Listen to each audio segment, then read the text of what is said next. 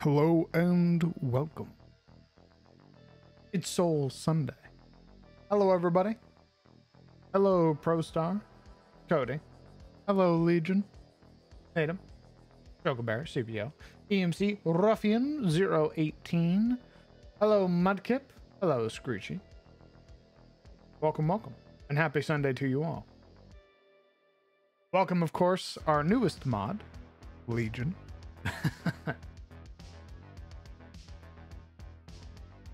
Who just today was dubbed our newest moderator for both the stream and the Discord.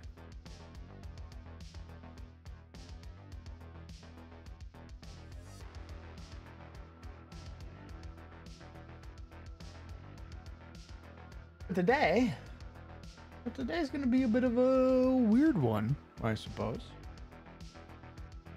I'm going to be working on the map. This outdoor camp map that I've been working on for a hot minute. And sort of going from there, really. Seeing where inspiration takes me, keep working on it, maybe go play some games. I don't know. There've been a couple games that I've been playing recently that have really sort of taken my interest. And that is Arena Breakout Infinite, which is baby's first Tarkov. I haven't been able to afford Tarkov itself, but there is a free-to-play version or a free-to-play game like it that's an extraction shooter that I've slowly been liking more and more.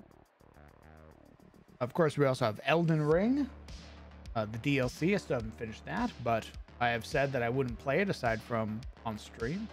And then, of course, things like Dark and Darker and StarCraft. So, yeah.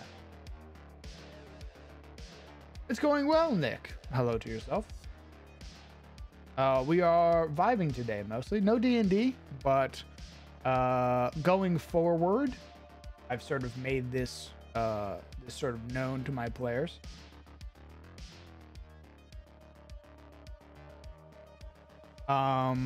That even if we're down a player on Sundays, we're still going to be playing.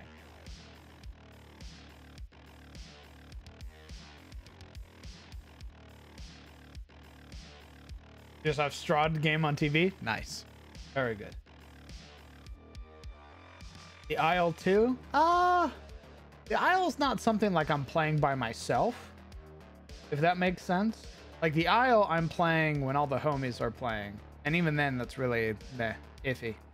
But like ABI, StarCraft, Dark and Darker, all that stuff, is all stuff I've been playing on my own. That's where I sort of differentiate the games.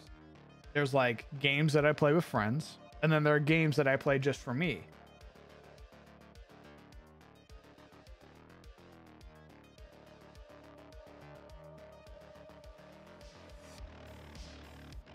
But for D&D, we have taken this week off. We will resume our 3-week games next week. So 3 games on, 1 week off. And if we are down a player, I'm just going to be putting people in the body bag of holding because I want to play D&D. And I would rather one person doesn't get to play D&D instead of 6 people don't get to play D&D. So going forward without a player, I'm just going to shovel people into the body bag of holding.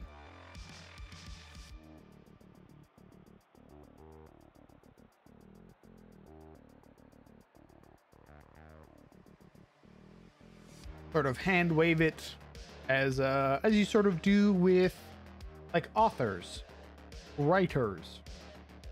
Those individuals who sort of forget that a character was there for a chapter and just didn't really write them. Very much the same way, where you are just sort of not present in the episode for whatever reason. There's no real explanation. It's just the party goes about their business. Would you consider playing other narrative/story games? Maybe. Maybe.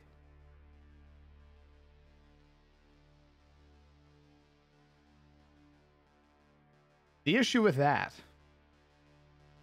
The issue is that if I get really invested in those games, I'm just gonna want to play them on it or off stream. I mean, that's what happened with Elden Ring.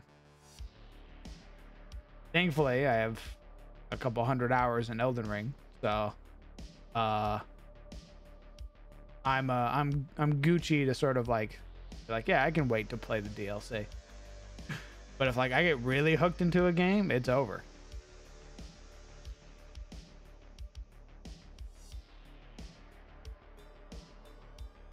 Telltale games? I've never played any Telltale games. I've seen other people play them, but I don't know. They never really it never really like caught my eye, if that makes sense.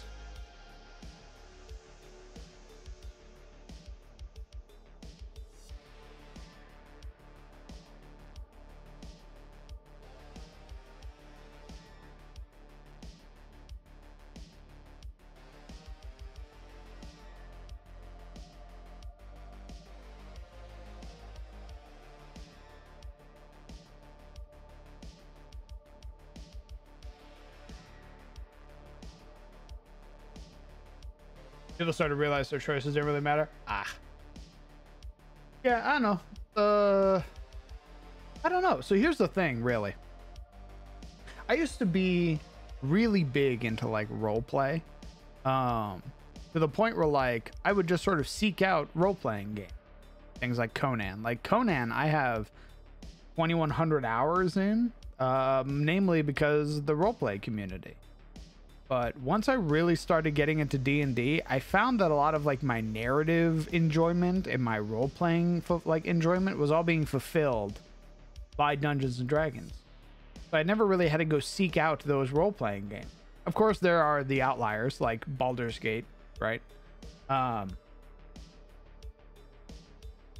yeah, I've just sort of found that like D&D really fulfills that want for me.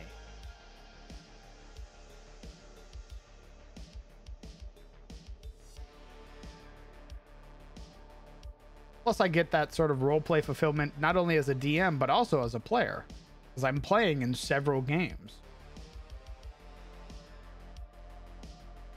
So all that want for like roleplay and storytelling and stuff is usually fulfilled by other people.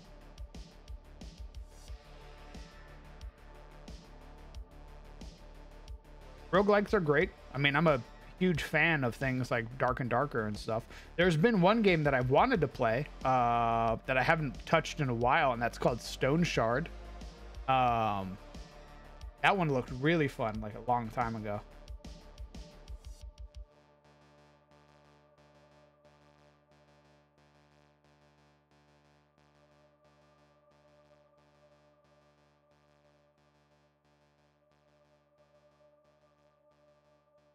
Yeah, I mean, I enjoy roguelikes. My biggest thing recently is I've just sort of been on like an FPS kick, like first person shooter type games. Like ABI and StarCraft and stuff have sort of feel like I've sort of been scratching that itch for me. Dead Cells, Hollow Knight. Is Hollow Knight a roguelike? I thought there was like a set path and everything like that.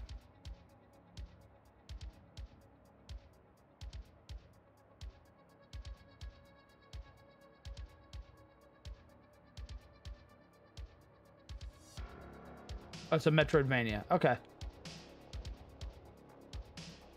I don't think I've ever seen Dead Cells.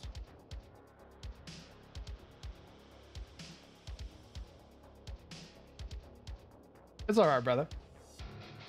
Okay, I should be able to move this over.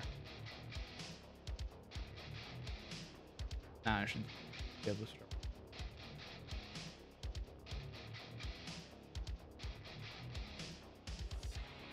Dead Cells is a roguelike? Okay.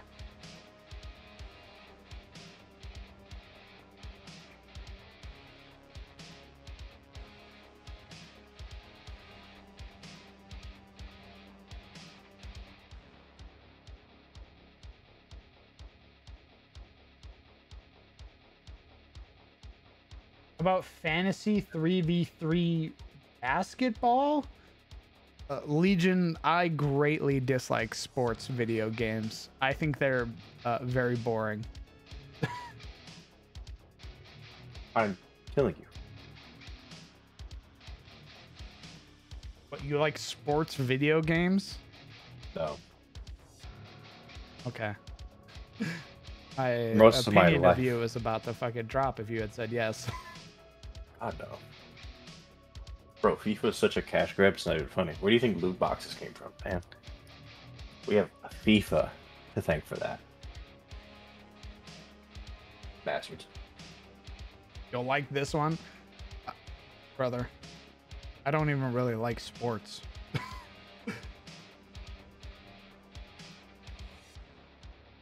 I liked sports when I was in high school and like in the Navy. I could care less. I actually couldn't care less about sports. I mean, okay. So one exception. Blood Bowl looks pretty funny. But that's not really a sports game. Blood Bowl. It is Warhammer Fantasy Football. Ah, Correct. Like the teams are all the different races. I see. It's about as ridiculously silly as you would expect. I imagine there's a little bit of gratuitous violence. Mm-hmm. A smidgen though. But it's still like there's a tabletop for it. But it's still like turn-based, roll the dice kind of thing. It's one of the more interesting things that Games Workshop has pumped out into the ether. Blood Bowl of Suffering, and also really funny. Yeah.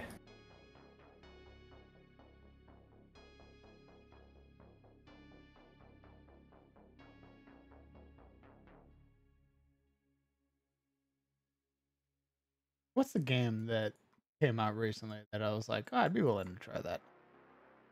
There's a game that I saw recently where I was like, oh.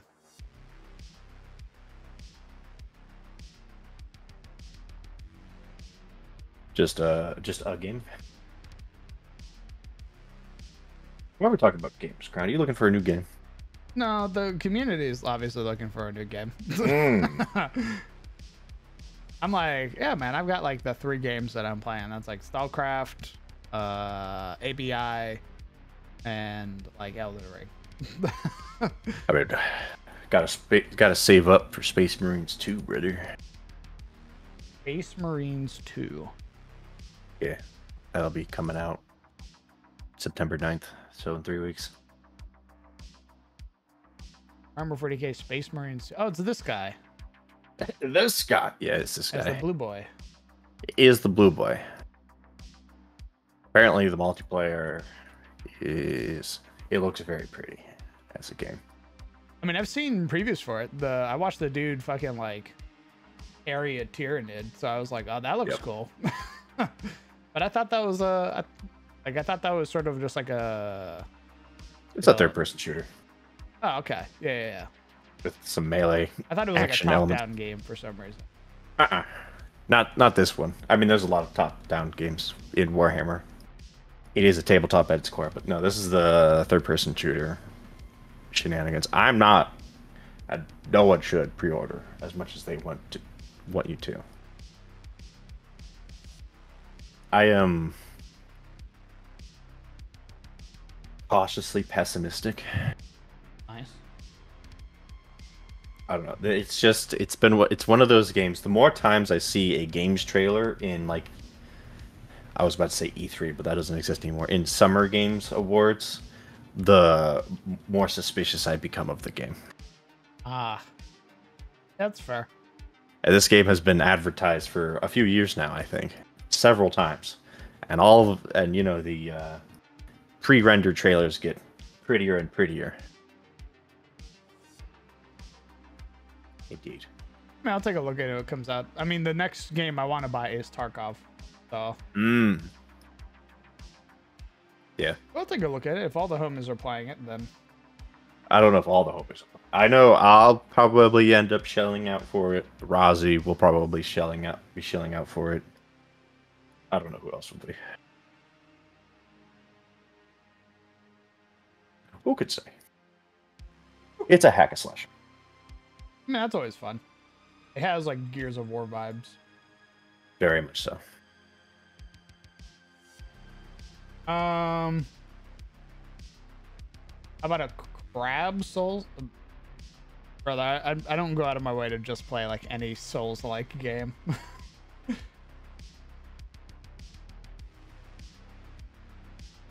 Max out level on one of your star players, then get hit by a rock and die instantly. Nice. I saw a question earlier. A quick question for clarification. The previous Lady of Magic, she was stabbed in the heart. Yes, she was stabbed in the heart. Yes, her heart was eaten.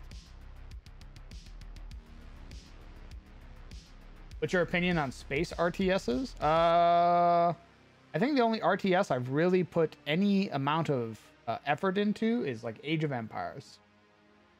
Nice. And it's honestly really because I like base building.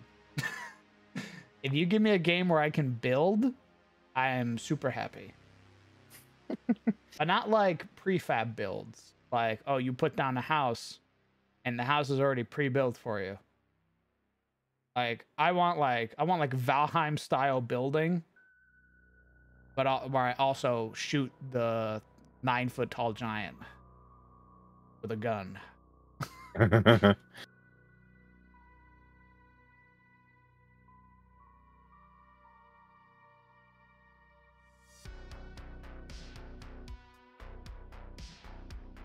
think you'd like Plague Tales. A bunch of kids versus 1 billion plague rats. Oh God. Horrifying. Huh. You sound familiar with it. Why are you groaning? If it's what I think it is, yeah, that's pretty cursed. Oh, I see.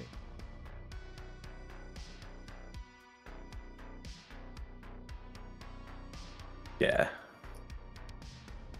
That's not anything of what we've been talking about. That's like a walking horror game. Oh. Yeah.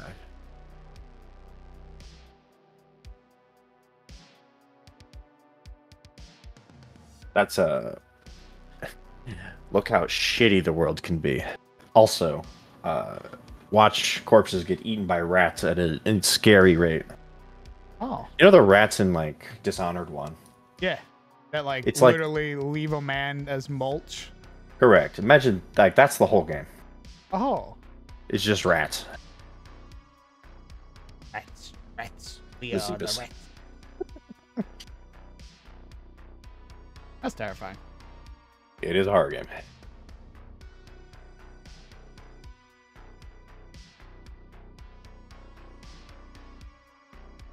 How about a city survival management game? Frostpunk 2 is just around the corner. I know you've been trying to get me to play Frostpunk. It has never looked interesting to me. I'm sorry. I'm a very simple man when it comes to video games. Like, I enjoy Darkest Dungeon. I enjoy Dark Souls. I enjoy funny Minecraft game. I also just enjoy Minecraft. Like before, literally before playing StarCraft and stuff, I was finishing up a playthrough of a modded Minecraft, like, pack.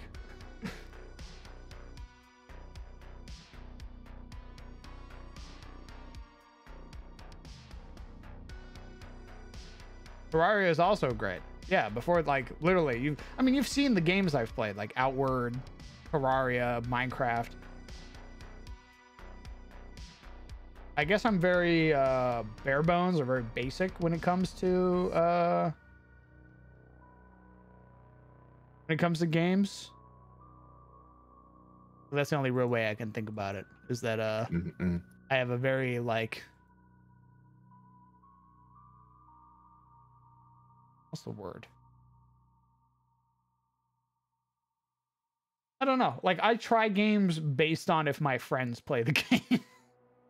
Oh, if my friend comes to me and they're like, "Hey, this game's fucking awesome," I go, "Yeah," and then I check it out. That's literally how I play games. Otherwise, I am set with the games that I play. We need to get the homies. We need to get the homies on GTFO again, dog. Yeah, The GTFO pain is really itch. fun. The itch.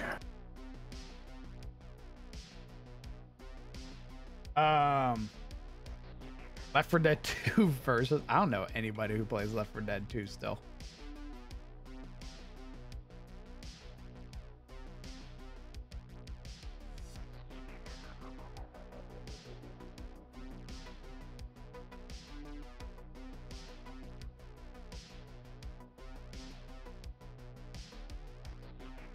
Supposed to be 15.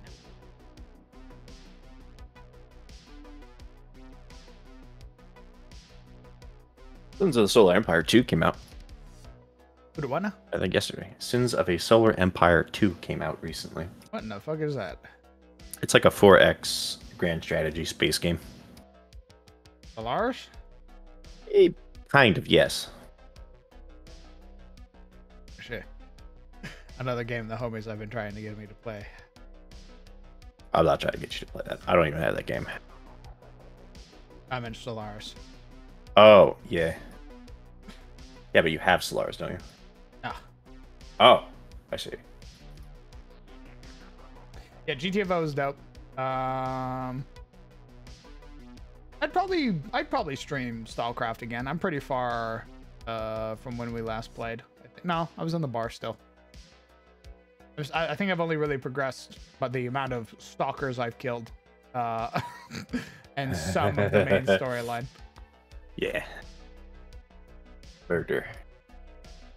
Yeah, I do be enjoying just being like, I wonder if they're fighting outside, and then I go look, and they're fighting outside, and I go, yes. And I do that for like an hour. You idiot! They're always fighting outside. Yeah, I logged in, like claim my daily rewards, and somebody's like, stalkers have been outside the bar, like in that little area since the dawn of time. Like, you'll never get them out of there. And I'm like, ah, that's good. I like that. We have some felled trees already, Legion. I'm gonna be adding more. We have like a stump over here and then another felled tree over here. Soulcraft was like just like a random find on Steam. Yeah, it was great. We were literally playing like Once Human. Yep. And then Sizzle came back the next day and he was like, you ever heard of StarCraft? And I was like, you asking me if I play Minecraft? And he was like, no. Yes, no. It's like this. And then the moment I saw it, I went, oh, I definitely want to play that. Now I have 150 hours in the game. So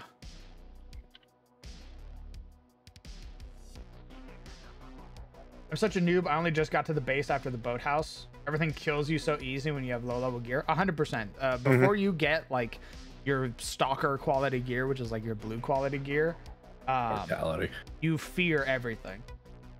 As you should. It takes like two stalkers to basically push you as a bandit while you're trying to clear out a camp, and they just kill you. It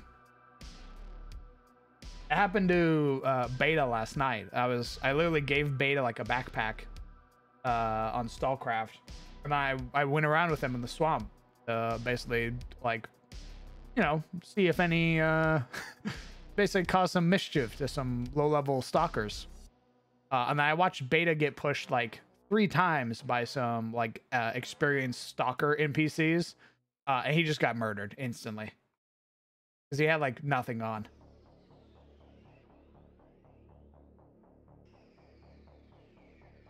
Are you ready for Into the Shadows Breach tomorrow? Are we off this week?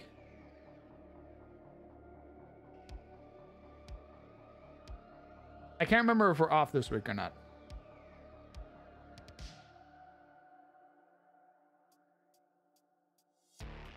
Feeling we haven't unlocked greens.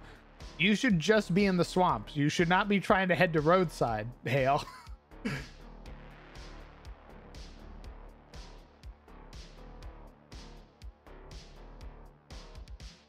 What another felled tree. There's this game that keeps popping up on my Steam Rex called Intravenous. It's like, it's no Hotline Miami. Oh yeah. It's got like those kinds of graphics, but so it's like a top-down, but it seems more like top-down Splinter Cell. So it's like a stealth shooter, tactical stealth shooter, rather than crazy 70s disco murder. Interesting. Yeah. $18. So the quests say to do? Listen to the quests. What?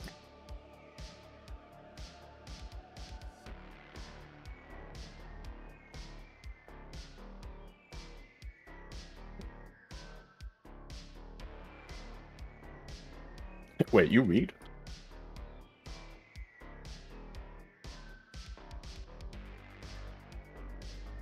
Shoulder. Shoulder. I got a little shoulder right here. Got me some of that Sprite. Ash. A little bit of, a little shot of, you know, a little something else. Oh. Nice. It's Mio. What? I said it's Mia. It's not. What's that? It's triple sec. What, Mio? Yeah. Mio's those like little bottles of like water flavor. Oh. Like for people who like don't like drinking water and can't live without, you know, sugar. They have a little like, well, I think technically they don't have sugar in them. I wouldn't be surprised if they. Yeah.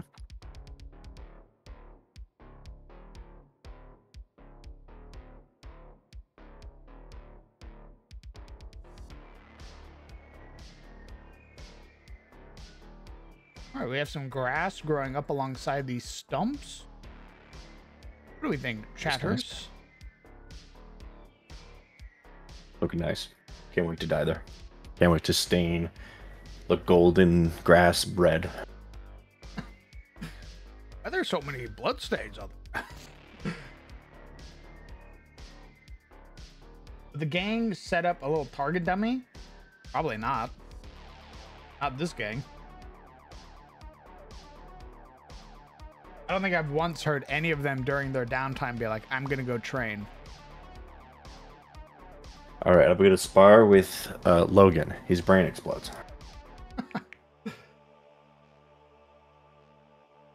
Like in the future, if one of them decides to go, DM, I'd like to start practicing my melee swings, that's when I'd start putting that shit in camp. But I don't think a single one of them have come to me and been like, I want to train. You know what's gonna be in camp? A cooking pot, because that is something that they have talked about repeatedly, is cooking.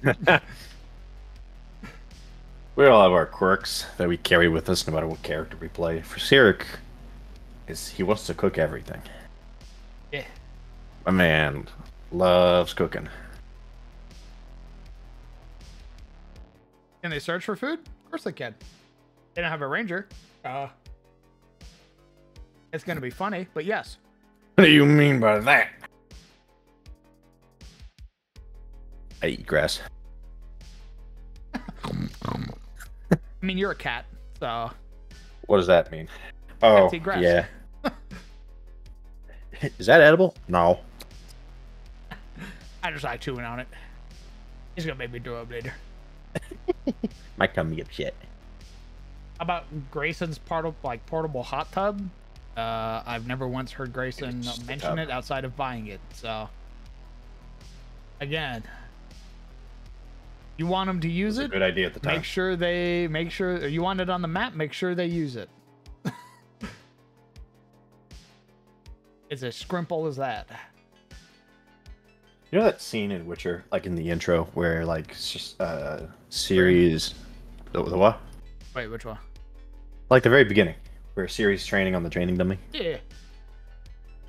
I don't know. I just thought of that when they were talking about training dummies, and it just felt like a charming scene. That's very cute. I like it D&D. But again, I point at the party. Ooh. Absolutely. I feel like Ryland would, but Ryland would. but he hasn't. Yeah. That's the biggest thing.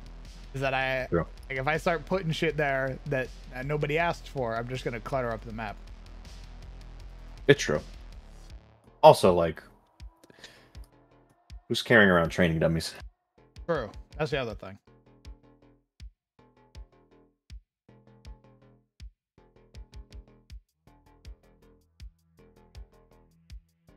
Some people say Ranger's a bad class. No, people just, they lack the ability to give that class flavor. You give it the Tasha treatment and it's Gucci.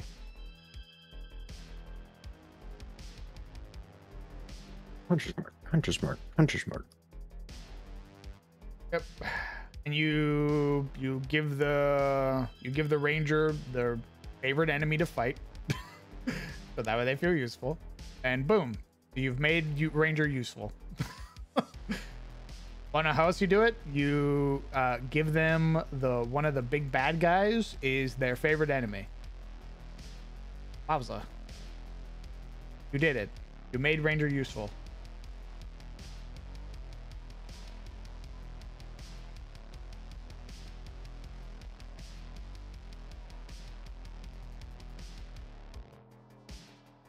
How about a little shallow pond / puddle section?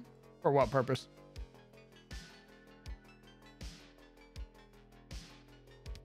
Fish. Fishing? Nobody has shown any interest in. That's not true. Logan wanted to fish. Yeah. When At he least starts for that. fishing. That's when I'll give him fishing stuff.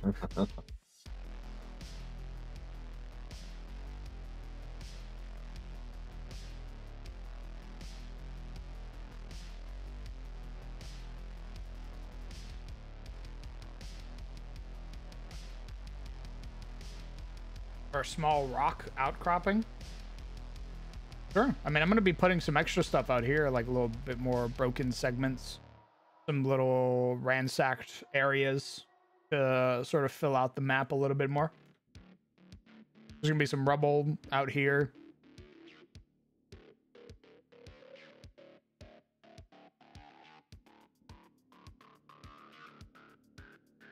An obelisk. Yeah, just put a herd stone in the middle of camp. When we roll 1 in survival for when we camp. You guys fine if we camp here? Wow. Wow. Make us whole. Oh. Okay. All right.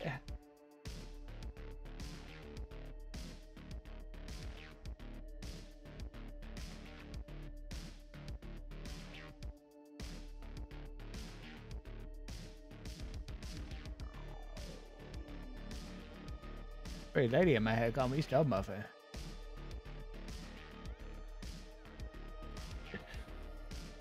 Please leave me alone, 621.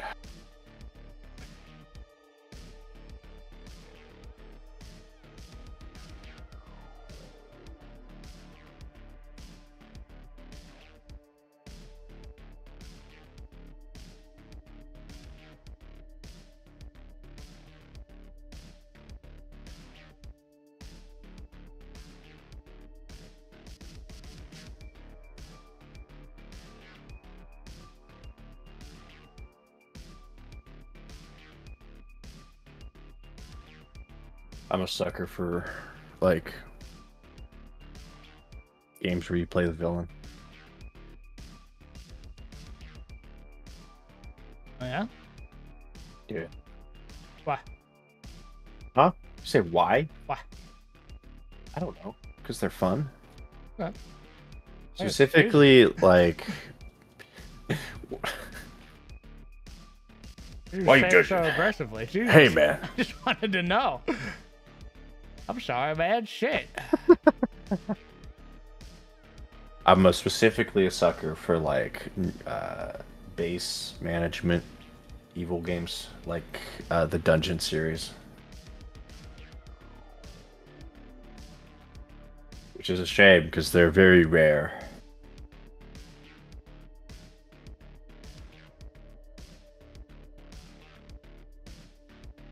usually when someone makes like a villain game, they just make essentially a different game, but not quite as good.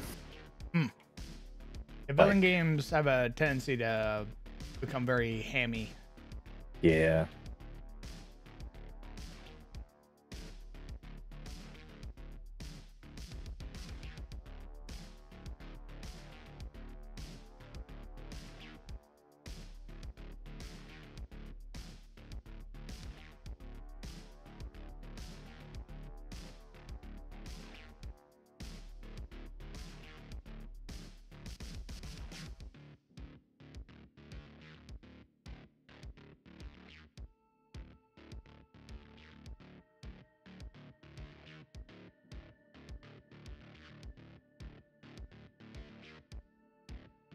This is an old watch post. What about a worn out road? Could be covered with foliage or debris, but something showed that the place was once in proper use. Oh yeah, probably.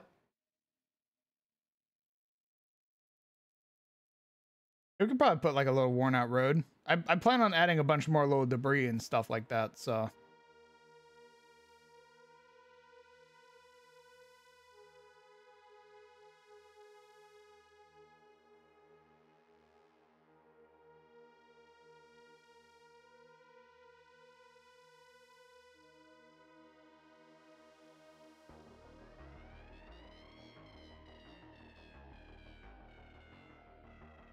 Is it still connected to the road?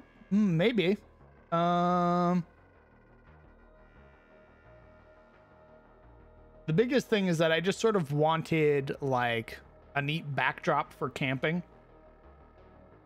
Sort of give them something to, you know, sort of like I guess Baldur's Gate did, where like each area sort of had like its own camp. No matter where you camped at, you always went back to the same little place. That's what I was aiming for. That was pretty neat.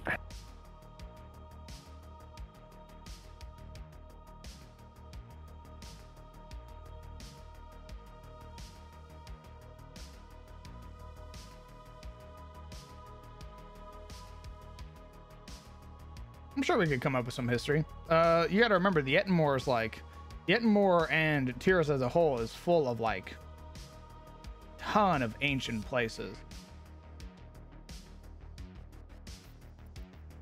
Well, maybe not even ancient really, because there are some places that are like that saw use, you know, maybe like a couple hundred years ago, but it got destroyed.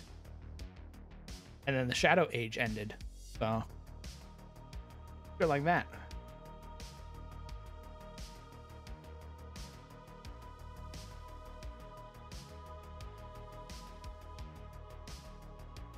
The Shadow Age. Yeah, also known as the Age of Woe.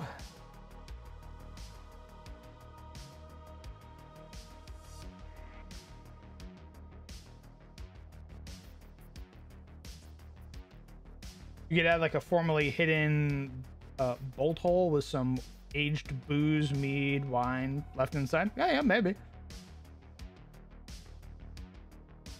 If the party was like keen on investigating a place like this.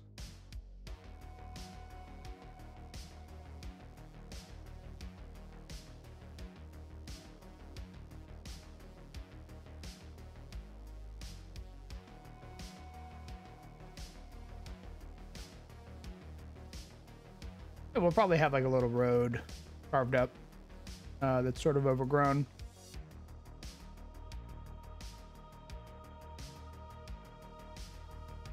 Homie, owners of my house are selling the place. I've decided I'm moving under your bed. Ooh, I'm sorry. The underneath of my bed currently is stacked with boxes of NOS and soda.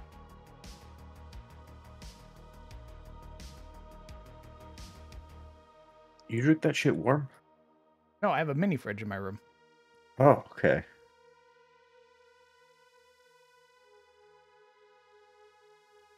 A mini fridge can hold 5 cans. I just sort of rotate them out. I take one, Nice. put a warm one in. All the other drinks are cold, so it gets it super cold really quick.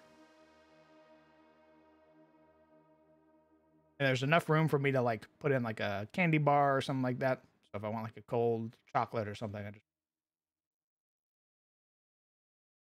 good choice. I love Nos. Same, brother. I found Nos when I was in the Navy, and I just got done. Like I was like, I'm tired of Monster. What's this weird blue can? And I drank it. Super good.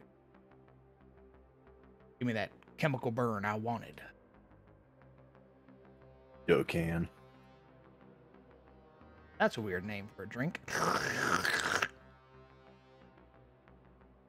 It really is pretty nice.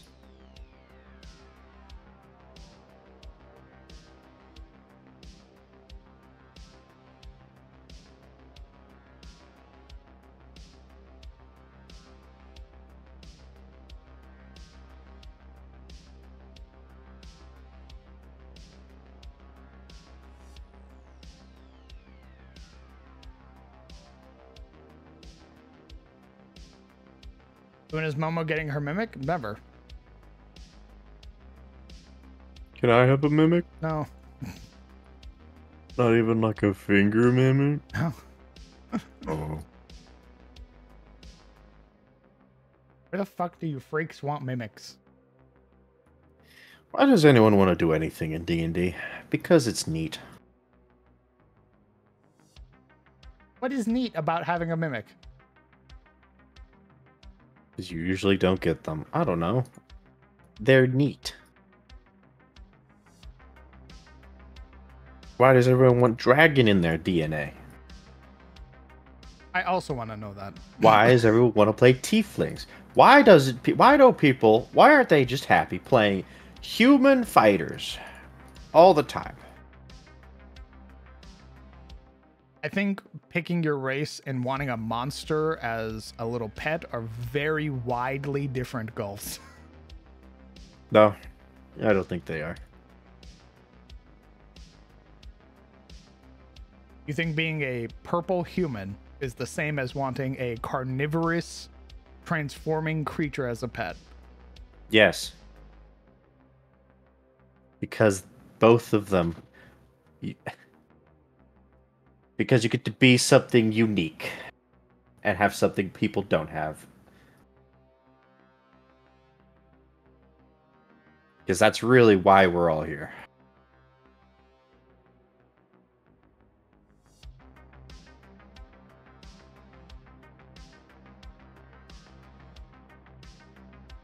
People want to feel special, and that's one of the ways they do it.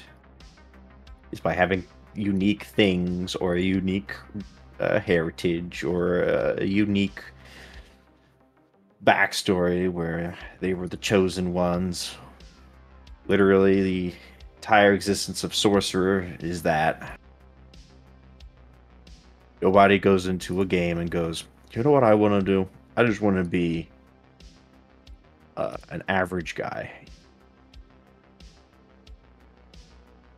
That was literally Sebastian. You know why I did that? Because I was in a party full of freaks. So the way that I was... Who was a freak? I point at the Grave Cleric. The purple human? Would he even play like the Grave Cleric, like super edgy or anything? Was like the hopeless romantic? The Fallen Asamar.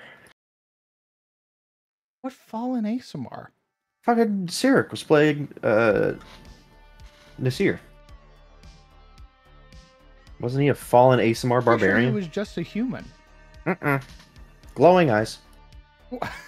He might Literally as well have been a human then. I do not remember him being a fucking Asamar. You know what I remember most was his zealot, the fucking barbarian subclass that he was. That's what I remember. Not him being a fucking glowing eye boy. Look, I'm just saying. All of D&D, all of TTRPGs, all of the different races and classes and features and backstories are there to make people feel special in their world. And having a mimic fulfills the same desire to be different. To what end? What do you mean to what end? What end? What is your end goal with the mimic? No end goal. There's no end goal to any of this. Yeah, there is. No, there isn't. You're telling What's me the you end don't have goal? an end goal Being a for tiefling. Oliver? Not really. Not in like, I plan on having him be this thing. In fact, you hate it when people do that because it doesn't leave you any room to be creative. That was the issue with CTF.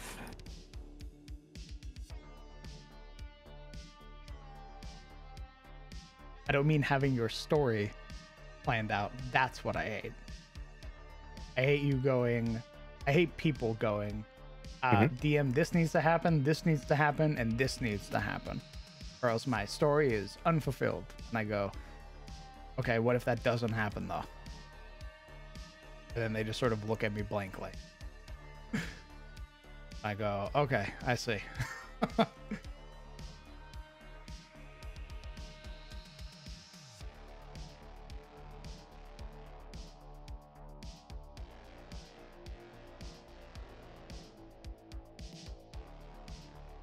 I don't know, man. I just think you can be quirky and weird without a monster pet.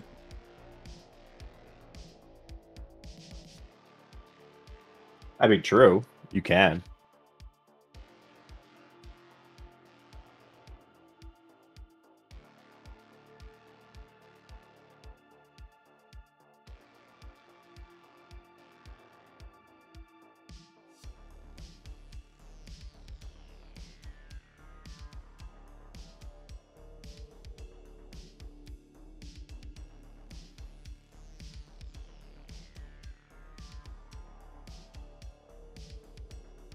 Yeah, no one wants to play a mouse, Legion. No one wants to play a minion.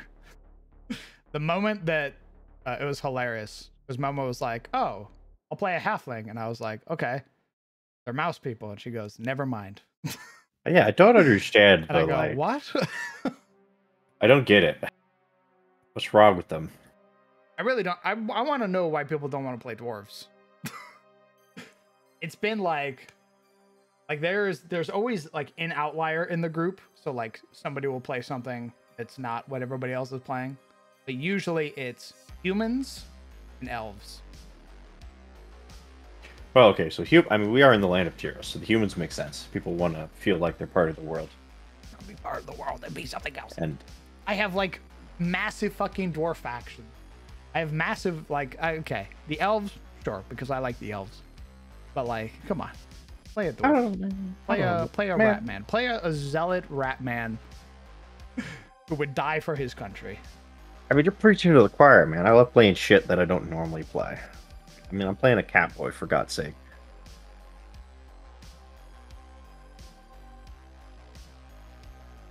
I was going to play a dwarf in the mercenary campaign. I know. And one of my next character ideas would be not a Manir, not the mouse people, but the rat people. They're basically Minir. That's just sort of like the species name. Gotcha. It was going to be a Manir Illrigger. Oh. Yeah. Nice. I mean, yeah, they're zealous enough. Correct. That's why I was going to make him the rat and not the mouse. They go fire and brimstone. I could definitely see that. Yeah.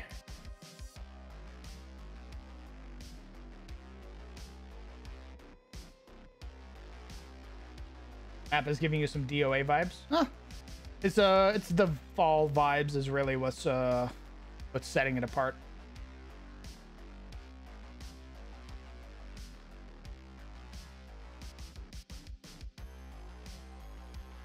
The other idea was to play like the barbarian ancestral warrior, but it's a Lendavi. Hmm. Yeah. Also, hi Dante. Good choice. I heard him. I'm ignoring him right now. He's gonna keep me eyeing, but it's fine. Indeed. What happened with the Merc game? Scheduling conflicts, as is with all things. It's a game I want to run still, because I really enjoyed the concept Plus, there was a bunch of like Armored Core references in there, which I also really enjoyed. It's basically just an Armored Core game. Can you zoom out real quick? Yes. There you are.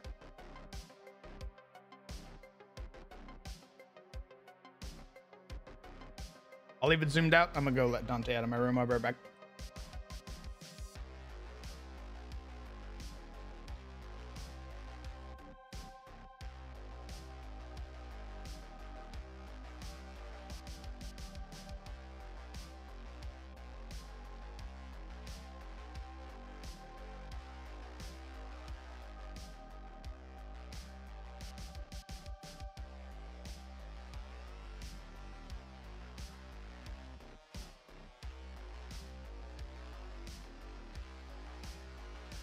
And back. Oh.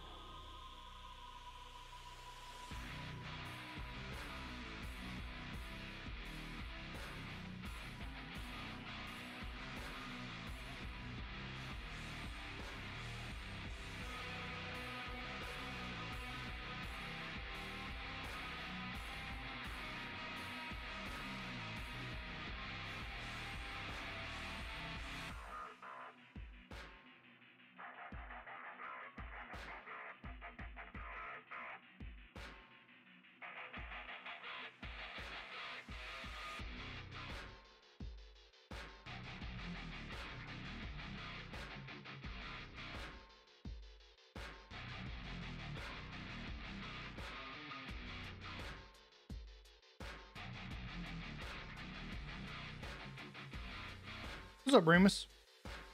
Hopefully you're doing well, brother. We're currently just working on this like camp map that I've been working on for a bit. Sort of toiling away at it.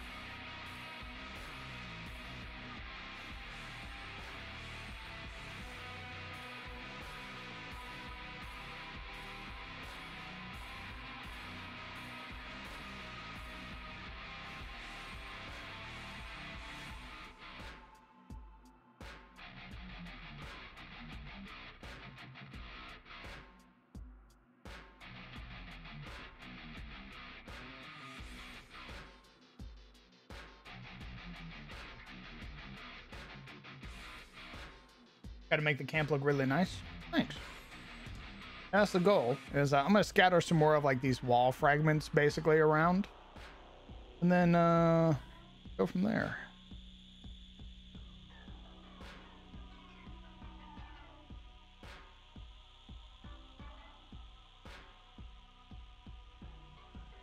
Hold on.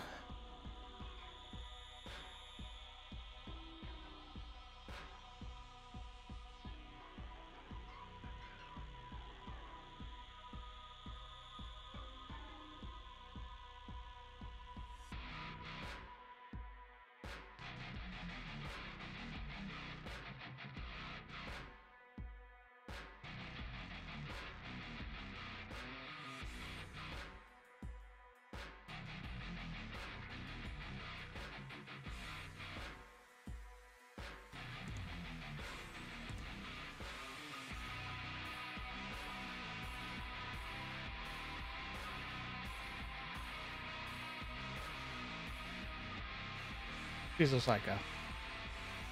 What? My room was invaded by Momo. Oh. Came to ask about Mimics again. And ask if I wanted to watch Arcane. And I was like, I'm streaming. So we're going to watch it after I'm done streaming. Understood.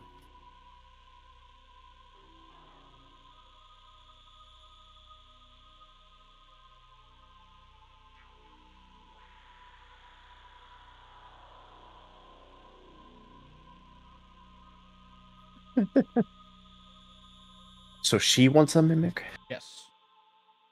Okay, why does Grayson want a mimic? I have no clue.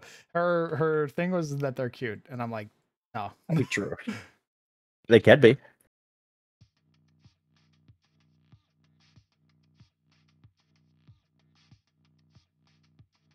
I mean, this.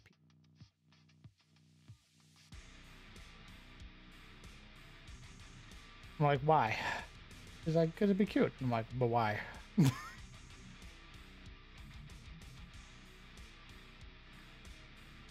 They're little, like, they're little carnivores. They're little predators.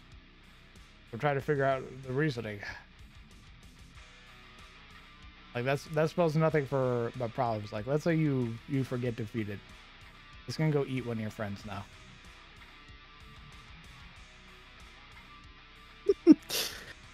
That's my biggest thing, is that when you introduce a monster into the party dynamic, you put your whole party at risk.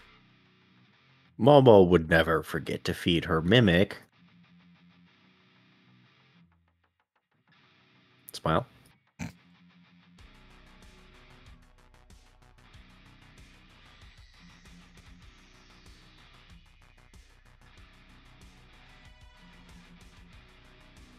Could they get up on the walls? Yes, they could get up on these walls. The bad guys could also get up on them and get their height advantage, which gives them their +2 to their attack rolls. Yes, once this camp here, it could be used for combat. Wow. So they'll be able to use the walls and everything like that to their benefit as well.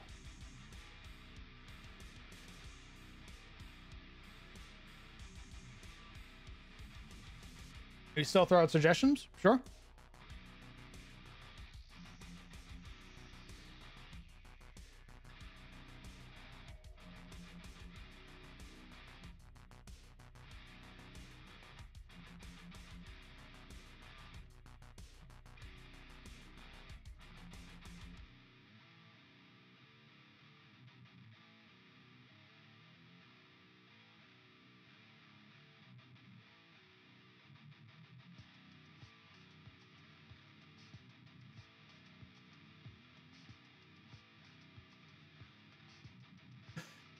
Yes, I could also see a mimic eating your dead companion.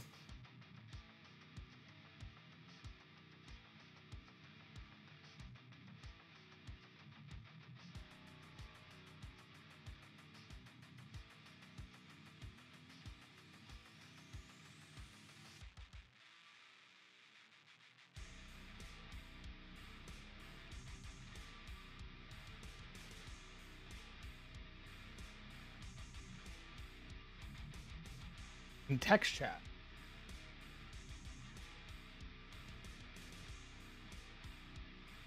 Motherfucker. Right as I finished putting up this fucking wall.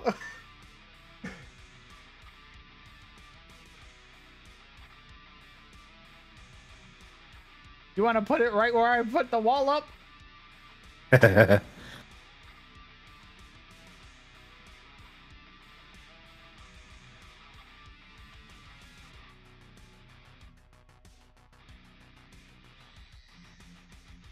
You waited for me to like get the shading out to then be like, oh, by the way, idea.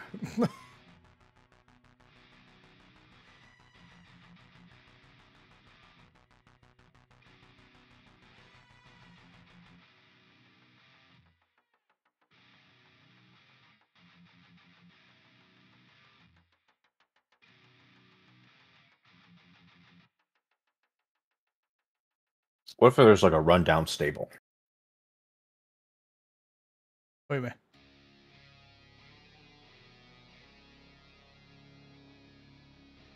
Like, what if the tents What if the camp was set up in like a rundown like stable? That could be another map, sure. Unless you're saying for this one. Probably not for this one, since you already have the camp up. But yeah, like Baldur's Gate, one of the maps is like you have your tents or your bedrolls laid out on bale haze. Yeah. In like basically a stable. Yeah. I can see that big a map. Dang. Yeah, I wanted to make a bunch of like little camp maps. So it could easily just be a bunch of like weird little locations to rest at.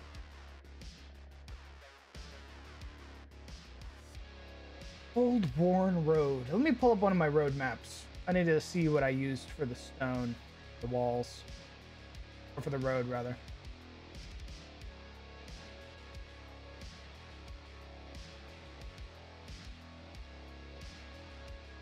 Yes, doppelganger. Is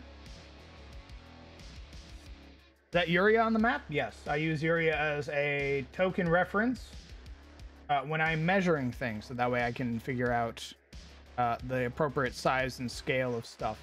Otherwise, you sort of lose like how large something is because you're not referencing it to a player token. You go, oh, this should be pretty normal, and then you put a player token next to it, and you go, this thing is fucking gigantic. And it's because you didn't measure it. So I make sure I measure everything using a player token. Right. Suggestion for this map. A little mound where there was like old spears and shields to signify like a battle took place here. You want a cairn? Yeah. Okay. I can put a cairn up. I've done that before. Or you know those big ass swords in Elden Ring that like mark a battle? Those are basically cairns, yeah. Yeah. Something like that. Fun.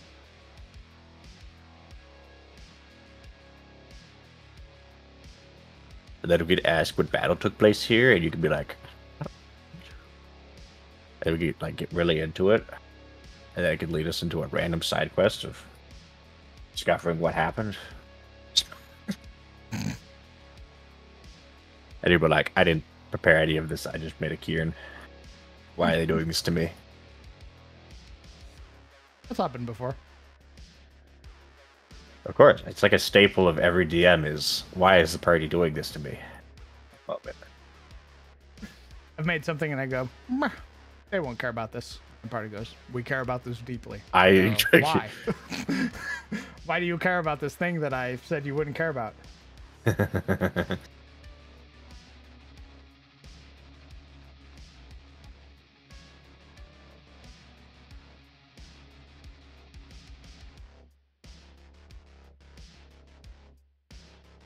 Give the party a potion healing mimic. We'll never say anything about it.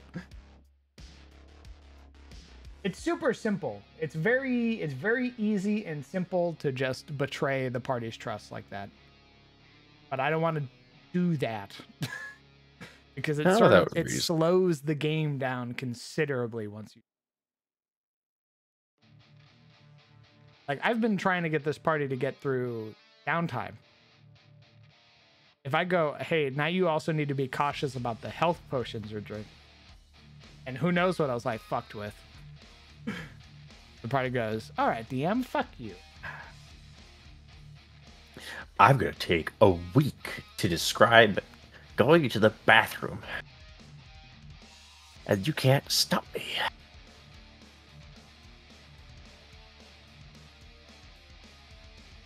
I don't think I can depict that, Legion. Aside from just a bunch of rock pieces, really. Like I don't really think I have that capability of like depicting a felled tower.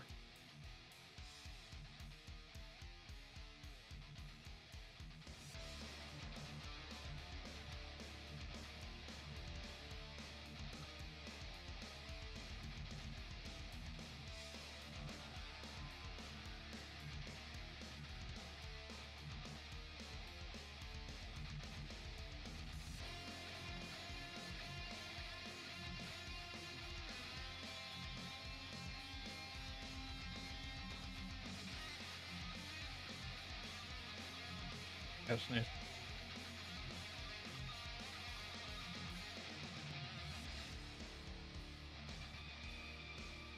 Okay, I had to sneeze. It's still like there, like annoyingly so. Ooh, my favorite.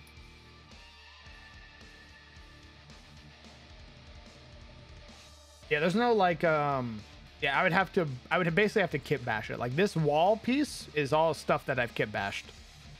Like I made this whole thing. So we'd have to make like something like that.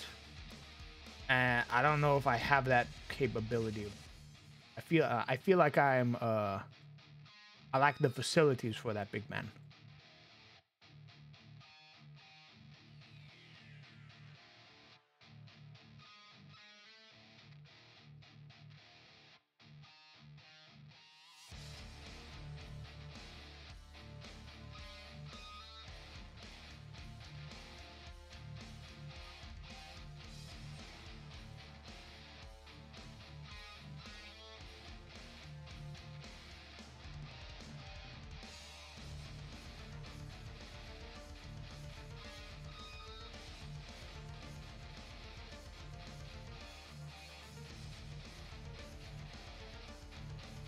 Like after all of this, I'm gonna be putting on some like moss basically and like vines and everything that I've overgrown on it. And that'll be really the full extent of it. Or like what I'm capable of doing. We're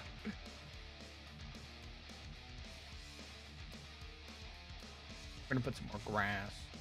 We're gonna put the final layer of grass in.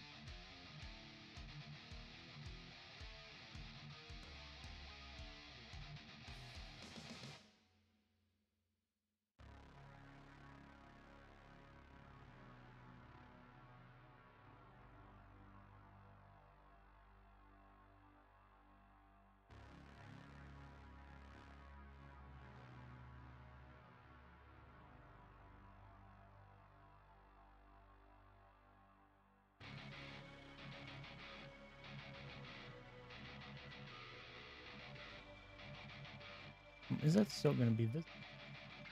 Oh, not really. Even if I flatten that to the foreground, there's road through it.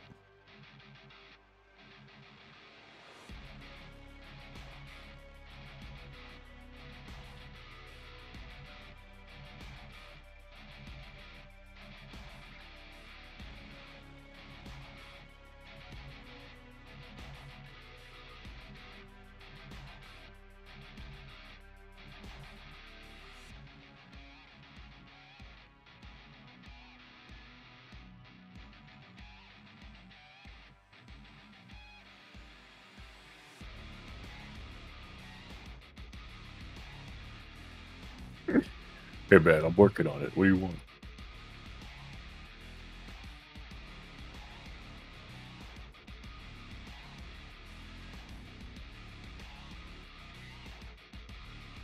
No.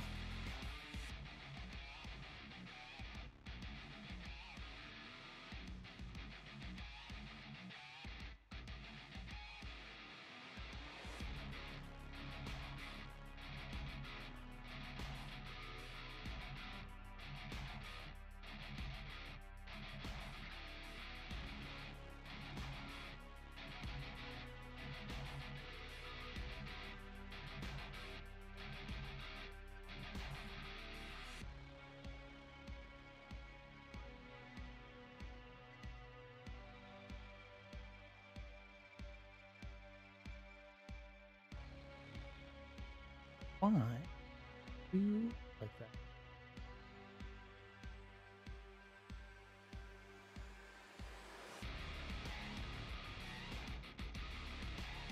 Ew. Really what I'm looking.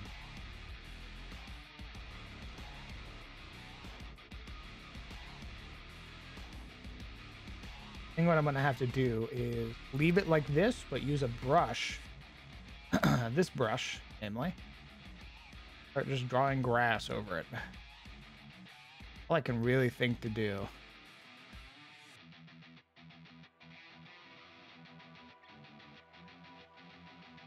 Oh, to be a lighter brush.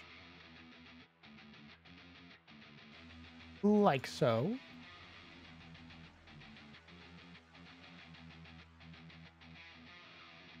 It's not that it's cumbersome, it's that I don't know how to make it show up beneath the grass is the issue.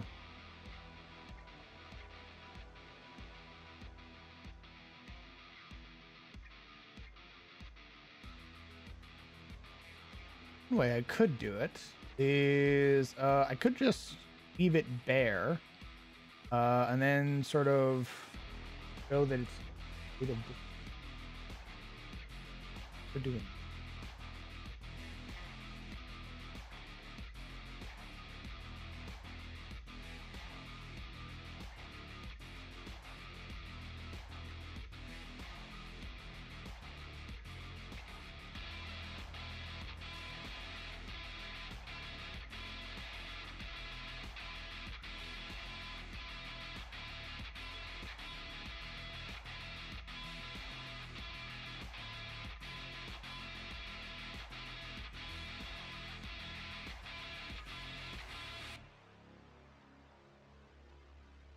Like one more little wall segment up here, maybe.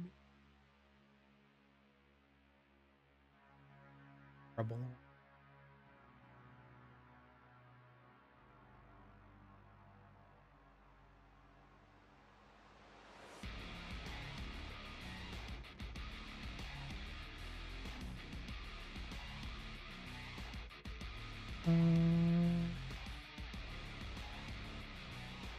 Little areas.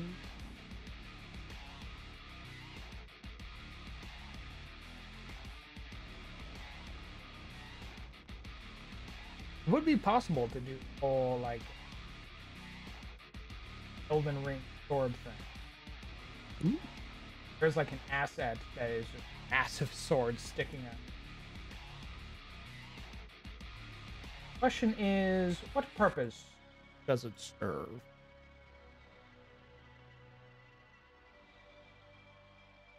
Gives these ruins character.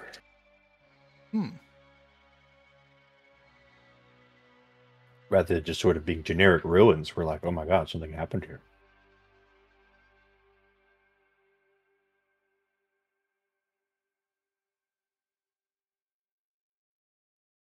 Adds to the age of the ruin. It's cool.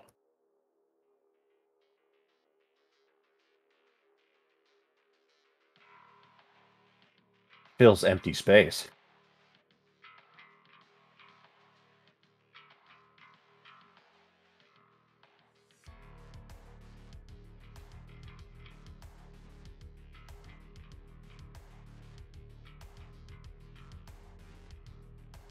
Could reveal that this ruin was actually destroyed and not just left into disrepair. Because there was a battle here.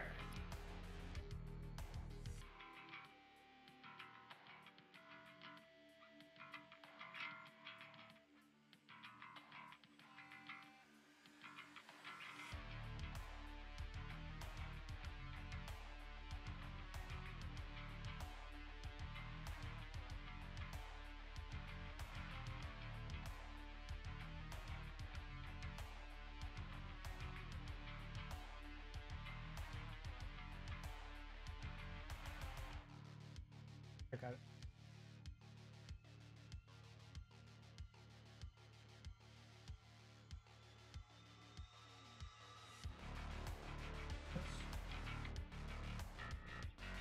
I want you to open them. Hold. Open it, man.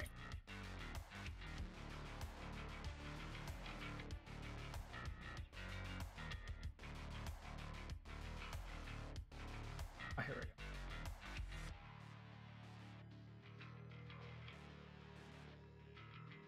Oh yeah, that'd be easy. Then I literally just stacked stones on top of each shadow.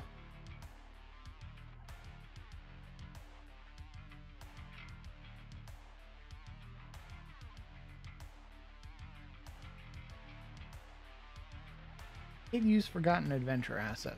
So I'll have to change.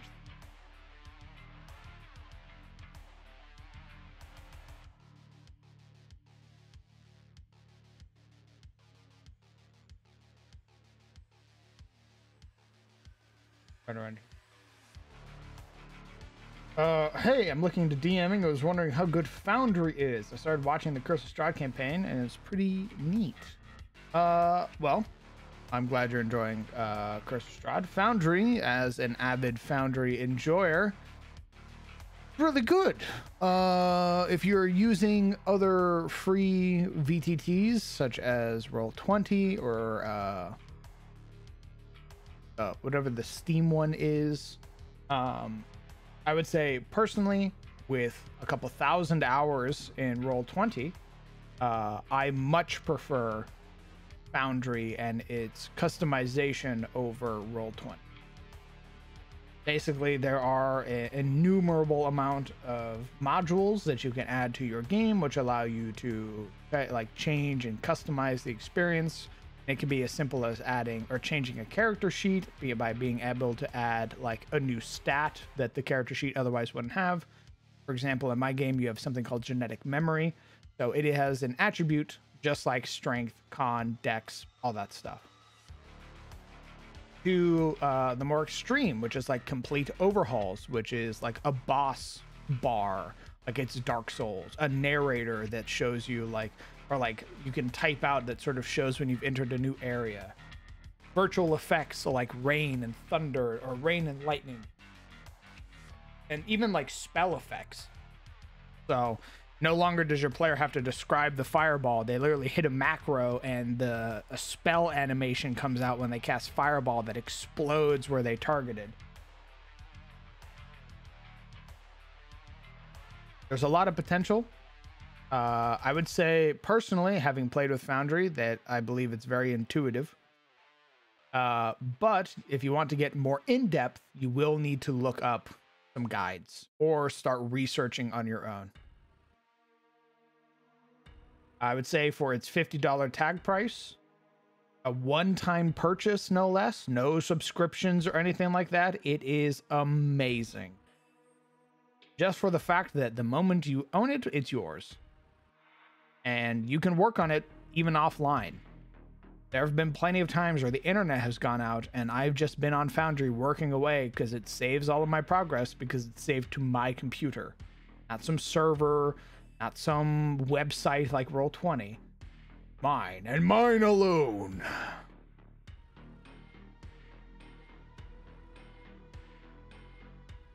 I think it's pretty good. I fucking push you aside. However, you can get a server host. You need to hire... Nope. Silent, you can literally run it from your own computer. I run all of my games from me, not hosted by a server or anything. All having a server does is take your money and allow your players to join your game when you're not online. All it does. Do you even really want that? Think of the power they wield when you're away.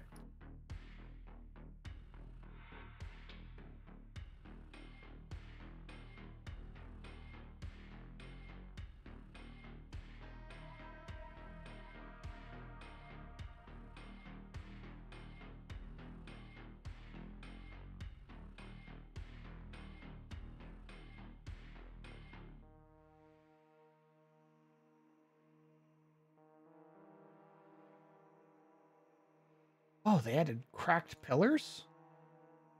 Oh, baby. Oh my god! I can remake the Onwin map. Oh shit. I was using Forgotten Adventure assets because Incarnate didn't have like cracked pillars and stuff. But now I can actually remake it and put it out. Nice. Which is super nice. That's one of my favorite maps. It is a pretty cool map. Probably when they added all of these siege assets, probably when those pieces came out, if I'm being honest. I didn't recognize it. I've been using little bits and pieces of the siege kit, but I didn't realize there's like actual like pillar bases and broken pillars and stuff. Really dope. Incarnate only continues to get better.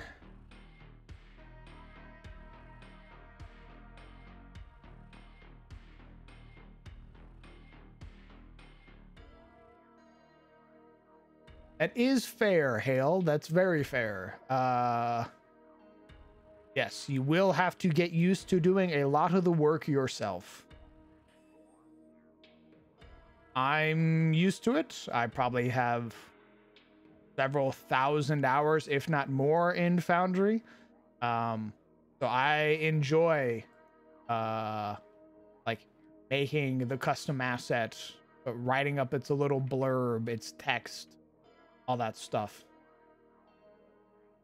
But to some DMs, that can be incredibly frustrating and tedious.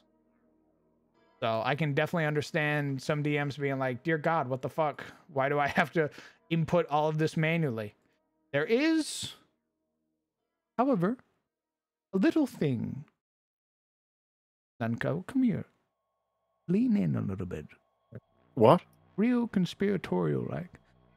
There's a website that you can go to. It's called 5e Tools. It has almost every 5th edition book, including third-party books. It's a repository of all of the 5th edition stuff. It also has a module for Foundry. Oh my goodness. That you can just import literally every fucking thing from that website to your Foundry game. And you don't have to input it manually at all. However, it's super early. Hyper early. But don't stream it if you're streaming games. There you go. This is what it's called. Look that up. It's literally everything you could ever want, baby.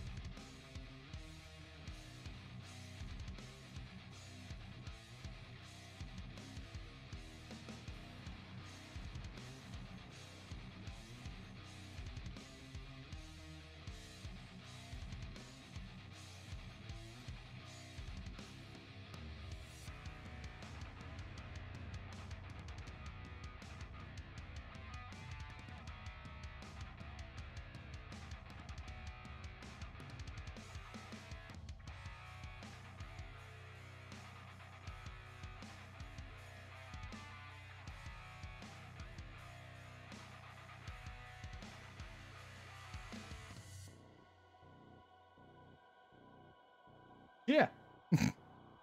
Enjoy.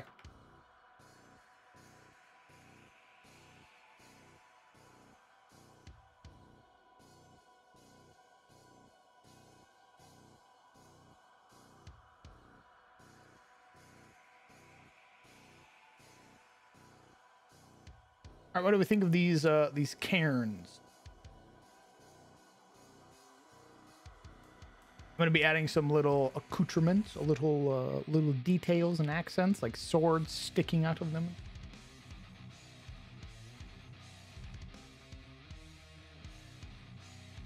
I think it looks really good. I like that. Now I know to ask DM a lot of questions about these funny looking rocks.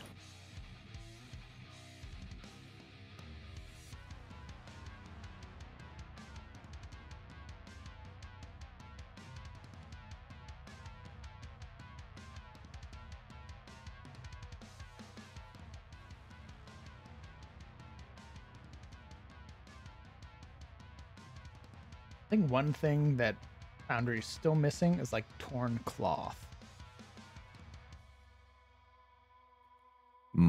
Is like one thing. I hope they. You mean Incarnate? Yeah, sorry. Just want to talk about it. I just can't stop talking about it. I love it. I can probably kit bash some of these to work. let's take. Ooh, highlight. I can just use this. Let's transform it a little.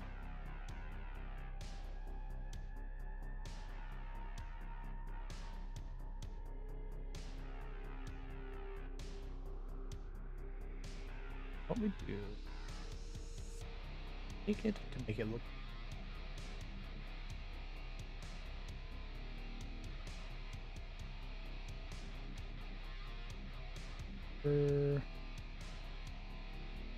Eight pigeon.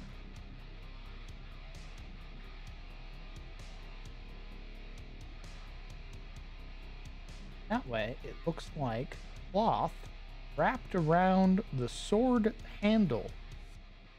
It looks like a little bit of tattered flowing cloth caught in the wind, wrapped around the sword blade that is the sword hilt that is stuck into the cairn.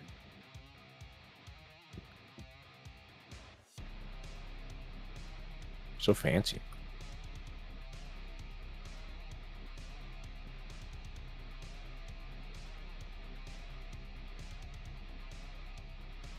Jesus, Legion.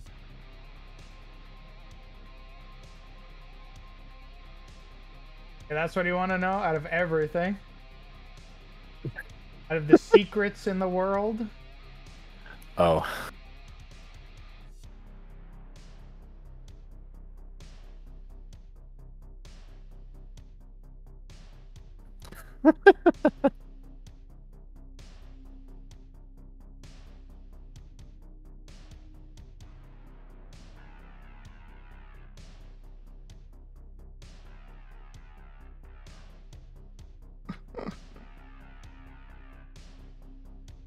They were born normally.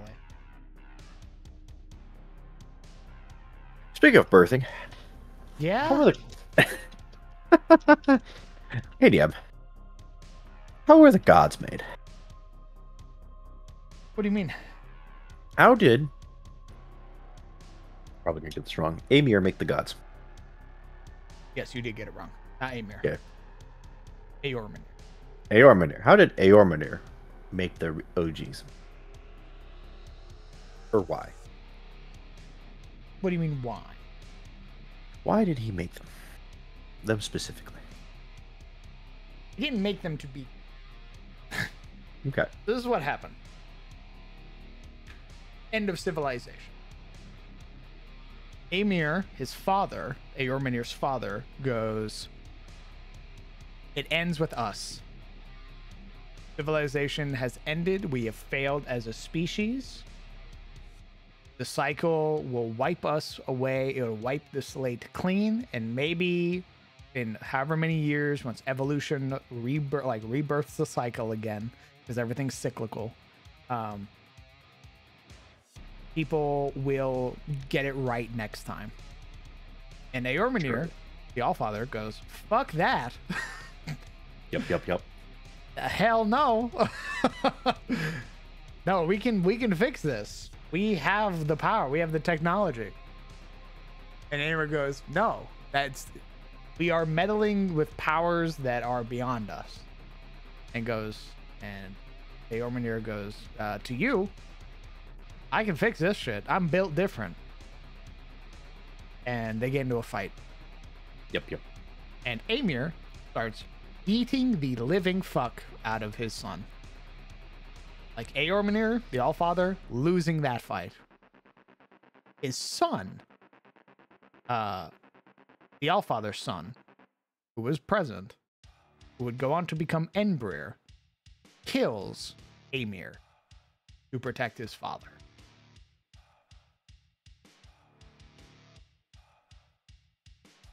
Eormenir goes, it's okay. I'm responsible. I did this. Hey, look at me. I'm the one who did this, not you. Oh, like, we're going to get rid of him. They dispose of the body. They take Amir's genetic material after breaking it down, and Eormenir begins to try and recreate people. And he fails multiple times, but he eventually succeeds, and he makes some of the first And this is where a little bit of that ego begins to show. Where he goes, oh my God, I can do it. I'm God. Oh. And he goes, I will raise you to be the perfect beings of society. All of the things that my society lacked, you will embody. You are law, you are order, you are structure. You are my children.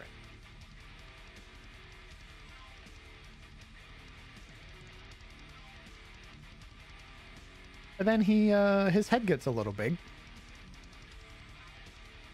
And he starts making like, he basically takes the myths of his world from his civilization and starts like imparting them onto his new creations.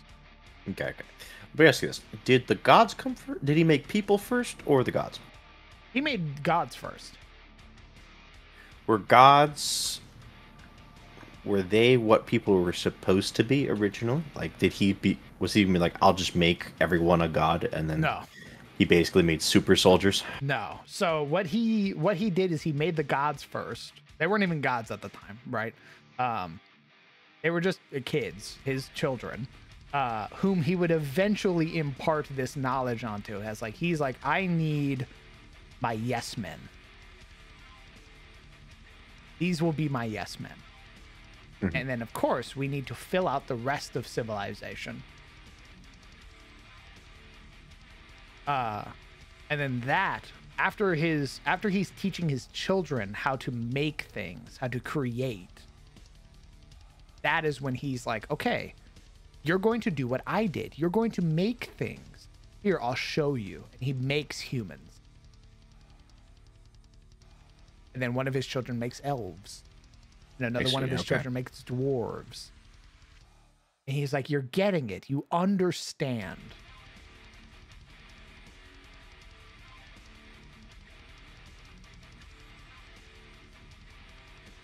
Yes, the gods are test tube babies. Correct.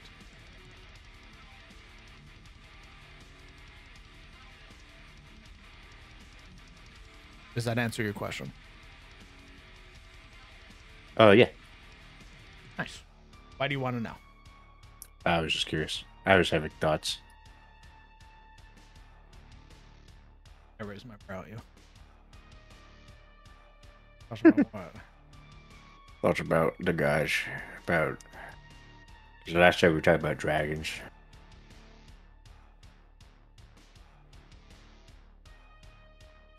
Because, like, okay, so, like, Eormenir's in this post-apocalyptic world, right? Civilization's collapsed. So I could have seen him deciding that he needed to make people, like, people too. And ended up making the gods with the idea that these people, like, basically, he's like, I don't know what's going to survive in this new world. So I'm basically going to make super soldiers that are all specialized in different things. And you end up with all these different gods. I mean, it's basically like he basically made the gods to serve as like his right. Like, this is my council. Yep.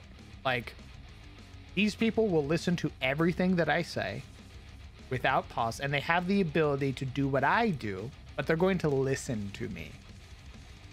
If I say build this thing, they're going to build this thing and have the power to do so. But it can't just be us. It can't just be us 10 or whatever. There needs to be more. There needs to be things to build, to create. There needs to be people for jobs, for civilization, for order.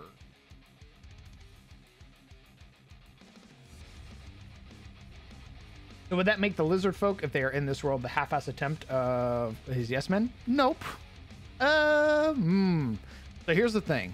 The lizard folk exist in my world. There are multiple versions of them. The most prevalent are known as the Sectili, which are a basically massive croc lizard men. They are birthed from the blood of a Volinar, which is a betrayer god. One of his children who strayed from the path of order and now basically fights against him. They are born, the Sectili are born of blood. They are born of Soromor's blood, which is the cloaked serpent. This massive, like, chaotic serpent whose blood basically creates these massive spawning pools that the Sectili are born from. They were initially meant to serve Soromor, but once he was banished and basically kicked from the material plane, they sort of lost that genetic coding. And as a result, now live this very sort of primal lifestyle. They ride dinosaurs, they live in marshes, they have this very advanced sort of culture that they live with, like this whole concept of rebirth and death and everything like that. They feed bodies into their spawning pools to create new Sectili that draw from the genetic material of the thing that they threw in. So like you'll get Sectili who are birthed from a spawning pool that was fed like a chivalrous knight. And you'll get Sectili that believe in like chivalry and law and order, things like that.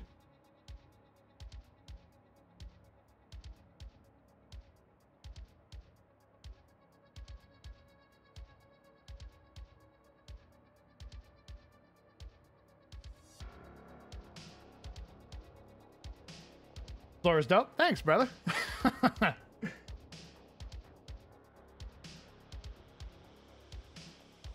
Sepetus. Sepetus is the crawling king. He is a terrible Volinar. He is all about torture and like just general vileness to your fellow man. He is a tortured and like sort of crippled god who puts that what? I said hello. Hello. What's up, gamer? Just popping in before bed. I get Sepetus and Soromor like transposed in my brain like consistently since you've told me about them. They both have S names. It makes sense.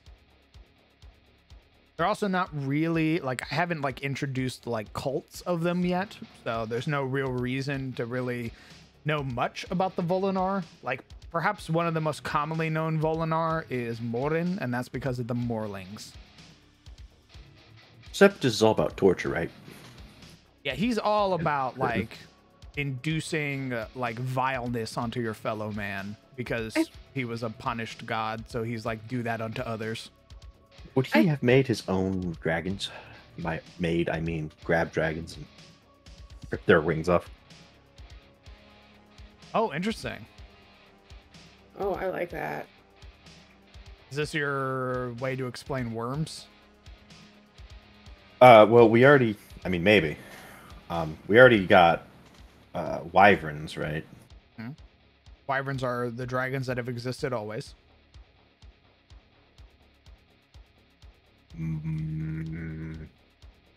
Could they explain Behir?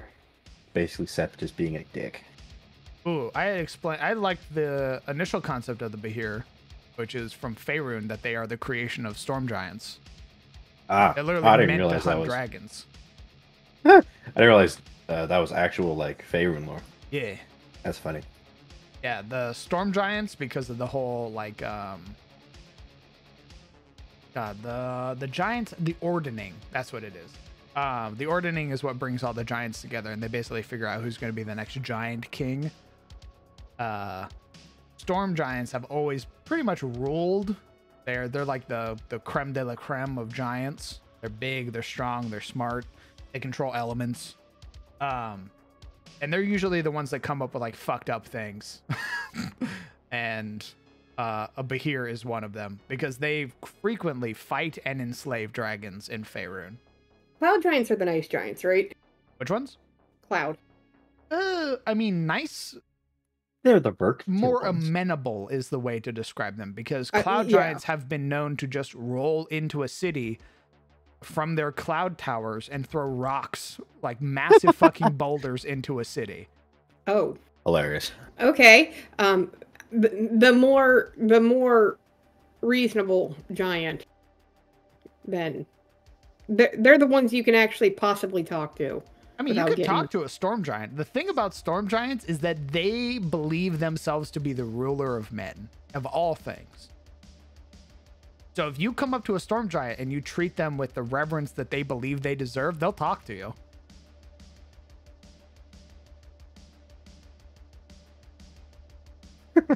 Oh, mighty storm lord.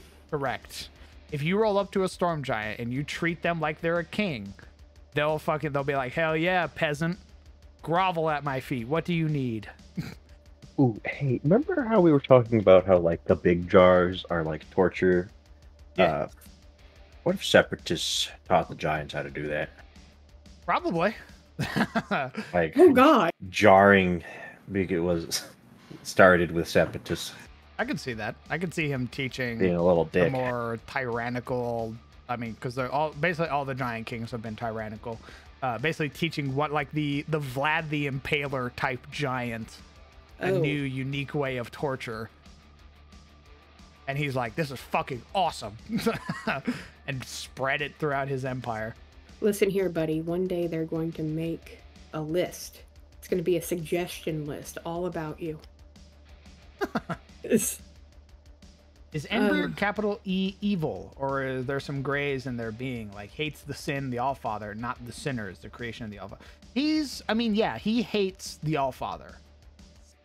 There is something to be said about, like, his hate for humanity. But that's more from, like, our perspective, right? He's known as the Lord of Betrayal. His followers frequently go out of their way to kill other people. Stab you in the back, cut out your eyes, shit like that. So, to us, we're like, yeah, of course he fucking hates us. Look at his cults. The people who worship him, the people who gouge out their own eyes to see the betrayer. Of course he hates us. I can imagine Enbrear's a little upset that his dad made a bunch of test tube babies and then called them his kids. Oh. When he was when he's the only actual son. There is something to be said about that as well. Yeah. Is Santasha known too? I thought she had, like, her own holiday that people sometimes celebrated or something. She doesn't have a holiday. Santasha, whose name is being reworked, it's why I haven't introduced her in this most recent rework of Adis. Yeah. She is easily mistaken as having connections with Sariel, and that's because people believe that, like, Sariel encompasses all emotions, and that this is just another half of Sariel. So, like, the aspects of, like, love and lust and things like that, desire, like a more covetous nature. So, like, you'll have farmers out in the middle of nowhere who have, like, little symbols of Santasha because they believe she encompasses all emotions. Oh. You didn't scrap Ganassi out of your world at all, did you? Nope, I just haven't figured out how to fit them in yet. Yeah. Because that's why. Well, that actually answers my next question. So, I know how to fit them in.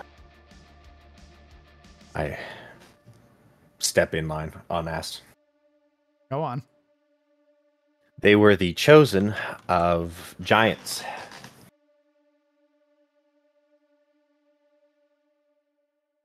Huh?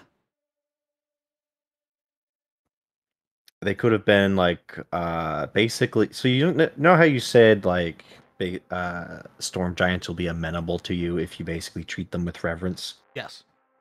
Genasi could be essentially the worshippers of the giants, those who joined the giants, and basically the giants are like, we'll bless you with a fraction of our power because you guys have served us so well.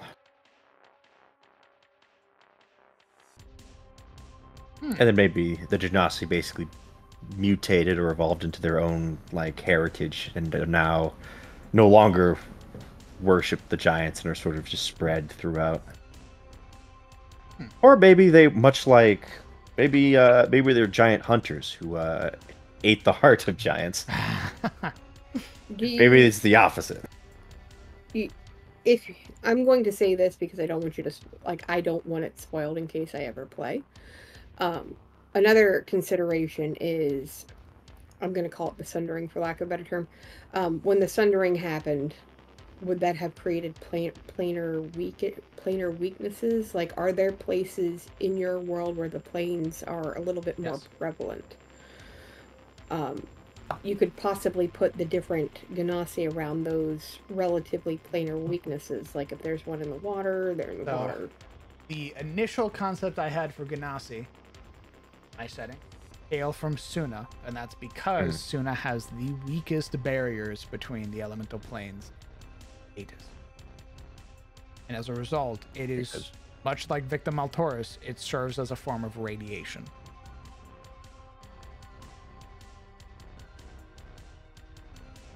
That one Sunite looking at the flame Atronach. Wood. Damn, they grabbed the fire resist potion. Genies, gins, and other things just getting it on. Yeah, like, those are very prevalent in Suna. Like, elementally focused beings, you will find way more in Suna because of its natural sort of thinness of the barrier. Still giants we don't talk about. I've sort of reworked some of the giants.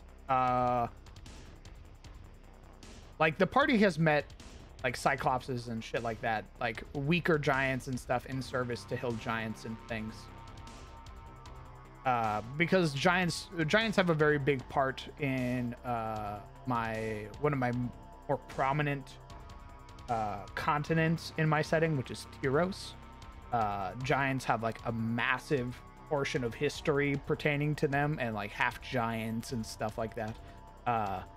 So like a lot of the giants have sort of been reworked or changed a little to make them more accessible, I guess is the way to put it.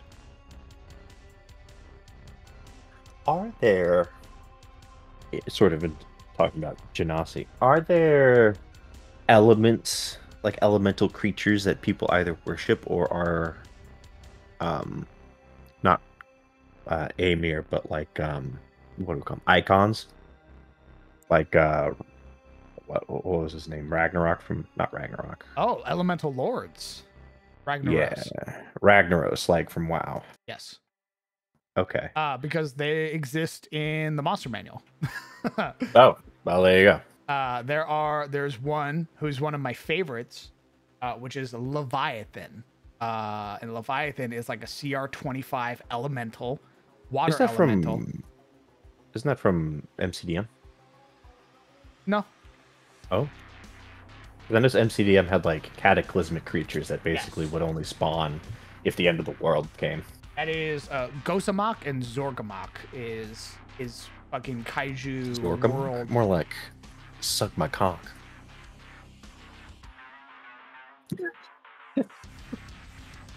You okay, Sizzle? Leviathan, a gargantuan elemental, typically neutral. 328 hit points, swim speed of 120, CR rating 20. It has siege monster, water form, multi-attack. It has multi-attack with a plus 14 to hit. It has tidal wave, legendary actions, and it looks like this. One of my favorite like elemental designs. Isn't the air one just like a giant fucking tornado monster? Damn, that's a big bitch. So, would you say that Genasi were perhaps worshippers of these primordial elements?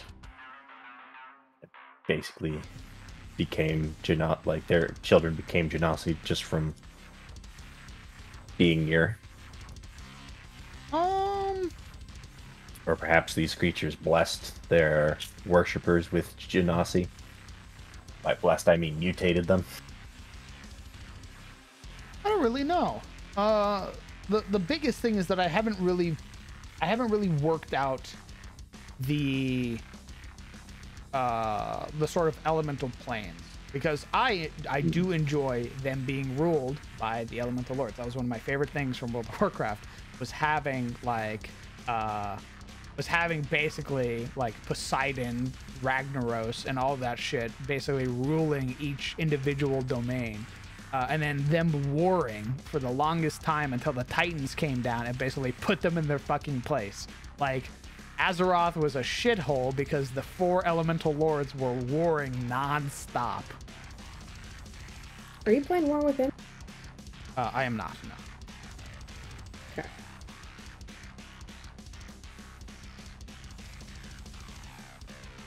Okay. Maybe the elemental lords are trying to push their own agenda into Adis. The Adis being so close to like the abyss. Maybe. Such a thin veil. Here's the thing. If we're gonna work on Genasi, we need to work on the elemental planes before we do anything. That's true. And you did. People have been waiting for Morling lore for a while now. Correct. So maybe. Right now, Alright. I don't have any reason to really introduce elemental lords or anything like that. So it's not on the top of my priority list. Morlings, however, that's on the top of my priority. Are there Morling dragons? Like dragons that associate with Morlings or are sort of bestial? 100%. 100%. Okay. Like, I've had it where Morlings have tamed wyvern. Ah, okay. So Like, you they got basically, slaughter lords go out with like a herd, like a fist of Morlings. They basically trap a wyvern and then they forcefully tame it, and then it serves the slaughter lord. Are there?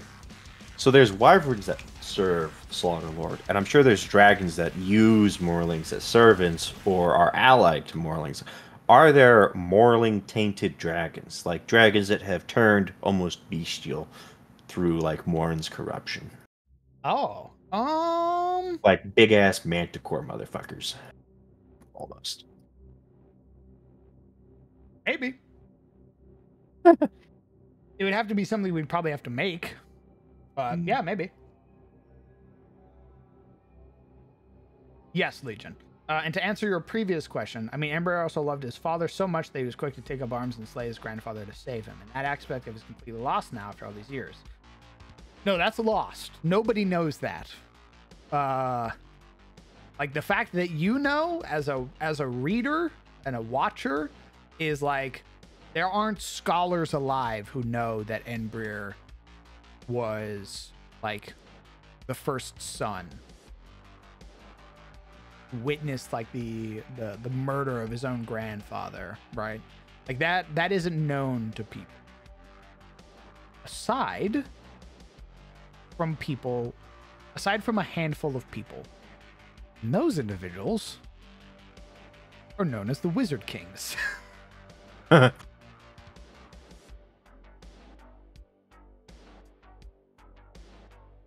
So not even the Order of the Eye knows that crap, huh? No. Ooh. Oh, so the Order of the Eye. The Order of the Eye is a prominent magical faction, but they're still learning about the history of the world because so much of it was lost during the Age of War.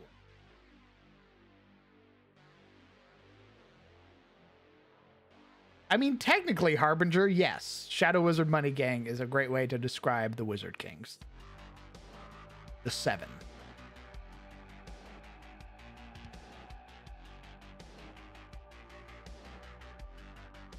I prefer that over Hill Giants being big dumb, smash with stick cliche. Yes. So Hill Giants, all of the giants in my setting sort of have a thing that they do or are good at. I still like fire giants being the smiths and stuff like that, but being very grouchy, very aggressive.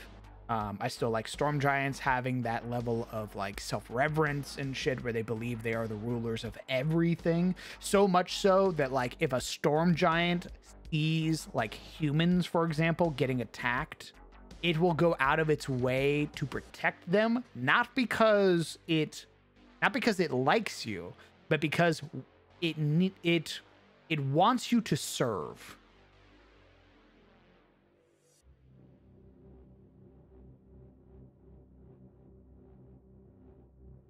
Like, it is my obligation as your king to keep you safe, but you are my serfs. You will go plow my fields. You will raise my cattle. That is your purpose. I am fulfilling my kingly oath, and you will go fulfill your serf oath. That is how storm giants treat you. They probably got a nice, like, lawful evil feel to them. Correct. Depending on how you deal with them.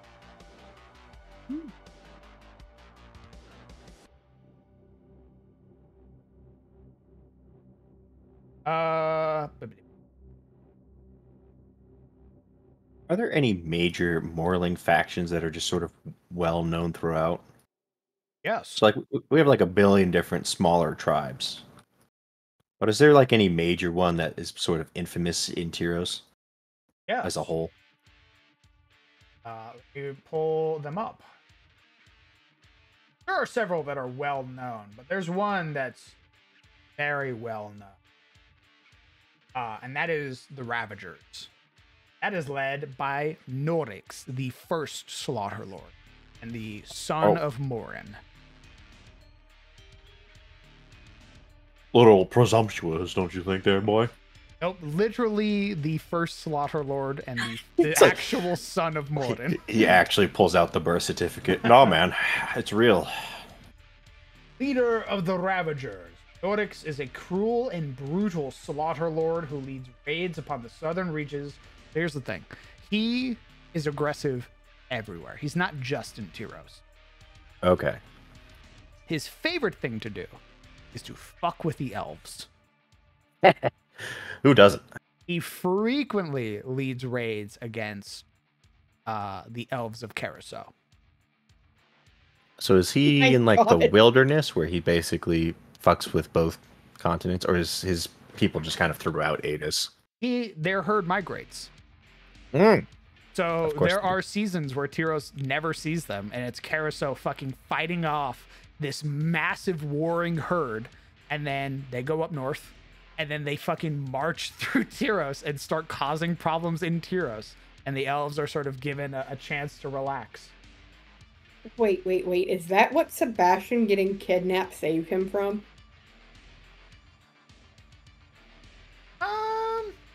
No. What? Okay. Yeah, so Slaughter Lord who leads raids upon the southern reaches of Carousel, sometimes even reaching into the Elven heartland to defile them with his roaming band. Twisted and transformed at birth by the mother of beastmen, he has known nothing but death and destruction for his entire life. Ensuring no one stands in his way, he carves a path for the Ruiner, invoking fear for any who hear her name. He's but the most prominent, with 3 other leaders having yet to be identified by survivors. So his herd is unique in the fact that he is not the only Slaughter Lord who leads it. He has several other Slaughter Lord lieutenants who basically lead bands for him. What a guy. And he is like the only Morling faction that has that. I'll show a picture of him. He better not be hot. What?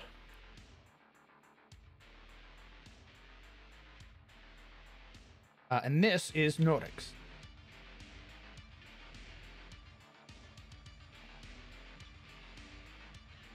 Oh no, he's hot. Oh no, he's scary.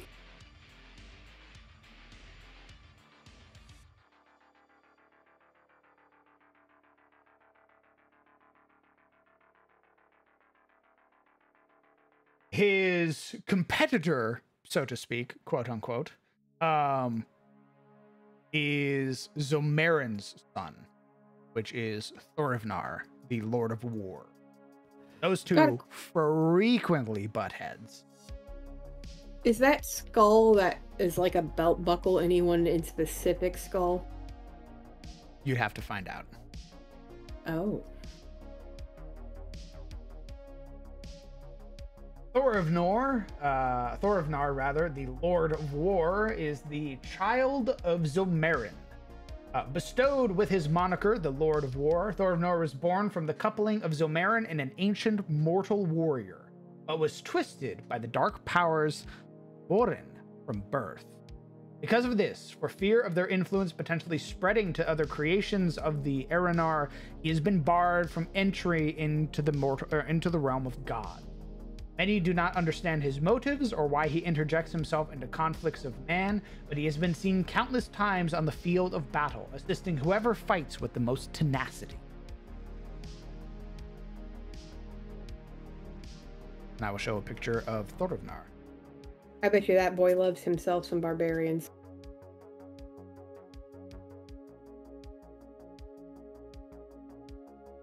Again, Thor of Nar's biggest thing is that he always picks a side in conflict. What a guy. Here's a question. Do Morlings have saints? They have archons and apostles, which are Volinar saints, the equivalent of Volinar saints. Are there any known archons? I mean, yes. Yep. The scholars. Ah.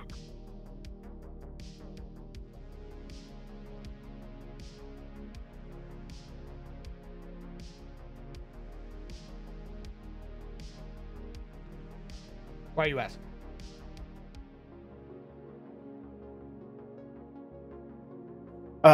Because I'm curious.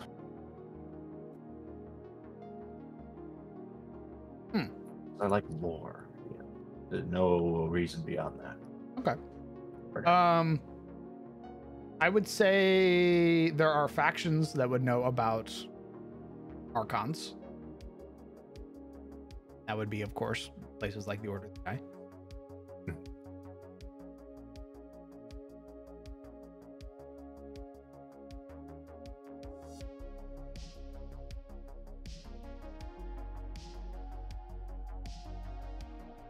I mean, in Enbrir's soul, is he completely lost to being good? Like, for example, his good paladins are all people who have technically betrayed someone to protect someone else.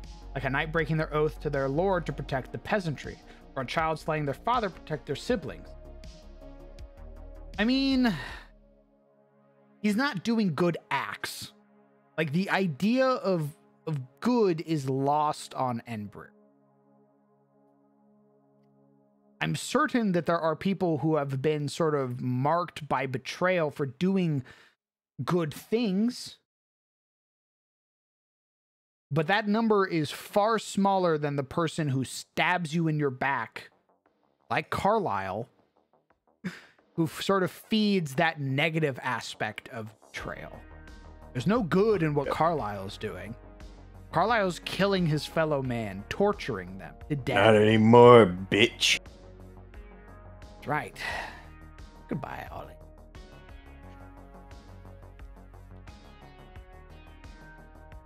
He's never coming back. We're not going to reference him again. He's dead. Yep, never again.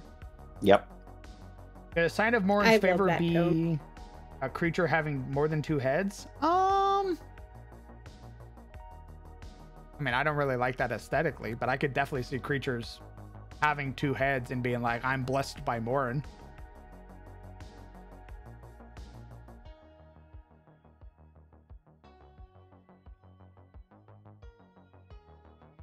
Are there any dragons that are currently using Morlings? 100%. 100% there is a dragon or several out there that have a herd of Morlings under them that they use to cause havoc and to loot for them. Like a motherfucker who rolled up, killed a Morling chieftain and went, "You're mine now." Because Morlings are all about might makes right. I've said it before, if a player character came out and fucking 1v1'd a Slaughter Lord or a chieftain, they would gain temporary control over a Morling herd. I have an idea for a saint. A saint or an apostle? A saint. Interesting. Okay. For whom? It's a little for Shillier. Interesting. Okay. So you know how you've referenced the robot in Red Moon who like comes down and then he like has like an arc and he comes back with like a little flower crown, right? Yeah. What if one of Shillier's saints was essentially this like ancient botanical, I won't call it a warforged because it wouldn't be for war, but like a servitor? A little far from nature, don't you think, being a machine? Well, the machine is, but like the machine's purpose is for like the nurturing of the environment, right? It'd be sort of like like one of the terraforming machines. Like the terraforming machines aren't natural, but they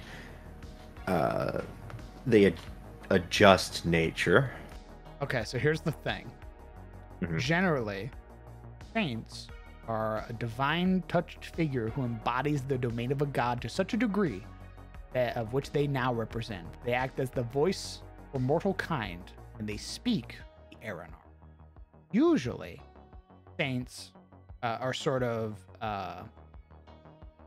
canonized through death. Can Warforged not be sainted then? That's what I'm asking you for this idea. Is this a living thing? Does this machine have a soul? Because if it's a saint, it would need to answer the prayers of people, because prayers go through saints and then to gods. I see no reason why this is super advanced pre-cataclysm civilization couldn't have basically made a essentially generative AI to the point that the AI is considered self-aware. Like iRobot kind of shit. I think adding something like that, something as alien as this sort of machine that has sentience essentially, would sort of exemplify just how advanced and weird like Eor Manir's people were. Interesting.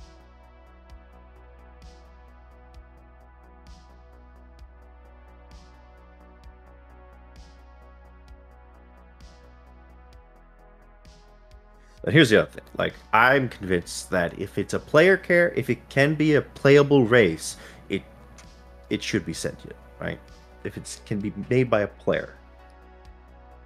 So if Warforged can be sentient, now I know you haven't officially said that Warforged are playable, but assuming Warforged, at least in Forgotten Realms, are a playable race, then I would argue that they should be sentient to some degree.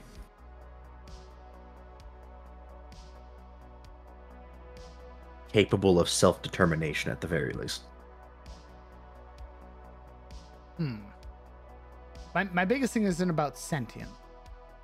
Because if we're like the machines back then would have some form of AI. I mean, you've already seen that in the form of what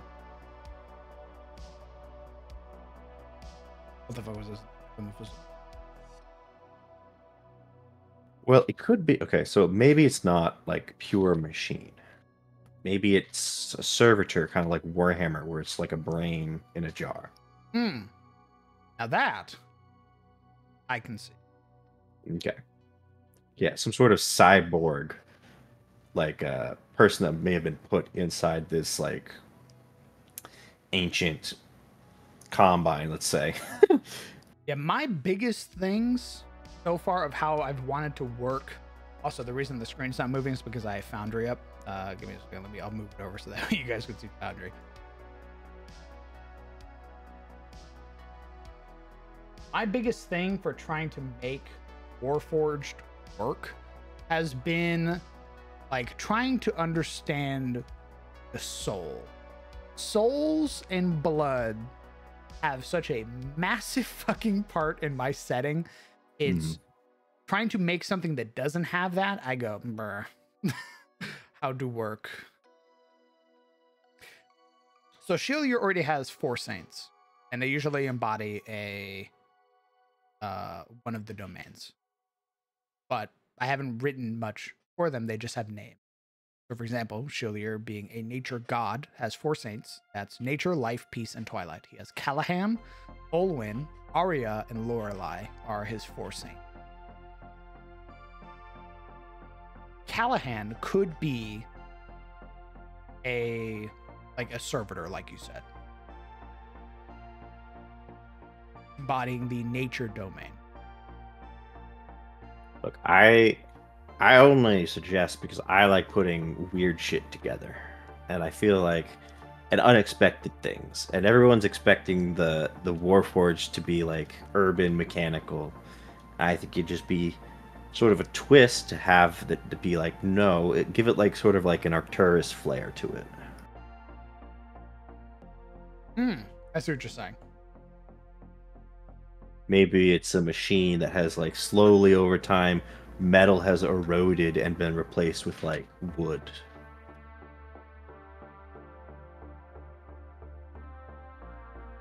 And vines replace circuits. So you have this sort of hybrid of machine and ent.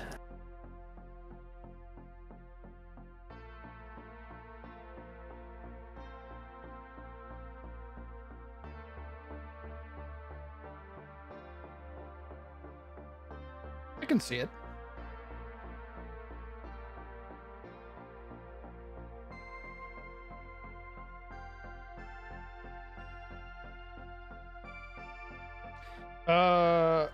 It is an infinitesimally small amount of people who are touched by whatever is left. Ember's active. I mean, there's probably something out there like that, but it's so small that it doesn't really affect Ember anymore. Like, there's too many people doing heinous acts of betrayal, like shit that sends you to the lowest ring of Dante's Inferno type shit, versus the people who are betraying like oaths and stuff like that for the good of others.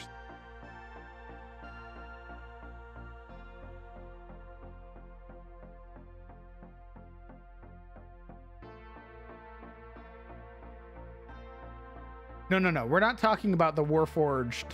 So that's also sort of...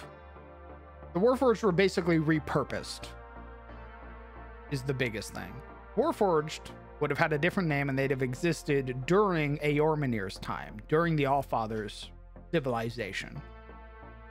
What happened is the Wizard Kings basically found them, like a cache of them, basically, and like, perfect. Turned them on, and then set them to kill angels.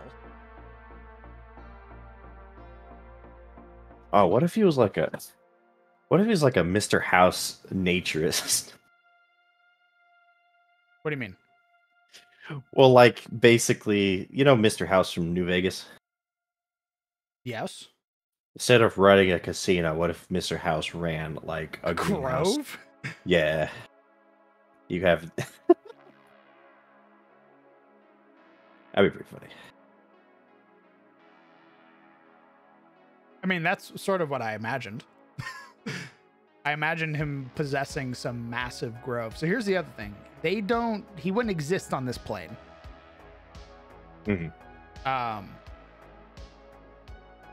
Namely because I want Saints to, I mean, maybe he could exist. I want Saints to be like something that could potentially be summoned through a concordance roll. Gotcha. Like, you go, because you're all Elion kids, right? You would be worshiping Saint Luella. Paying respects to Saint Luella. But you haven't really been exposed to, like, other saints of Ebor or, like, other saints of Bahamut, right? Like, Luella has basically been the one that you grew up around for your entire life, more or less. So in those desperate moments, it would be a prayer to Saint Luella. And with a high enough concordance roll, Luella can show up. Like, yeah, she can send down servitors, like tier 2 like servitors and shit like that, like angels engraced that can roll up. But a high enough roll, like a 120 plus, you're getting her showing up. Are we all able to do that, or would it only be those of us who are, you know, more overtly religious? I mean, so here's the thing, dog. People, regardless of where they're from, if they've been born around religion in any way, shape, or form, in those desperate moments, they're praying to God. True. Even if they didn't believe beforehand, the moment they got their shit rocked, it's, dear God, please help me. You might not go to church. You might not fucking believe in it. But when push comes to shove, you hope to God that something is real. And I can easily see, like Oliver, who maybe hasn't really gone to church all too much. Duskbrand goes to church, but that's, you know, he's sort of like, oh, it's the local culture. I worship Ithune and her saints, but, you know, Ebor is like the guy of Tyros. Like, Ebor and Bahamut are basically, you go around and you're one of their followers, like one of their clergy, you're basically welcomed in anyway. Yeah. So I imagine for Oliver, it's more like Llewellyn would be more just like a thing, like when you grow up in religion, like religious circles, and you go to church, it's not really something you even think about that much. It's just sort of there. Yeah. Especially when you're younger. For somebody like Logan, it would mean a lot more. For somebody like Oliver, it's just what you did every Sunday. Yeah. And sure, Luella has good teachings. She tells you to be a good person, you know, all that stuff. And maybe that was somewhat impactful, but he doesn't live his whole life around the teachings of Luella. But I imagine if he's getting his shit rocked, he's fucking on death's door. He's going to go, dear God, Saint Luella, please help me. True. Concordance roll, and guess who fucking shows up? Carlisle. Oh, yeah, true. I mean, you roll poor enough. There are negative effects to concordances. Hello, killer. This is a really bad time right now. Can we do this later? Mind stab.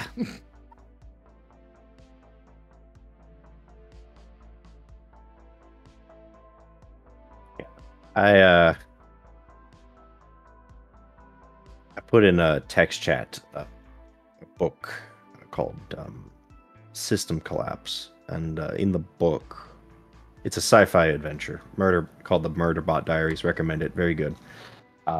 They encounter these big ass, like terrifying mechs, essentially these bots they call them, and then the guy realizes, oh, it's just like a farming tool.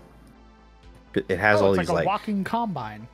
Correct. It's just a big ass walking combine, and it has all these like spider legs with like vicious spikes. And then he's like, oh yeah, no, the reason it has all these like mandibles and stuff is because it's made for like picking wheat and flowers and like planting. So like what looks like spikes is actually just there to like insert seed. I like that. And then they do hack one and kill people with it, but you know, oh my fucking that's God. later. Well, it's complicated. Humans.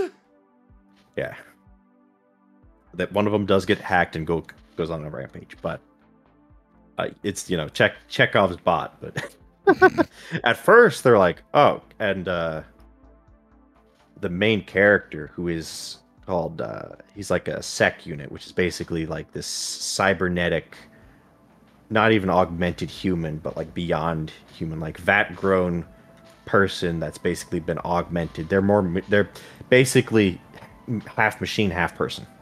Okay. To the point where like they aren't actually considered people, they're considered essentially the company property that makes them. Oh God. Okay. Right. Even so, but they're also tough as shit. Like, you could like rip them apart and then repair them and they'll be fine.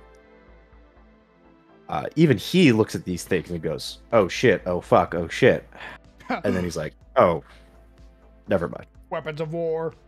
Correct. Selbrock, first time chatter, welcome. Also, thank you for your Prime. That's incredibly kind of you. Is someone able to tell me what tools do I need to create such maps/worlds? I use a number of third-party sites. I will give you a list of what I use, Selbrock, so that way you can sort of begin your own world-building experience. I would recommend starting small. Don't get lost in the sauce, because you will eventually reach a point where it's just world building and you're not really playing the game. Unless that's your intent. Your intent is to world build because you're a writer, an author for your book, then that's very different. The websites that I use is Incarnate for maps, Foundry VTT for my D&D play, Kanka for my basically recording of world building. And those are my main three. These are the websites that I use. All right, it would be kanka.io.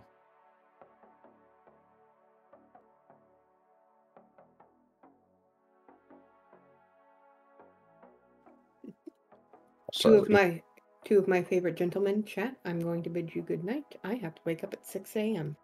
Oh, Jesus. fuck. Oh, good night. Hey, Good you luck. rest Don't well. die. Dude. I shall, and I will see you boys tomorrow, possibly. Understood. And Very chat, well. see you when I see you.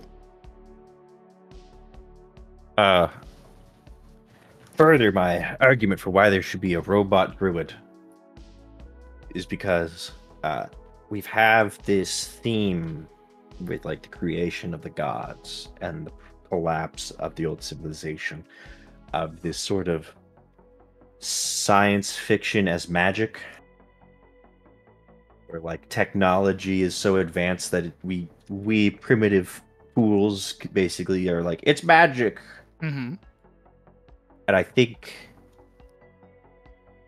there should be some reflection of that in the gods, where like, because like right now it's very fantasy, right? The gods are very fantasy with like magic and like lich saints, and they're sort of teleporting around to answer people's prayers, right? Mm-hmm.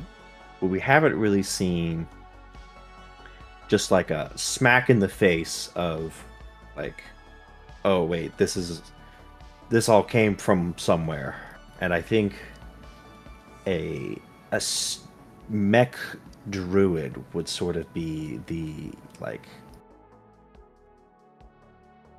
a brick in the face of that theme, like just a slam, like just a massive shock value of like, oh yeah.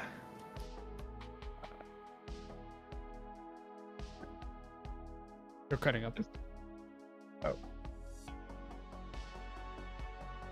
I'm just saying, I think it would fit the theme very well, and it would, if we mate them, obviously if we don't, but having like a mech druid saint would just be a very potent reminder that there is of this all came from basically tech, right? I see what you're saying. It's also neat.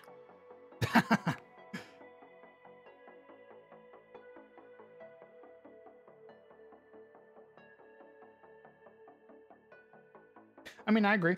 I mean, you've seen me already. I love introducing the Archotech shit. Be like, Yeah. What's this? And the party goes, oh, what the fuck is that? And I go, I don't know. Yeah, see, and we have the divinity on one side, and then we get the shock of seeing this ancient Archotech, but we haven't really seen where that, like, these two things meet yet. Like, how these correlate. Like, what we've seen so far in our level 2 inexperienced keybrains is that there's freaky Archotech scattered around, and there are the divine. But these boxes have not really mixed. And I think we should have some characters that show a mix of these two boxes, since one came from the other. I agree.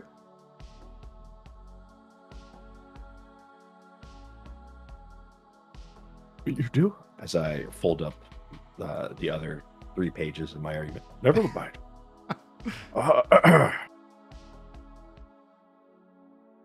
Continue as you were that. The biggest thing is that currently, at least for the party, there's no reason for me to show that. Because A, you don't have any worshippers of Shilier in the party. B, there's only really one person interested in Arcotech. That's Oliver. And Oliver's not interested in Shilier or nature, to my knowledge. True. No, So, but it would be almost ham-fisted of me to go, look at this thing that is not relevant to anybody's character. They go, DM, why are you showing me this? Oh, because it's neat. And they go, okay, but I'm not going to interact with that, though. that's true. I mean, I'm not saying it needs to be for Shadows of Thorland specifically. But I mean, we also have all these dragons and stuff. Like, all this lore that isn't going to be relevant to Dragons are going to be pretty relevant. SOS.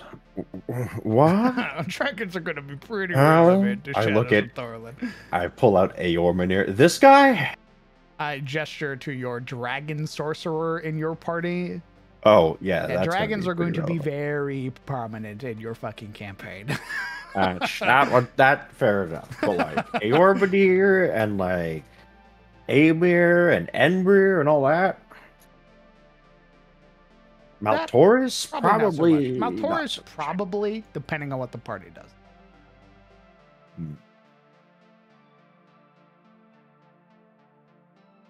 Like, we also don't have anyone that's going to be like super into the Abyss as anything more than an enemy. Mm-hmm. Like, the Abyss will probably have to come to us. Correct. But we still got a lot of stuff about it. So, you know, just saying. Here's a neat idea. Probably not with Shilier and a mech druid, but there probably is going to be at some point where Oliver, if he continues searching for Arcotech, is going to sort of find, like, that road's going to lead him to the divinity at some point. Probably later.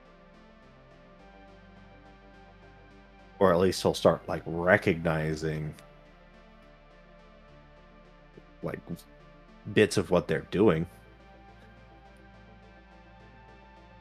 I would say that I'm an inspired new DM because no one else would do it in my group. And all I wanted since forever is to create my little fantasy world. Brother, that sounds amazing. Welcome to the table. Here's the thing.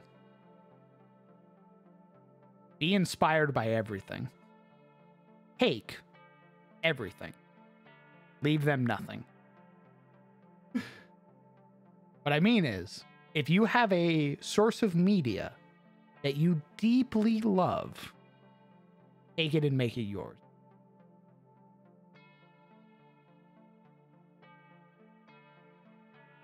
I cannot tell you the amount of things that have inspired me that I just wholesale put in my world. Now, I attempt to give it its own spin, but there are so many things that I have just stolen. Because Monster! good writers, we're all copying Gilgamesh anyway. Never even heard of it.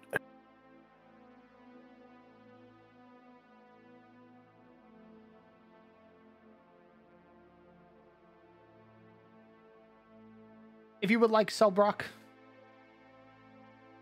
to help you a little bit as a new DM, I offer to you what helped me starting out.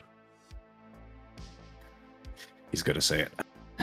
There is a series ran by a individual that's been long running since about 2016. I have watched it from episode 1 all the way to the max multiple times. This individual has inspired me greatly, so much so that I use things from his world that I've found so deeply connected to that I have made it into my world. This individual, called Matt Colville, and he has a series called Running the Game. He will tell you all you need is the first 5 episodes as a new DM. But you can watch the rest, pick and choose the episodes you want. He goes over so many useful things for a new dungeon master, even experienced dungeon master. You get your players interested in the game, to help build your world, how to not get lost in the sauce, all of these things. He even has like game diaries where like he tells you about the campaign that he's running. He tells you what the players did, what he thought they were going to do, what actually happened. He breaks down the story. He is a fantastic storyteller. I highly recommend watching his. It's a meme from my friends and everything like that because of how much I fucking praised this guy. But it's his patron. Honest to God, without Matt Colville, I would not have run D&D.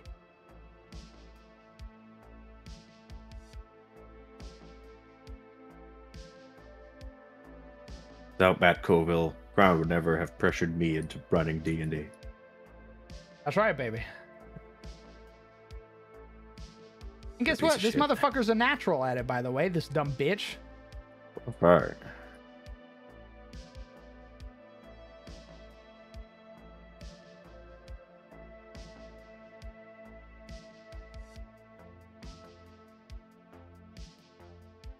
Oh, you. But he will tell you the same exact thing that I'm telling you now. If you have something that you like, a series that you like, a story, it can be as vague or as main, like as the current zeitgeist. Take it and make it yours.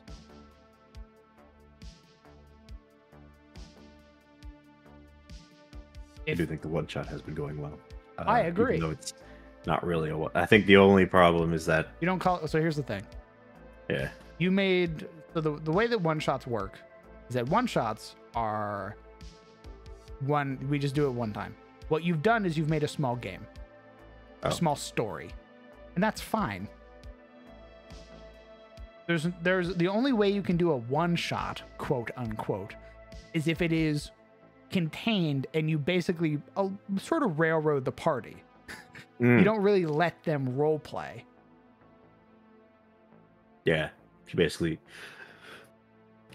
I was like, maybe I should just put him in front of the dungeon. Correct. The way that it goes is you go, all right, boom, encounter. Encounter over, here's what you get. Here's a little bit more of the story. Boom, now you're at the next place. Next encounter, boom, this is the thing that you did. Here's a little bit more of the story. Ask your questions. All right, here are your answers. All right, here's the next part of the encounter. That's how you do one-shots. When you start going, hey, here are things that can be shaped by you, and you can ask questions where I sort of have to think and we can sort of tweak the world a little bit, you're making a small adventure. TSR adventures, like the little paper books that TSR used to put out, were like things that you could complete in a week. Like you would run it for a couple days and then that's your adventure, which is basically what we've been doing. So you've just adopted like an old adventure style. That's all.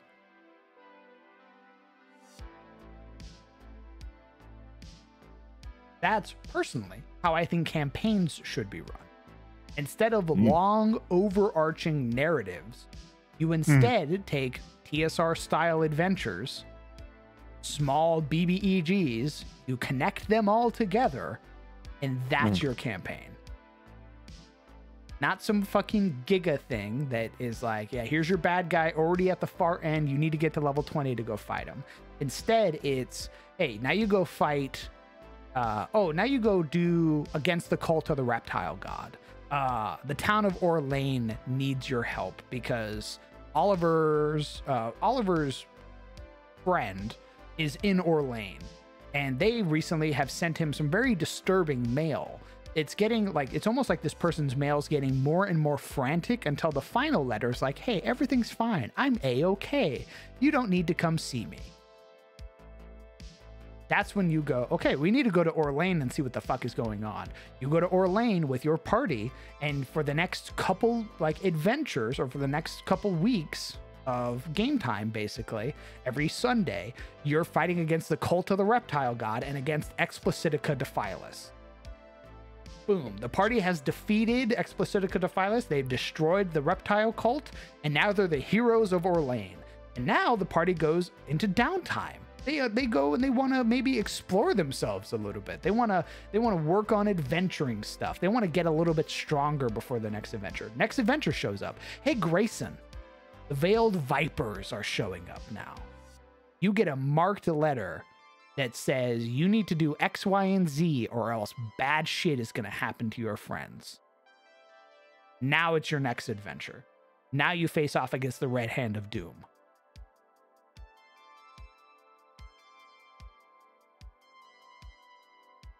And you just stack all those together, and maybe you start tying them together. Maybe you start seeing little familiar things in each adventure. Oh yeah, you killed Explicitica Defilus, which is the greatest name for a bad guy ever, by the way. They're a spirit naga. But in doing so, you found a weird little symbol, this half circle radiating 5 points of power. That's strange. And when you kill the Red Hand of Doom, they also have a half circle radiating 5 points of power. And maybe they have some letters. Message to a person you don't know who they are. And as you get further along in this adventure, it's building towards figuring out what the fuck this half circle is. This iron crown. Until you find the true BBEG at the end. The one who's been pulling all of the strings.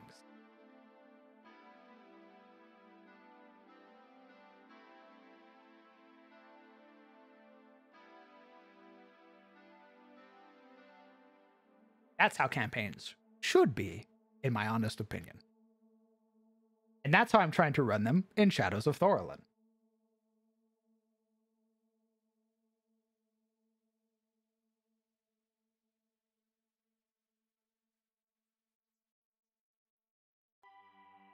Chapter games. That's a great way to put it, Hale. The last adventure I run was a little spin-off of the instance from WoW Stratholme. Brother, Cellrock, my first ever D&D adventure that I ran for my friends is a quest from RuneScape called Priest in Peril. It takes place on the River Salve, heading into an area of the game called Morytania. You need to help a priest whose temple has been Temple of Saradomin has been invaded by Zamorakian cultists who've basically tricked you into killing the protector of the River Salve. I did that for my friends as a one-shot. They had no fucking idea.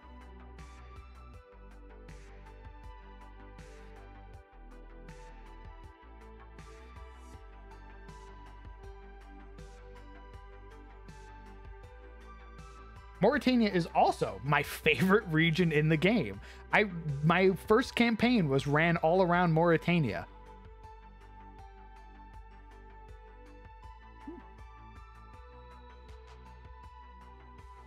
The Red Hand of Doom is another TSR bad guy. Explicitica Defilus, the Red Hand of Doom, Lareth the Beautiful, those are all TSR BBEGs. Lareth the Beautiful is found in the Moat House and the Temple of Elemental Evil. So when are we getting that? You got a guard campaign that's just a reskin of this module. Of what module? The one you're talking about. What do you mean? Explicitica Defilus and the Red Hand of Doom. Brother, you're going to be dealing with that shit in SOT. Huh? I look around. There's no snake people here. Smile.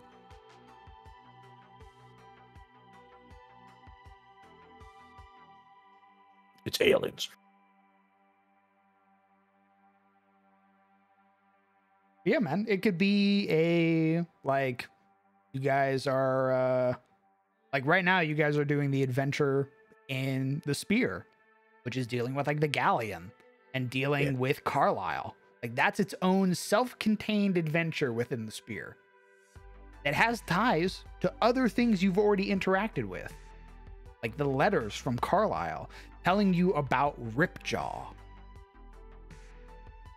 You guys met Ripjaw early on, captured by goblins. And you also received letters from. Who the fuck is Carlisle working with? Who are the Blacktongue clan? Who are the Blood Axe tribe? Why are they working with a dark friend? Why can one of them write when it should be Morlings? I feel like this is what like villains think people are asking. Like this party's foiling their plans, and they're like, "They must be onto us. They must be asking all these questions." And then you cut to the actual party, and they're all pointing at Carlisle, and they go, "Ooh, stinky." I mean, that's how it goes, really. That's the biggest crux of bad guy is not anticipating the heroes. Because who could anticipate adventurers showing up and then thwarting the dark friend within a day? Like, I wanted the party to sort of relax in town, hang around for a bit, then meet Carlisle. Meet him as just a dude, a very charismatic man.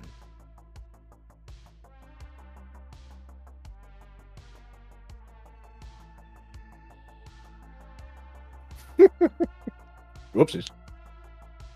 It happens, brother. I think what we got out of the story was fucking awesome. Yeah. And now it leaves the party with even more questions. It also leaves Karan with a casual reminder that if he wants to keep something secret, he has to make sure there are no items within whatever happened for at least 8 hours. Correct. I need to scurry away some important items to ensure that the story can at least happen a little bit. It's a learning lesson, right? Like from how I ran CTF to how I run now, there's been a sort of learning curve, and I feel like I'm learning. I'm learning and making it work. For the next time, I know to have plot relevant items sort of tucked away for a little bit. I will admit though, it felt pretty good. Grabbing a sword and be like, look what I can do. Yeah, man. That's what I said. It was fucking like what we got was still great. Felt pretty good. It brought out more questions like, who the fuck is Carlisle? The party had never met this guy. It also allowed me to use a funny spell, which I had otherwise was about. I was literally like just about to write off as like meh. Yeah. I got to use it. I was like, yes. Like I'm super happy with how interactions with Carlisle went, because in that instant it went, wait, I fucking know who you are. Yeah. Wait, this is character backstory? The party suddenly looks at Oliver. Ollie, how do you know these guys? Oh, we play Magic. Oh, that's my uncle. And the fan artists are like, what if? Yep. For a murder person. Just a killer.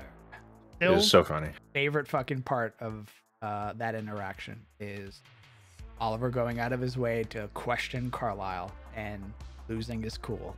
I'll be right back. I gotta use the restroom. But I see a bunch of questions in chat. Gabby, I see you talking about TSR adventures. I'll be back to talk about those in just a moment.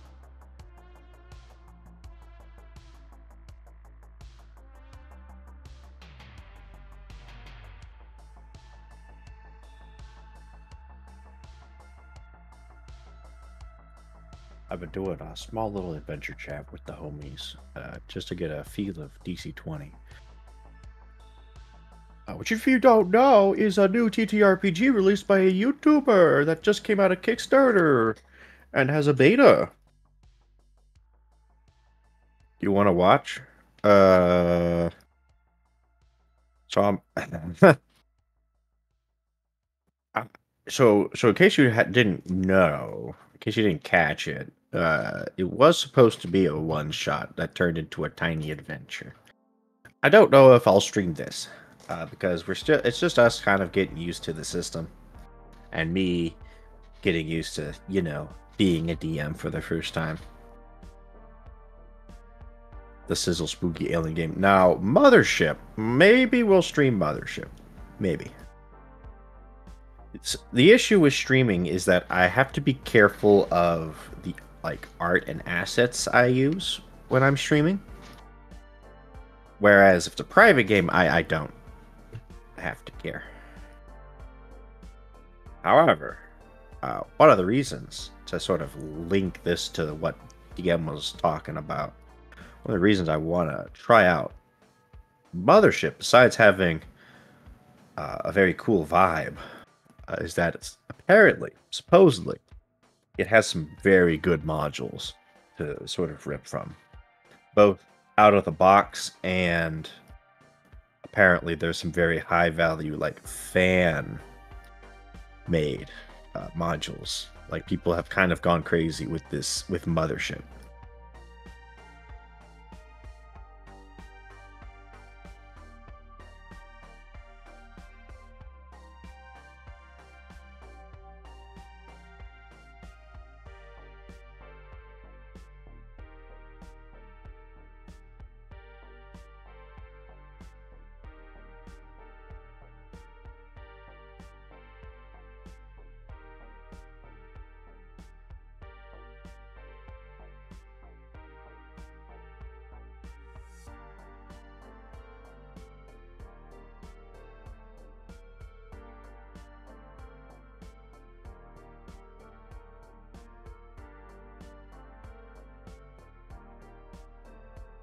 Red. Yeah, that's me. Hello. Red. You know what Roy said when I told him I was coming up here to see you all?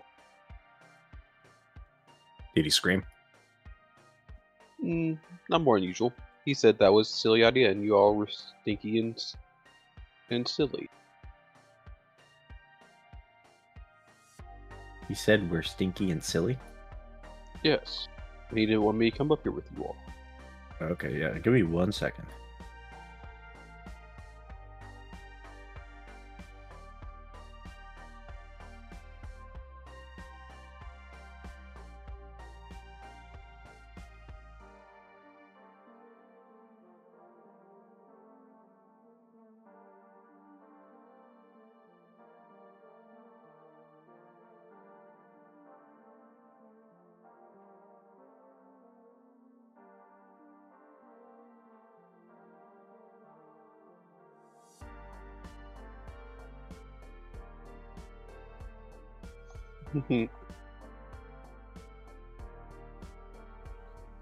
Yes, hello everyone.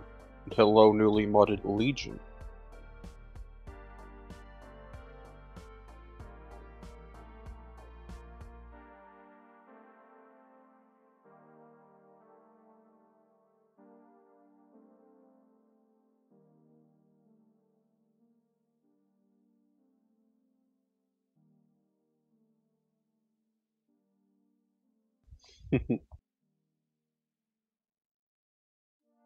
Alright, I'm back.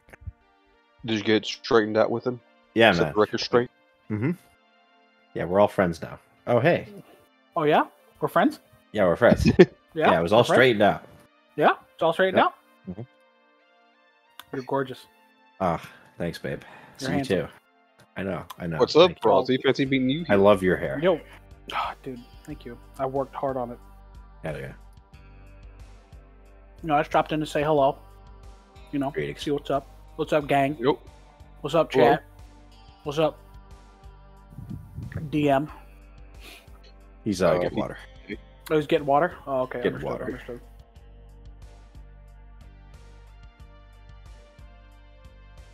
Hey, Rosie. What's up, dude?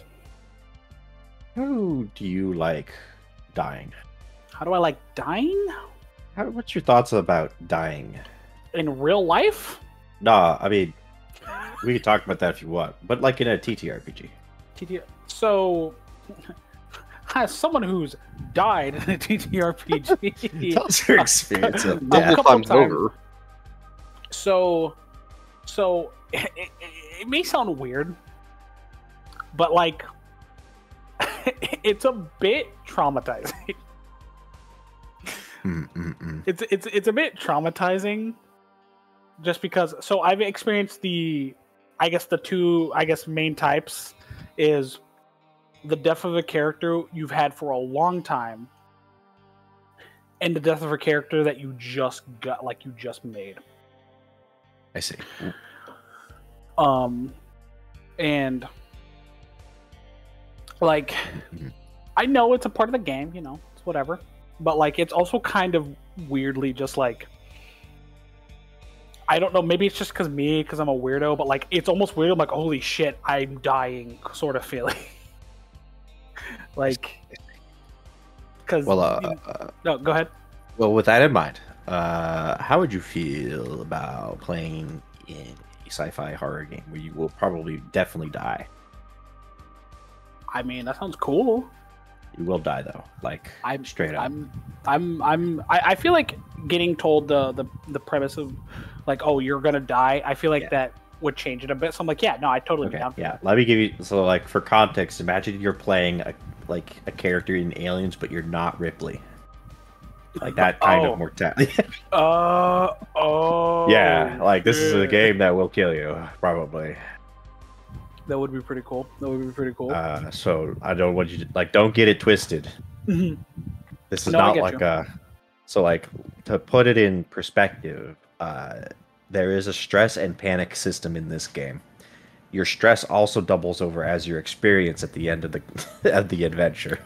Oh yeah. Hell yeah. Your experience is directly leveling up is directly translated into trauma. When you go down, the way the death system works, there is no death saves. I don't believe. When you hit 0 HP, you go down, and you roll your dice.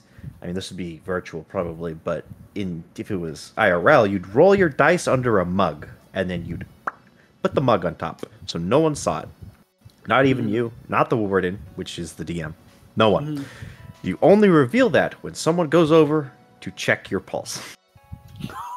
And then that person goes and looks at the dice and decides, and goes, oh, he can be saved, or, yep, that's meat. Okay. Yeah.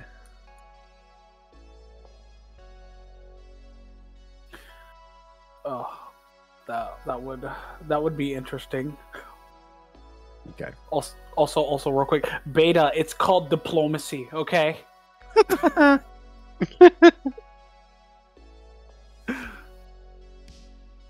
I would try that system. I want to be that guy in Aliens that it's over, man. We're all over, Yeah, you man. could be that It's guy. game up. I want to be that guy. There are 4 classes.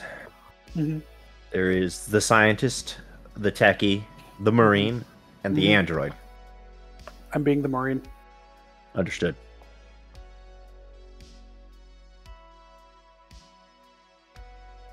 You'll definitely die first then. I'm gonna Oh, brother, absolutely. You're the marine. You're the guy with the gun. Yes, sir. But that means I'm the That's- guy with. That means I'm the guy with the gun.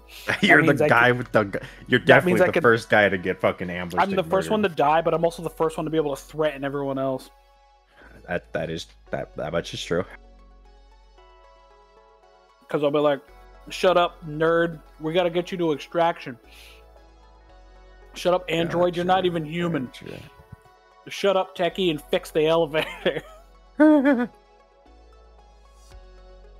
The alien getting ready to jump out of the vent above them. Gotcha. Gulp. Me when I look up and the alien's in the vent. Gulp. Guys? God, it gets pulled up into the vent. You're so dumb. I still need to get the TTRPG and take a look at the modules and stuff. So it won't be like next week or anything. There's no like set date, but I am sort of gathering how people might feel about playing this game because it is for certain tastes. Like you have to be cool with your character losing your character. I would going in with that knowledge, I'd be totally cool with that. Understood. I would be totally cool with that.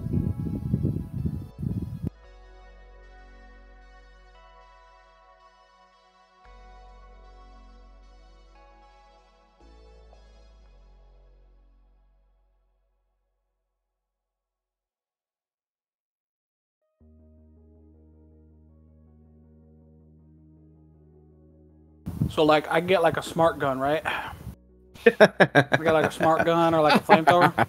Yeah, that's brother. yes? Brother, the ships you're flying ain't smart, much less the guns. Oh, well, I mean, I get like the big. I'm the Marine. I get like the big gun, right? You probably do get a big gun. I don't know if it's smart. Yes. You're telling me we can have smart bridges, but you can't have a smart ship? What the hell? Yeah. What the fuck? Yeah, it's fucked. I know, but hey, it's that's the life. distant future from the '80s. That's what it is. Yeah.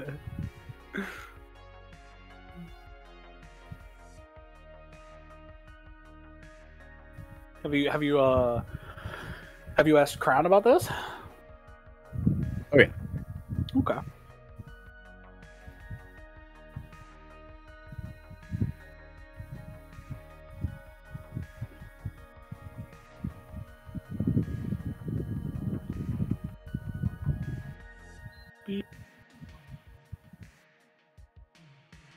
I usually don't have to worry about like killing though. Like,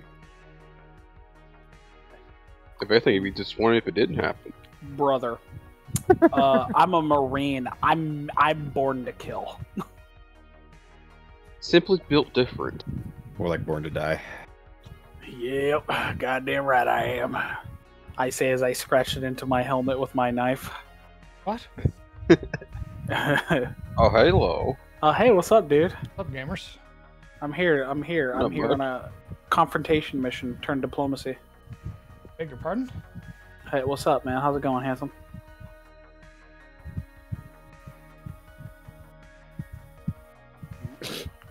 Yeah? He's so confused. What do you Good. want? I just came in here, you know. For what? You know, Sizzle just said some stuff to me, and I'm like, you know, I gotta confront Sizzle in an adult and respectful manner. So, you know, I came in, and then he was like, "Rozzy, how you feel about dying?" So I went on this whole diatribe about what really is dying and being alive in mortality. Jesus Christ. And Just then using the restroom, you freaks. Well, next time, don't leave the door open. I mean, last time you got mad at us for not entertaining chat. So, Yeah, like, right? I had to spice it up a True. bit. I'm gonna kill you. That's true. Well, True. see, it fits so seamlessly into the conversation we were having about death. Yeah. Because it's like right here. There it is. Yep. You just can't please this guy, I swear. Yeah. My answer: I'm terrified. I get sleepless nights over it. My hair is falling out. Oh my god. No, after I complimented it and everything? Nah, it's fine. It'll probably be there for another 2 years, I think. I don't know. Another 2 years? I'm old, man. I'm old. I'm getting old. You're not that old. I'm old, man. You're not bald old. I'm like 95% through my lifespan, man. You're lying. No, I'm not lying. No, I'm not lying. Blake's lying. I'm just being honest. I want you to know my eyes physically rolled into the back of my head. I can feel it. I can feel it.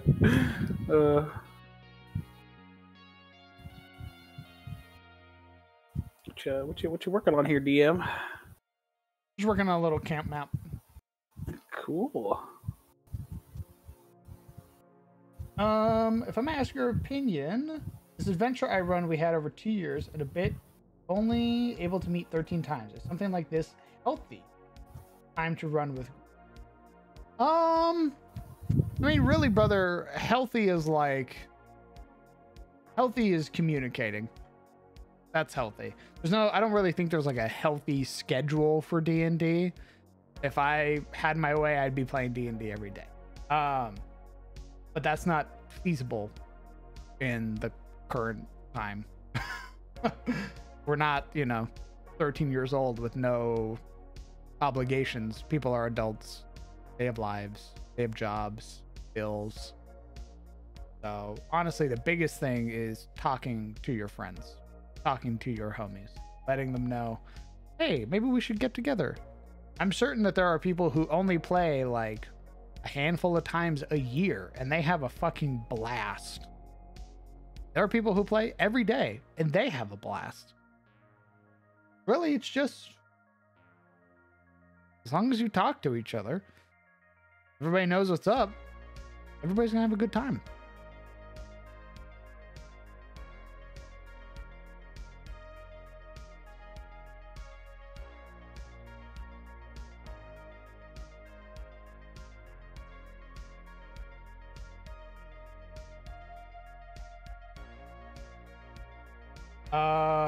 Gabby, I was talking about like the Moat House, the town of Orlane, Temple of Elemental Evil, against the Cult of the Reptile God, all that stuff. That's what I was talking about for TSRs.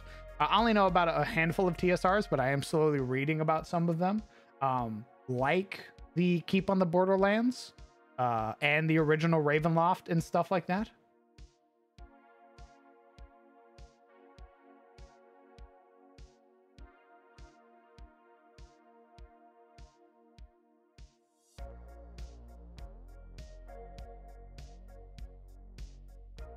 I was talking earlier about one of the best named bad guys in all of D&D, which is Explicitica Defilus, which is the god that the reptile cult is worshipping.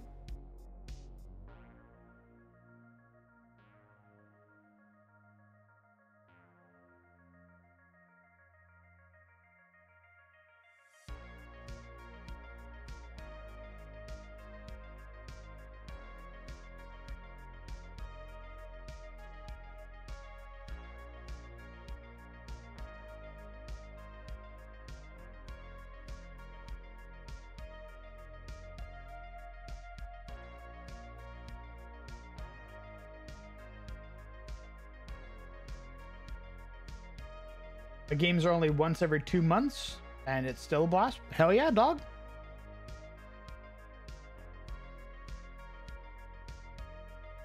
I need to grab all of these. Grab all of these. Legion as well, you said you had an idea or a suggestion for an item. I'm willing to hear you out. Legion? Yes. Yeah, but then he said pants grab, so like, why are you listening to him? Oh, I didn't see that. Die. Take away his mod.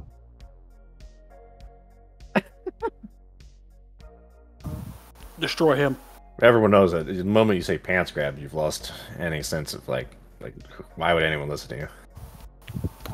Can't even imagine saying that. I don't even own pants. Own this Real? pants grab. Yeah, real. I'm a shorts guy. A Schwartz. Yeah, I wear shorts in the winter. You're a liar. I do. Oh yeah, prove me wrong. Oh yeah. You have no. Oh yeah. Let me you have pull no- up the pictures from Bailiff, take his pants. Oh yeah. Oh yeah. You can't prove that's me. Fine. I'll just show everybody this man's face. Do it. You won't. If it's not you, it shouldn't matter then. I'm just sweating. I sure hope you don't Go ever ahead. like wearing bandanas again. No, dude, I would never wear bandanas or the color green. I hate both of those. You would never catch me doing that. Anyway, here's the picture.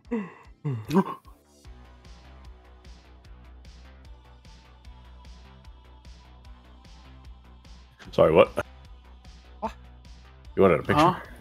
Could you repeat that? What are you saying? Huh? I'm sorry. I thought you liked my yapping. I thought we were all here to yap, but I'll take my yapping elsewhere. Jesus. Yappers. I'll find some other DM to whisper in their ear deep lore what ifs. I can't believe this. Like fucking worm tongue. I got a better idea. Take his crown. Take his power. Make Eormenir a femboy. I'm starting my own World of A-test. It's gonna have blackjack and hookers. What is this bear erasure that keeps happening in my fucking home? What is this? Bear erasure? What do you mean bear erasure? You mean global warming? The Eridar called him Daddy. The Eridar called him Daddy.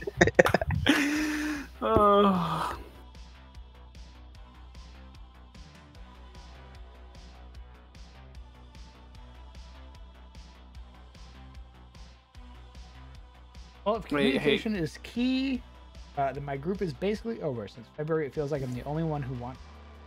But here's the other thing. Allow me to inform you of this. This is something I learned sort of the hard way. Not every person is meant every table. Just because they are your friends, just because you like them, you like hanging out with them, doesn't mean you're going to get along during D or other cooperative storytelling games. Because sometimes people don't really want the same thing as you. And that's fine. That's okay, in fact. The world would be a very weird place if everybody liked everything that you liked. There are places meant for those people who enjoy a certain type of gaming and like doing a certain type of thing. And there are some people who just do D&D, not really for the role-playing or for anything like that, literally just to hang out with their friends. And they don't like it when things get weird and theatrical and people start putting emotions into like these make-believe characters. It makes them feel weird because it's a disconnect from real life. And that's okay. You just sort of have to understand that not everybody is meant to be at your table. I mean, you're not meant to be at everybody's table. Maybe you need to find a new group. People who do like your ideas. Who are okay with the shit that you like. Who want to play in your game. Who ask those questions.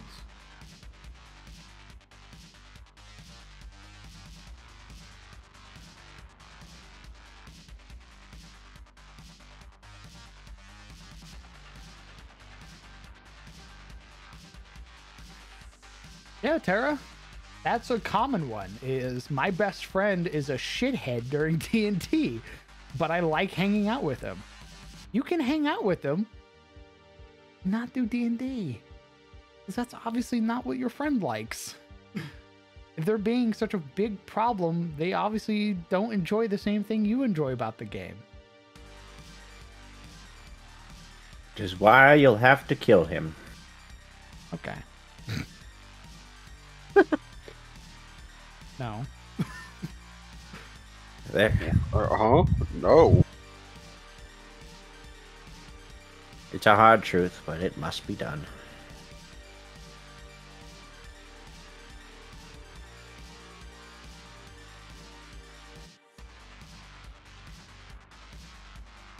It's just a little bit conflicting. Everyone is, if everyone says, that was a lot of fun, I can't wait till next time, I have mixed feelings of this. After this sentence comes nothing. Here's the thing. Here's the other thing you're going to learn. Your players will never be as invested as you are. Ever. They might get really hyped about an idea or a concept, but they will never be as invested into your world as you are. They may say, yeah, that was fun. That was awesome. I had a great fucking time. But they're going to go do other stuff. You, on the other hand, brother, that's you toiling away. Maybe every day. making this thing make sense. Handcrafting, meticulously making quests, stories, and items, things for all of them. They're not doing that. Brother, that motherfucker's playing Helldivers 2 for like 14 hours straight. He's gonna show up because it's time to hang out with his friends, and he's like, oh yeah, D&D, awesome. But he's not at home sitting there going, I wonder how I can make this more presentable for them. You might have friends that are like that, but it's just for their character, not for the world.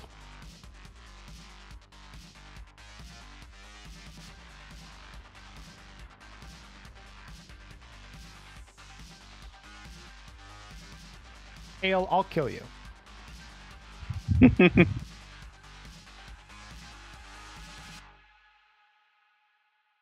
Don't worry, Hale. DM have a compromise. Twunks. No, I don't compromise. What the fuck are you on about? No, he really doesn't. I tried, Hale. DM's word is law.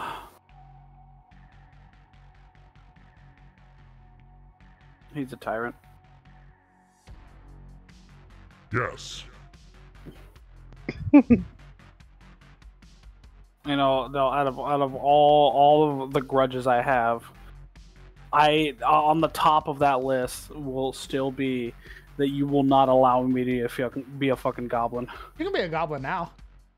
Oh, now, you think that's I've gonna change goblins? So. Oh, you think that's just gonna make everything better now? You think that's gonna take back all the fucking anger and the frustration? Yeah. All right, cool. Sounds awesome. You should tell me about them. Yeah, Red. So goblins are actually super pivotal to the founding of Tyros.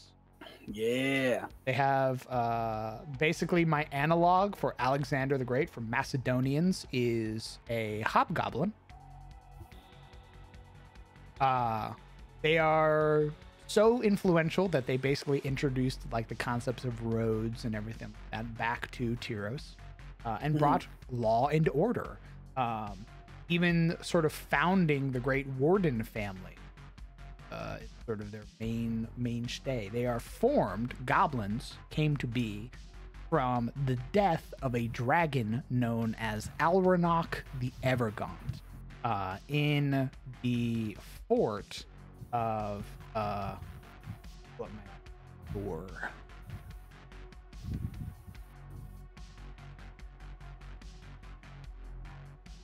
Gabagui. Baba Booey. In the mountain hold of Goblinok, the dwarves rallied against the invading Great Worm, Alranok the Evergaunt. Their legendary battle holds many facets, for even dwarven scholars can scarce recall it accurately after so many ages. It is said that when Alranok was felled, his bloated corpse spewed forth a terrible black pus, which flooded the halls of the mountain hold, drowning all who called it home. Other stories tell of Alranok destroying the dwarven defenders, but ultimately succumbing to their wounds, dying atop the mountain hold. It is never to be reclaimed. The mountain hold of Goblinok would fall into ruin, for not a single soul stirred within its ancient halls. Or so the dwarves thought. Unknown to the greater world, something festered unseen. Those who traveled the world below would come to discover a creature of twisted appearance, who attacked with crude dwarven weapons and armor bearing the ancient symbols of Goblinok. They were frail and trifling with pointed ears, pocked faces, and wide bulging eyes, screaming in a distorted tongue that to some sounded vaguely dwarven. These creatures would go on to become notorious as the years passed, growing in number. Dwarves would come to name these creatures Groby, or Goblin, in the common tongue. Goblins are descendants of corrupted dwarves, hobgoblins are corrupted humans, and bugbears are corrupted elves, all tainted by the blood of Alranok.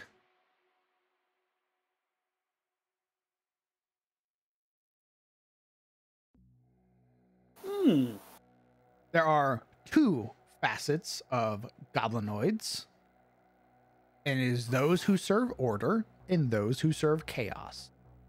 Those who serve order more closely resemble the Dressharan Empire. You are very sort of Greek in appearance. Imagine those like ancient Greek sculptures. Yeah. That is very closely to what Lendavi resemble, which is the goblin word for order. Okay. Then you have Rendavi, which are chaotic goblin or chaos. They are what you would expect for goblins. They are your grimy, hiding in the hole, plundering for themselves, those types. You can be one or the other, but you can also change. You can be a Rendavi who eventually joins the side of order and becomes a Lendavi, and you undergo a physical change. The same can be said for a Lendavi who begins to serve chaos.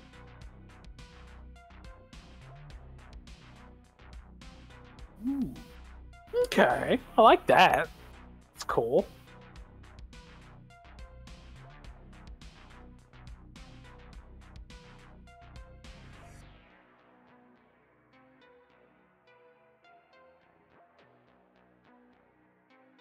Does neutrality exist in there? Neutrality does exist, both on order and for chaos. There are more chaotically neutral aligned Rendavi who are sort of out for themselves. They're not there to cause, they're not there to cause famine and chaos and shit like that. They're just sort of out for themselves. They'll take your shinies. They'll maybe rob you, but they're not going to like kill you, maim you, flay you, shit like that. There are neutral aligned Lendavi, those who sort of work with everybody. They have their own code, their own morals. They're not rigidly lawful good, but they abide by law. They understand that order is what sort of makes the world go round. It's what keeps the roads safe. But they're not just gonna go out of the way and purge a goblin clan. Things like that. There's neutrality on both sides. They aren't so extreme. There are extremes, and those are sort of the outliers. Sorry, neutrality is the outlier, is what I should say.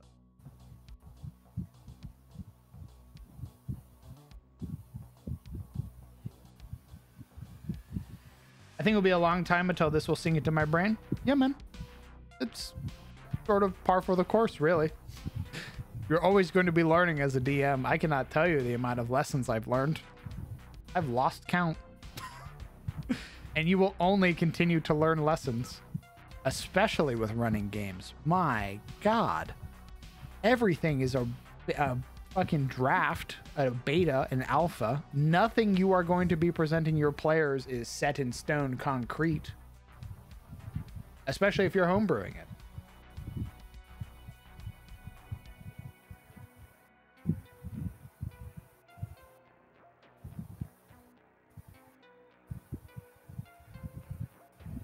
Who is Alranok? Alranok is the Evergaunt. He is a great worm, one of the creations of the Voidborn. It's very in-depth lore. Your new brother, you don't really got to worry about all that. Basically, he is one of the ancient dragons of my setting, whose death brought about the creation of the goblin.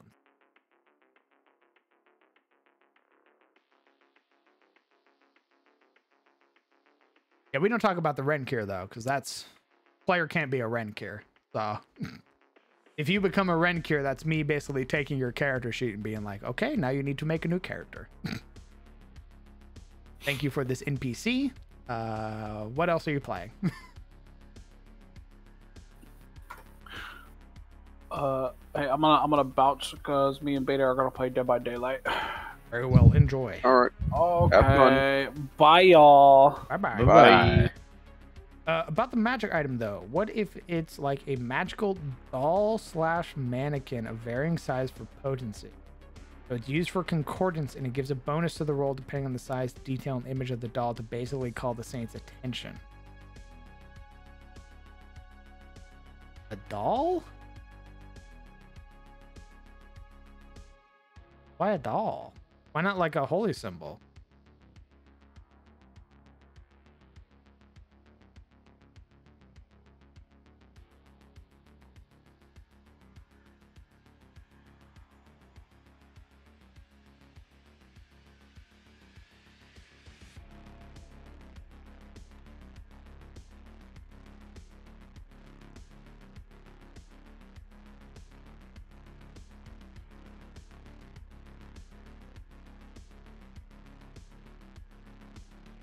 Oh, a vessel.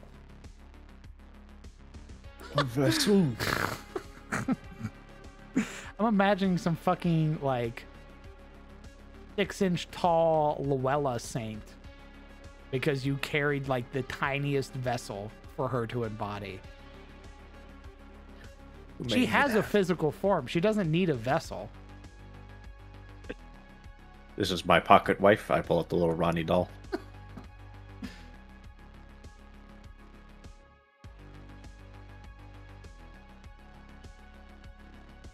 She's not in here anymore, but I think about her every time I see it.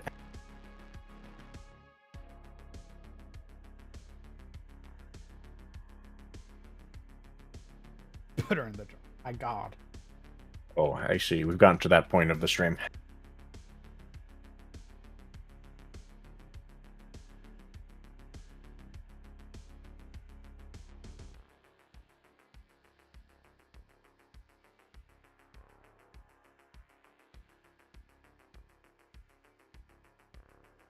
Seen stuff up there in heaven.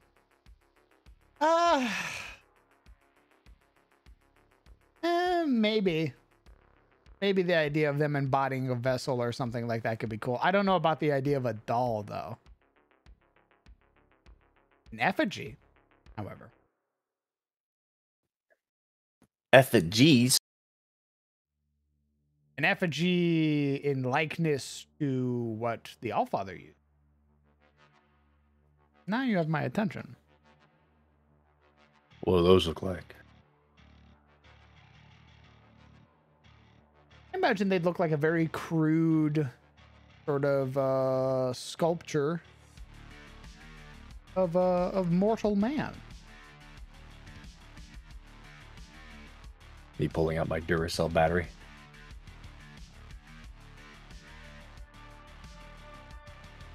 Behold the future.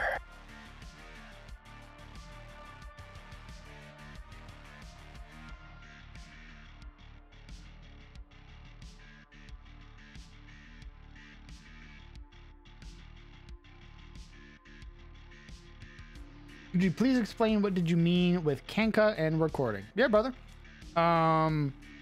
If you use exclamation D&D, it's going to pull up the kanka.io page that I use, where I basically put up information for people to read. So information about like Tyros, the continent of Tyros, its founding, its history. It is a way for you to record your world building for other people to read. It could be something that you give to your players. It could be just for you, which is what mine is. Players, I found, aside from like the psychos, don't really care too much about like the founding of your world and shit. They don't care about the intricacies of the gods and stuff. They want to know how they can make their purple tiefling fit in your world. Actually, that's a lie. They want to know if they can make a purple tiefling in your world. And then they hit you with the, hey, how I'm different from the tieflings in your setting. And you go, that won't work. And they go, oh, but. And you go, fine. Yeah, you can do that. That's how it goes. At least, thank God there's no lore psychos here. Is it something like World Anvil? Yeah. It's a cheaper version of World Anvil. And it's easier and more intuitive to customize than fucking a $90 subscription. I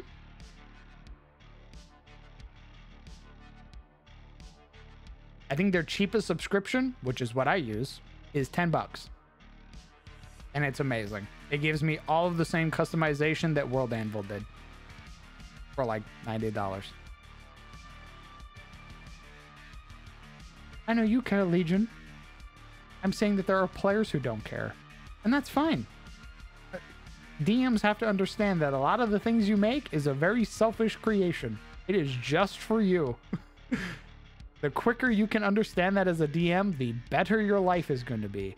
The moment you try to shoehorn lore for your players into their fucking head is the moment your players are going to be like, ew, I don't care.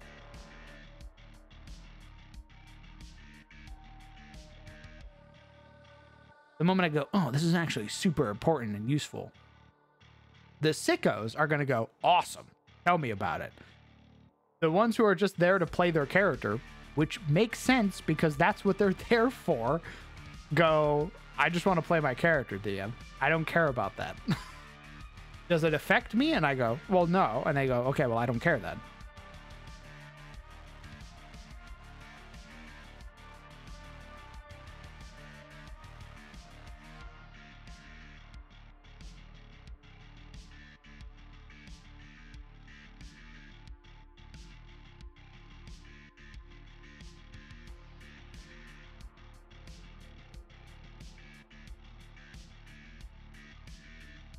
I wrote an entire national histories and it was all for me. Exactly. I write a lot of stuff just so I can explain it to myself, how my world works. Where I go, okay, how about this thing though? How the fuck do I explain this thing? And then maybe I'll take a little bit of it and I'll put it in the world where the players are at currently. And then they go, either they go, oh, that's really cool. Or they go, oh, that was a fun interaction. And then they don't pursue it anymore. And I go, okay, well, at least I have the knowledge and the lore ready in case the players want to ask questions about this cool thing that I made for myself.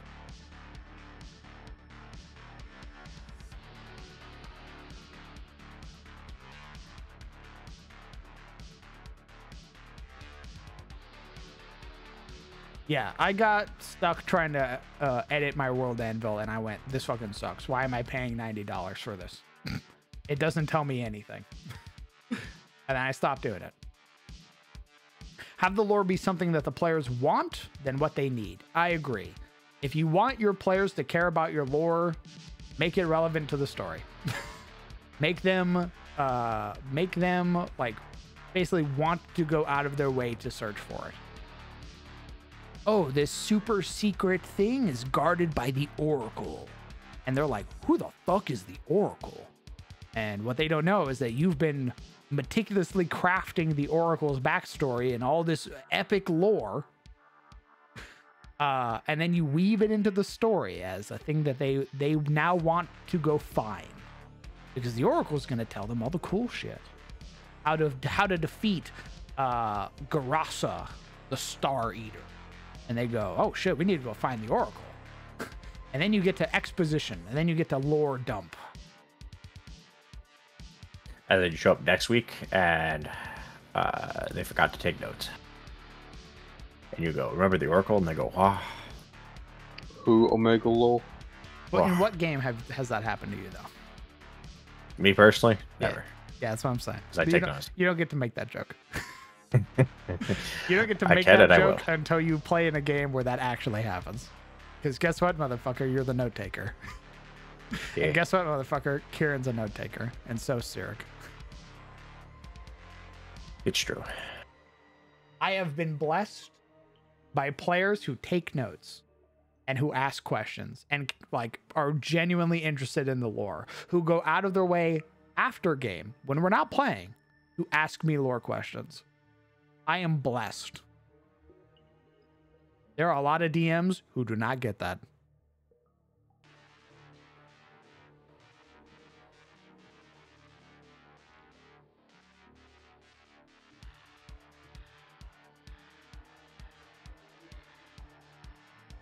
How did you come up with the name Eormenir? That's a great fucking question. I don't remember. I know the biggest thing that I wanted for that was the word man. I wanted the word man in somewhere. Because he is just a guy. That has sort of always been the thing.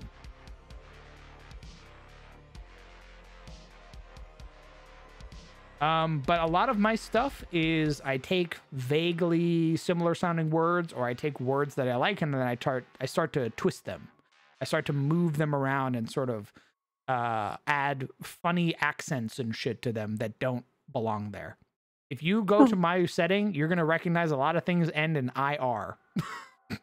Please don't take my words. Don't twist them. You go, wow, a lot of these words look very similar, DM, and I go, yeah. This guy fucking loves Manir. Correct. IR, YR, all that stuff. I just slap that shit to the end of the word. Boom, it's mine.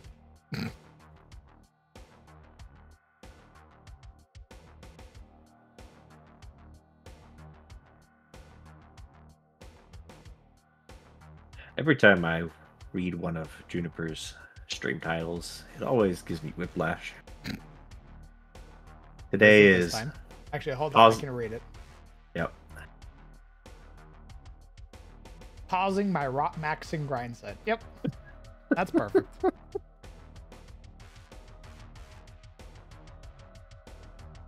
gonna ask her next time we play how her rot maxing's going. Good. Rock Girl Summer. But yeah, man, a lot of my naming conventions for stuff is I take a word and then I just start moving it around. Or I'll go to a generator and I'll start looking at names and then I go, oh, I sort of like this, but how can I change it? And then I just start sort of moving letters around. So like Saren, Shilier, Sepetus, Morin, things like that. These are all like names that I've gotten from other places, and then I've sort of changed them or moved them to fit in with what I want or how I like the way that they sound.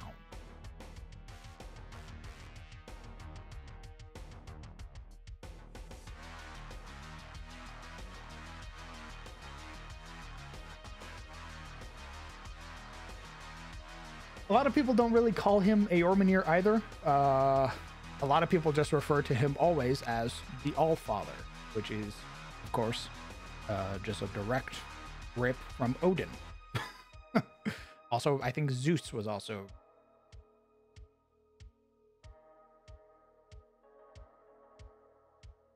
Well, this is before I was streaming, Legion.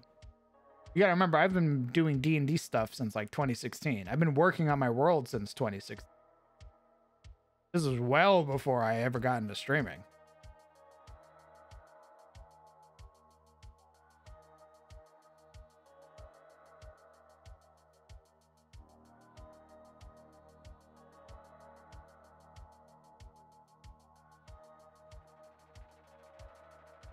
I also have a PDF from Gary Gygax back in the day that's just the names. It's just his book of names. I use that a lot.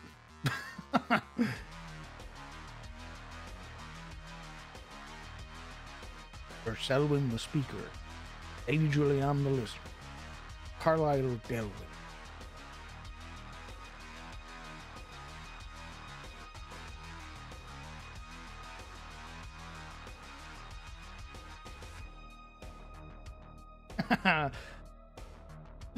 No. But close.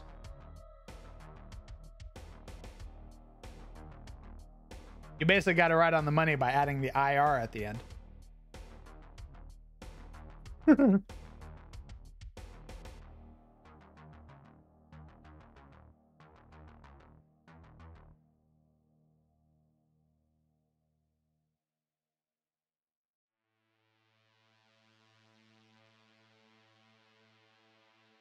What else should I add to this? I need to add more bushes, but what should I?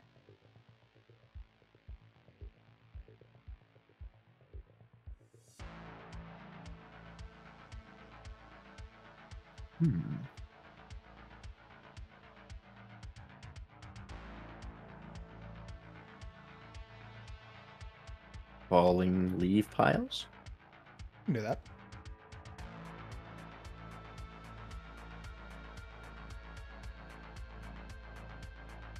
basically gonna go over this with another brush, like around each tree. That is just like leaf piles that correlate to the color. Lovely. I think I might go through on the bushes as well and add like little flowers.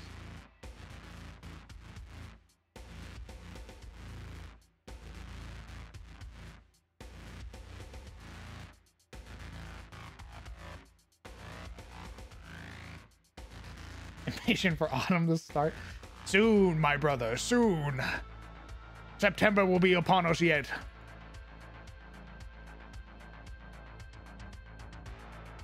Then we may return to the comfort, chill, autumnal air. It's about time. It's been fucking too hot this year. What the hell? It's disgusting.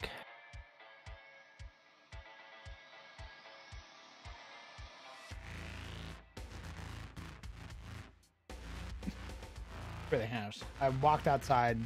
What was it like? After we had like this really long period where like even just sort of getting near the door, you could feel the heat, and I was like, ooh. I remember opening the door for like a McDonald's order, and like the heat just fucking sucking out all the cold in the house in the living room. Yeah. I was like, like I could feel the perspiration beginning to form on my skin just like half a second by being exposed to it. Oh.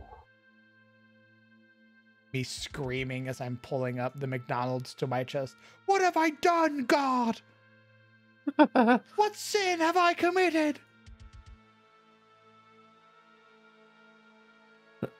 It's not your sin. Suffer on behalf of others. You are my strongest soldier, after all.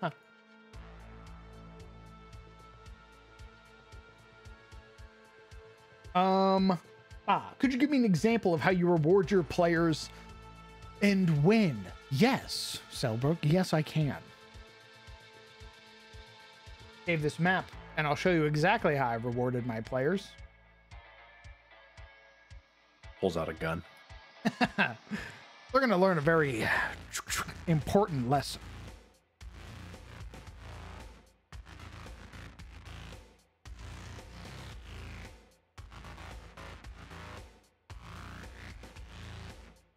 Your eternal reward. Heaven's gates. So, because I have just recently rewarded my players, there are 2 examples I can give. Let's go to their character sheet. Let's grab Logan. Logan Alvain is a level 2, planning to become an Oath of Devotion paladin.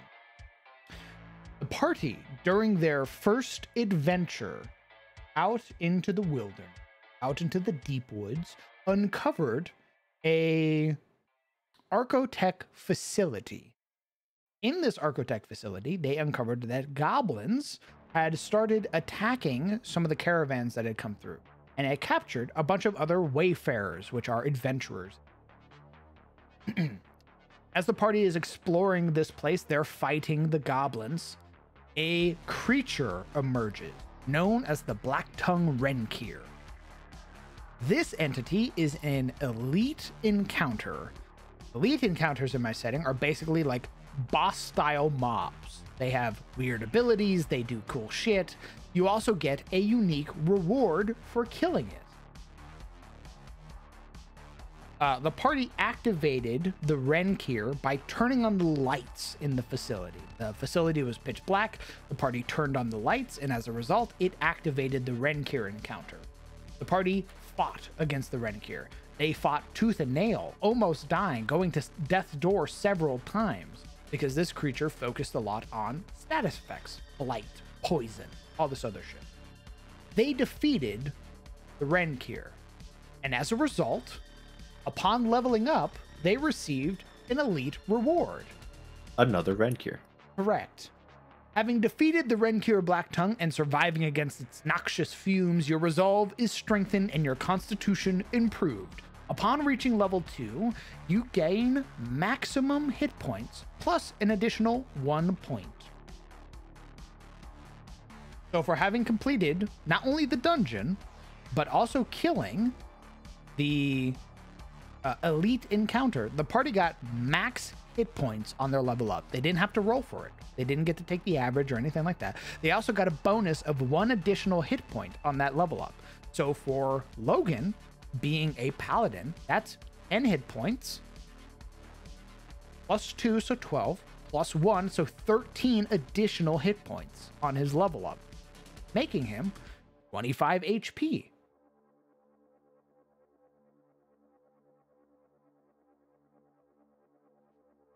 You Jade.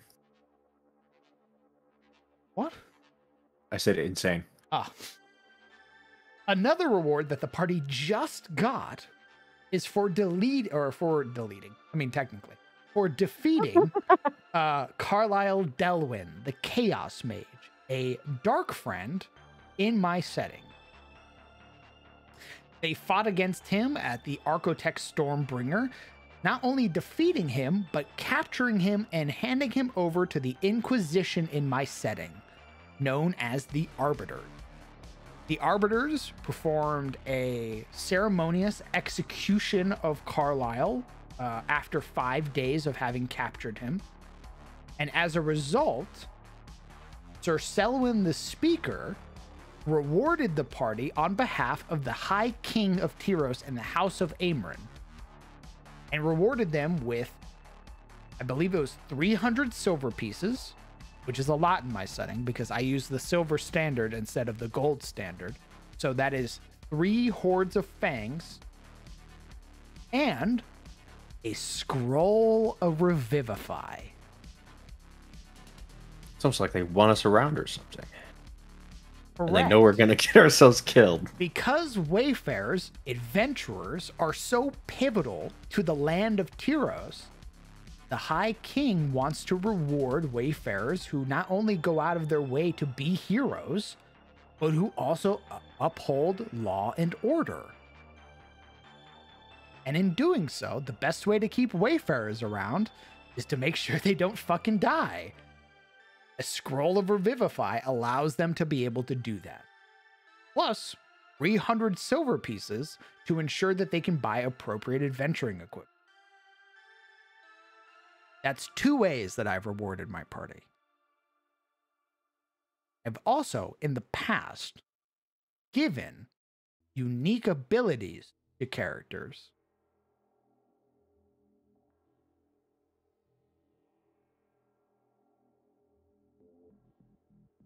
For example, let's go up to the archive.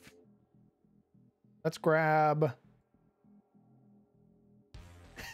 Yuria. She's had it off. Yuria has a couple of unique abilities that aren't from her class, but are given to her for leveling up and doing things. For example, she has something called Shambler's Lance. When you cast Eldritch Blast, you add your Charisma modifier to the damage you deal on a hit. If you score a critical hit, you gain a dodge token at the start of your next turn. This is not something that any class can get. This is unique to Yuria. Let's grab Marana. Marana has a... where is it? Marana has an ability called Phantasmal Mark. As a bonus action, you mark a target that you can see within 30 feet. Until the end of the combat encounter, anytime you score a critical hit against that enemy, a Wailing Spirit drains some of their vitality, granting you half of your sneak attack damage, rounded up in temporary hit point. This is a unique ability exclusive to Marana. Nobody else has this ability.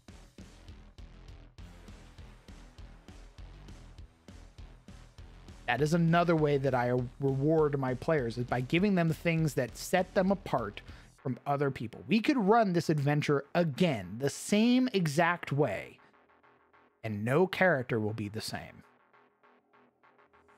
God, I wish we did.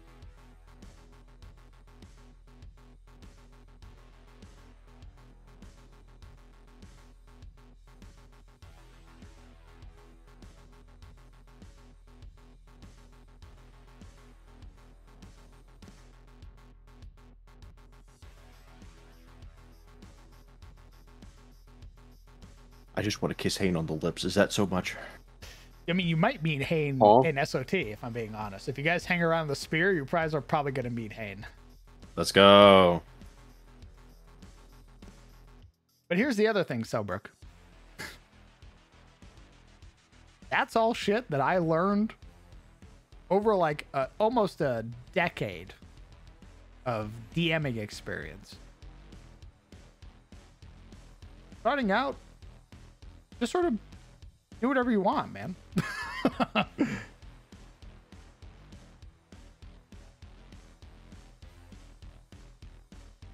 Like, again, the Running the Game series helped me tremendously.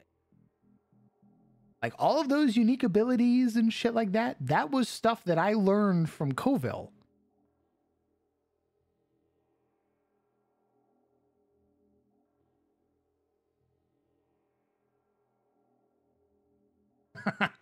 Alvain!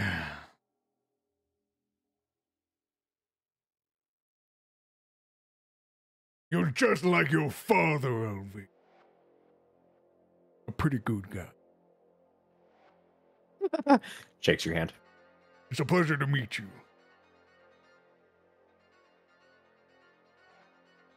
I've heard you recently captured a dark friend.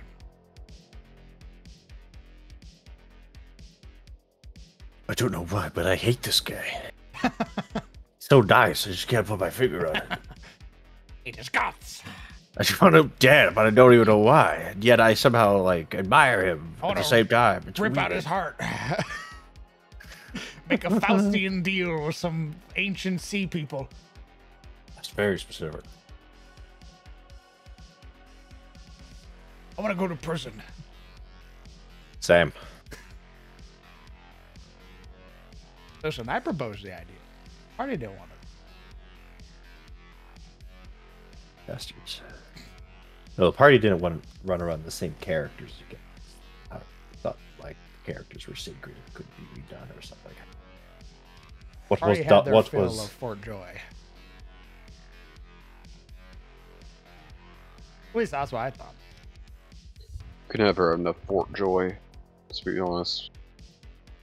Since that's the only place where the game takes place, of course.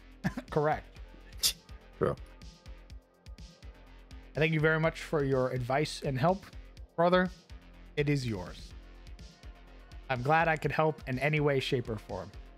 My friend, you pat him on the shoulder. That'll be $5.99. I mean, technically, he already paid. He gave me his prime, so I am fascinated with stuff that makes characters feel unique and not just their class/subclass. I agree wholeheartedly, Tara. It is one of the biggest fucking reasons I hate multi-classing. If you play in my game, you will not be able to multi-class because I think multi-classing is fucking lame. Because if you want a unique build or some cool idea, you can work with me, the DM, to make that cool thing happen. And you don't need to fucking gimp yourself for 5 levels while the rest of your friends are having fun. And instead, I just give you a little unique ability for role-playing your fucking character. And I go, here you go, man. Here's your Battle Master fighter build that you want, even though you're playing an Echo Knight. Here's some wizard abilities to go along with your cool wizarding shit that you're doing. It's unique just to you. Only you, brother. So that way you don't have to multi-class into some other garbage. Some fucking YouTube dribble that's like, how to beat the game at level 3. Some shit like that. Hate that. Abhor that. Lame as fuck. Talk to your DM. Ask him to do some cool shit for you. Work together to make some cool shit happen. Crown hates players winning real.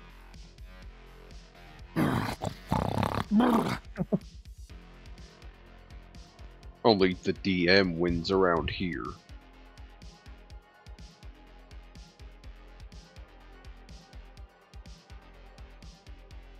I want you to understand there's no such thing as players win. What does that mean? There is no such thing as players winning. Explain. In the way that you think by being like players win,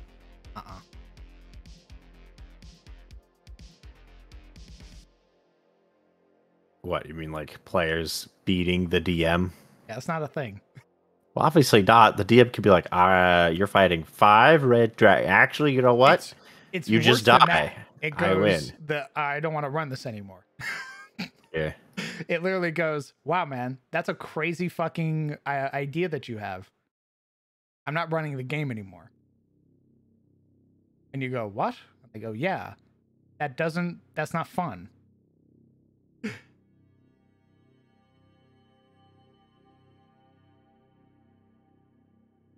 When it should be, that's a really dope idea. And they go, yeah, thanks. Can we make it happen? And you go, we have to change a couple things, but we'll try to make it as close to that as possible while fitting within the world. And they go, awesome. Thank you. Boom.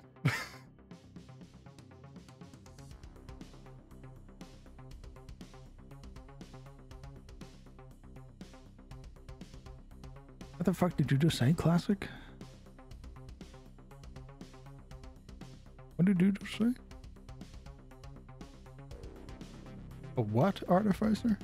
I'm sorry, I can't read that word in front.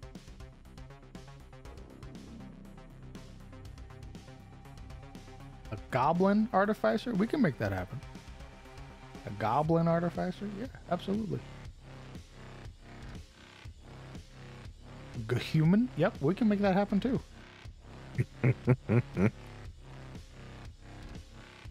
But that word, can't read that word. Yeah, it must be a typo.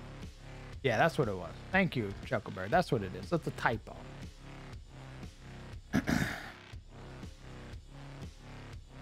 Set up the bot. Auto deletes the word gnome. The issue is that there would be somebody who's new and just joined the chat and would say, my favorite race is and then they die. Yeah, they get their first message deleted and they go, what the fuck happened? Oh. And I go, what are you talking about? And they're like, well, I was just talking about that. And then the next message gets deleted. The moment you help a player at his or her character sheet and complain, I want to have this, but then I can't have this, and you're hinting if you want, you can ask me, the DM. Sometimes, brother, you just have to be upfront. It's as simple as, okay, do you want that? And they go, well, yeah. And you go, okay. I mean, I can't give it to you right now because you're fucking level 1, but we can definitely work towards that being something that you get.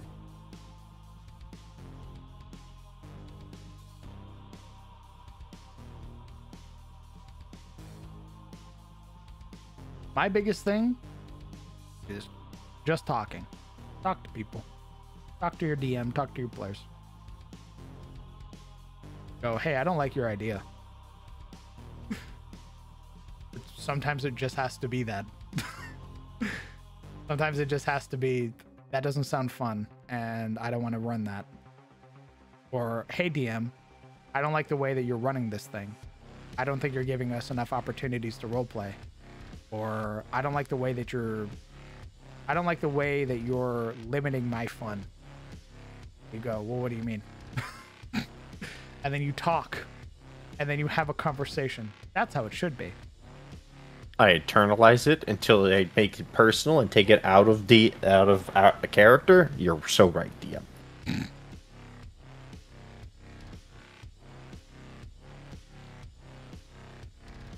The DM unplugs the world. Yeah. No, it's really that. It's like, oh, everybody's playing this fucking like gimmick this like gimmick YouTube build that everybody saw like either posted on Reddit or on a YouTube short, and it's how to do 500 damage at level 5 and make your DM hate you. The DM goes, okay, I don't want to play that though, and then the game's over. Congratulations, you've lost D&D. I did it. I beat him.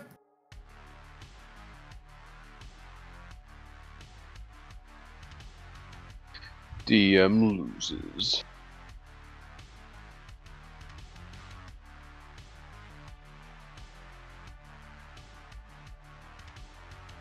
mean, who has fun with the villager railgun?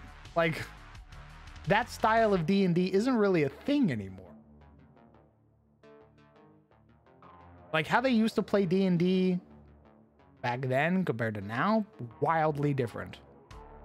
Concept of role-playing, being a character, like stepping into your character's shoes and stuff like that, wild. Foreign concept.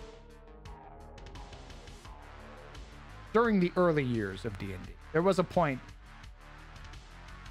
where eventually, like, people started being like, I sort of like conspiring with the DM, or with the game master, or with the referee.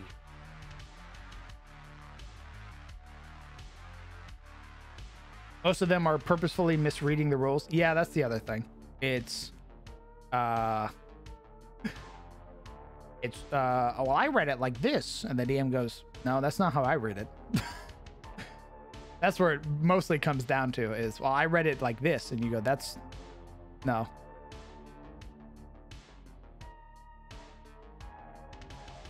It would suck at the table.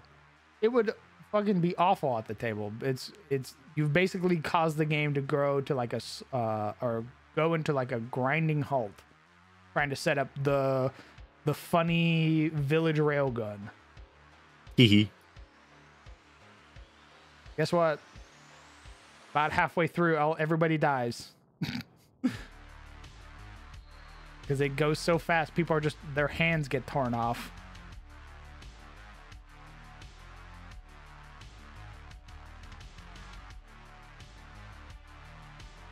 Yeah, so I heard of this thing called a coffee lock. Hey, Sizzle, how did multi-classing go? Really, you're gonna make me an example? Yeah, You're really man. gonna do this to me? Give me your You're really gonna do experience this of to me? multi-classing. How'd you feel around level 5?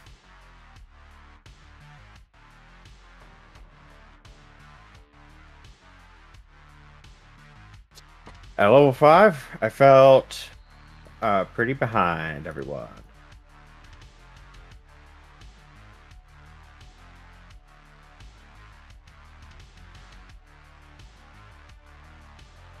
The fighters out there multi-attacking, action surging, all that shit.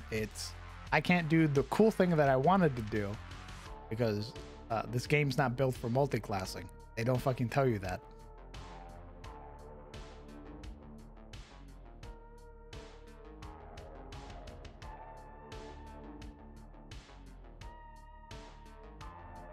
That's not a hot take, Vinipack. That's real.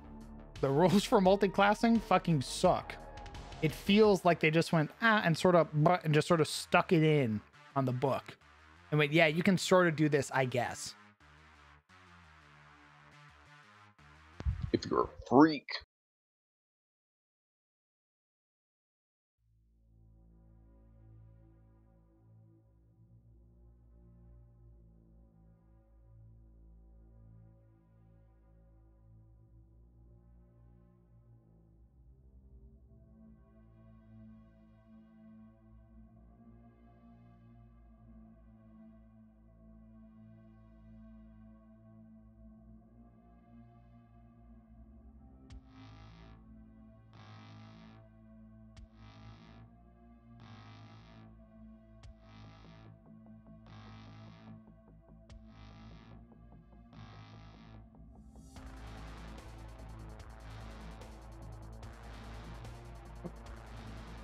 Tell me all the shadows are the layer above. Yeah. It's not a problem, is it?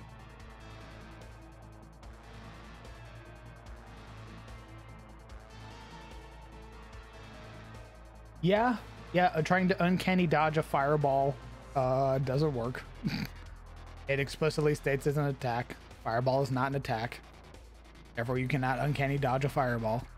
And by the way, you're a fucking rogue. You already have evasion. Stop asking for more, you greedy fuck.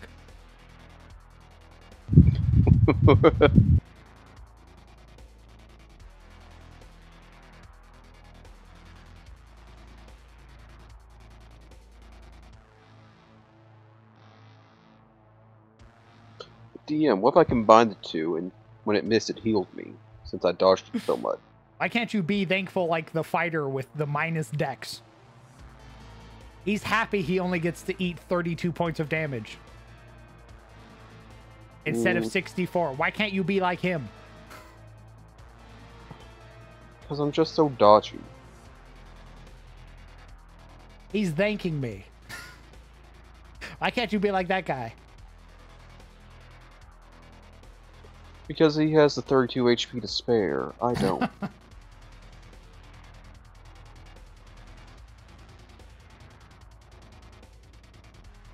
I had a debate about the Warlock Genie skill at level 6. The Warlock is then able to cast Free Fly with hovering, and the thought is meant like hovering and levitate. We discussed it for like 6 hours. Jesus. Yeah, that happens though.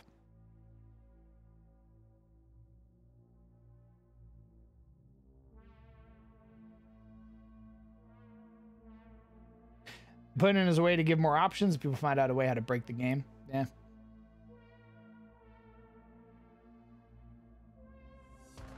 Multiclassing was fun in Baldur's Gate, but yeah, I probably wouldn't do it in D&D. Fun in Baldur's Gate because there's no, like, it's a button to get rid of it. True. Is Withers going, is time predicted? And then you give him 2,000 gold. And now you get to do whatever you want.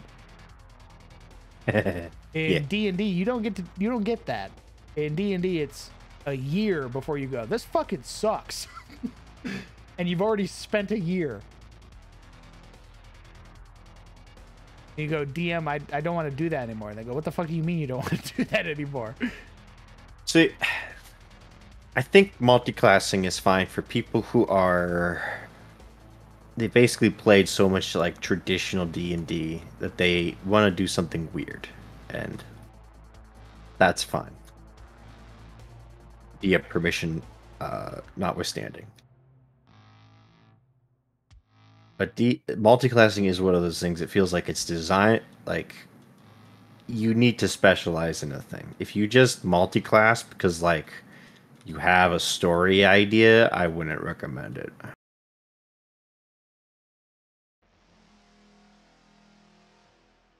Like, I wanted Sorcerer and Warlock because I thought it would match what I wanted for Yuria.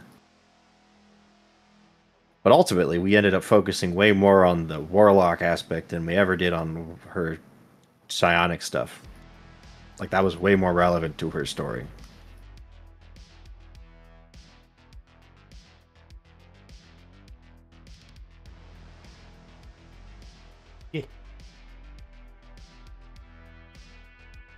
Although I think it came down to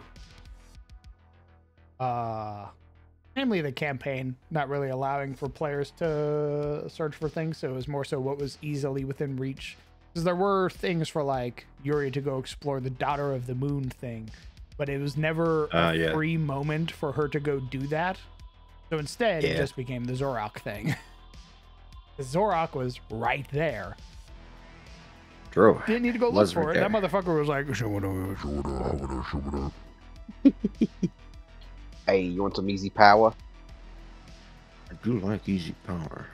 Versus it'd have been like the party needing to put down the fucking heir of the Southlands and then spare some time for Yuria to be able to go explore that shit. Yeah. Which wasn't on the table at that point.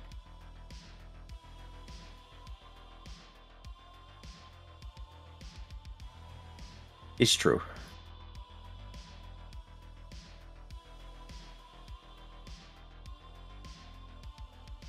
Ultimately, though, I think, like...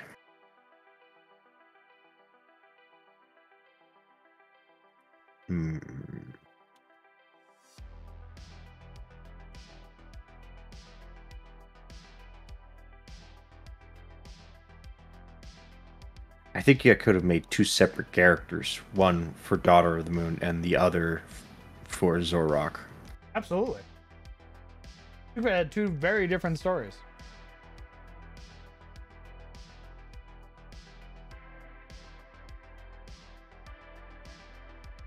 Ivy doesn't have many ways to create unique characters mechanically. I mean, yes, Yeah. And that does, again, that burden sort of falls onto the DM.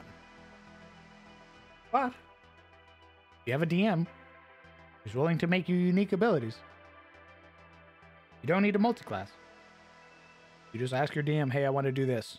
They go, okay.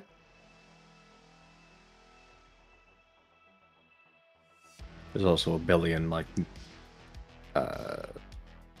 Kickstarters and supplements. True. There are so many 5 ebooks. You could go, I want to play this subclass, and they go, I don't have that. And you go, don't worry, I have it from this book. And you go, oh shit. Let me read it. They read it and they go, oh, okay. I mean, this is fine. We're only going to like level 7. But yeah, you can play that.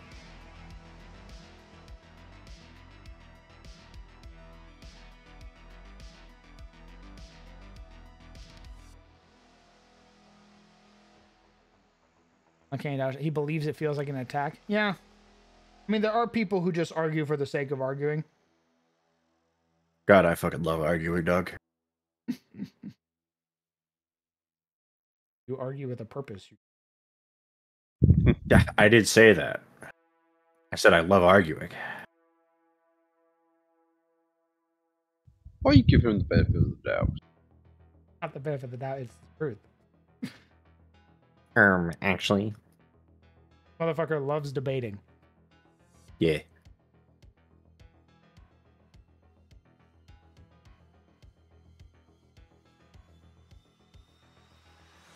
Master debater. Oh, what? I had an idea on a second level in second level in fighter, and the rest in warlock. I have a kind of tanky caster.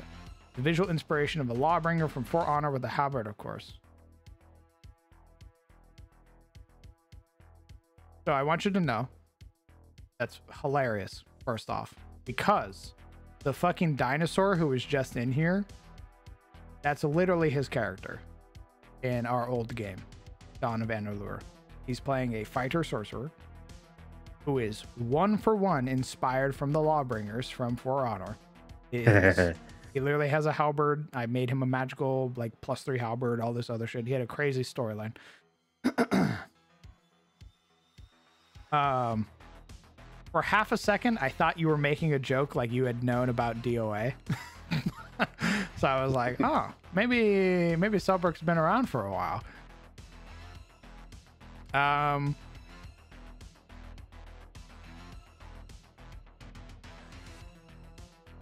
If we ever start up DOA again, he's gonna lose his multi-class. He's not gonna be a sorcerer anymore. He'll get some abilities. Everybody's gonna get abilities, but he'll get some abilities that let him do casty shit. A man could just play an Eldritch Knight. I mean, yeah. Give him a modifier that he casts based off charisma instead of int, so he can remain himbo, and then boom. I mean, yeah, it's really that simple. No, DOA. So all of my games have acronyms: SOT, TOS, DOA, CTF. All very ominous acronyms, I should add. Yeah. First one was SOE, which is Secrets of Irist. Next was DOA, which is Dawn of Anarlure. Next was CTF, or Cometh the Fall. After that, it was TOS, or Tales of Sunfall. And then next is SOT, or Shadows of Thorolund. There's also ROTS, or ROTS, which is Return of the Storm. I hate that Eldritch Knight is a third caster. Why do you hate it's a third caster?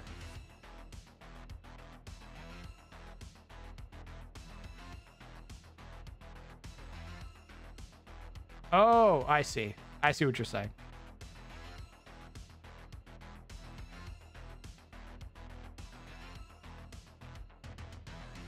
Was it possible Raw to have a heavy second hand as Pact of the Blade weapon? I don't believe so. I believe Pact of the Blade has very specific weapon requirements. I think heavy is actually one of the things it can't have. Yeah, it can't be a two-handed. Have I mentioned how much I prefer your version of multi-class? Which is no multi-class? Illegal. Like giving unique abilities instead of multi-classing? Yeah.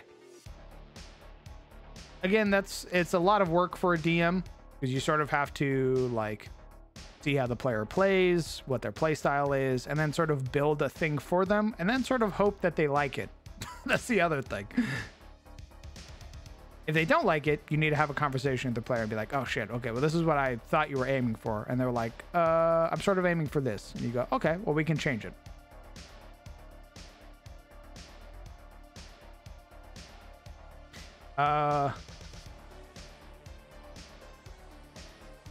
Alone Marowak. I'm saying your name correctly. Hello. Welcome, first time chatter. Improved packed weapon, I think. Oh. Okay.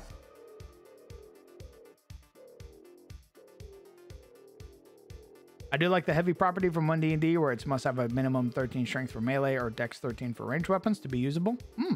That's nice. I redid small in my game. It was all set back and no benefit. Now it's all a little more balanced. I'm listening. How'd you make it a little bit more balanced? Because small does have a ton of like drawbacks. Being a small race, you sort of get fucked. You're like easier to grapple. You have like disadvantage trying to grapple other creatures, trying to swing heavy weapons. Like your version of a great sword is just a long sword that you're wielding versatile. Yeah.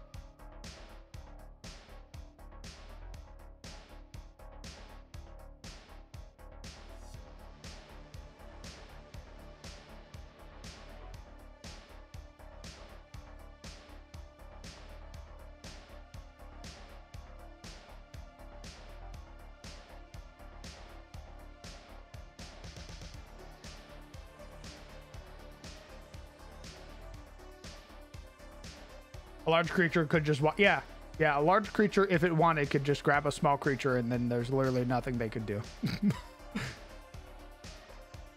The only benefit of being small is that I think you can move through big creature spaces. That's it.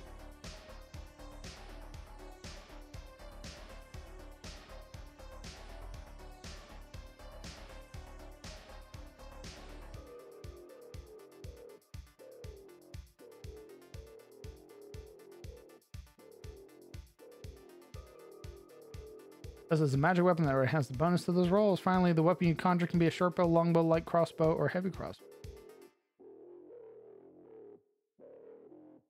Huh. I've never played a warlock, so.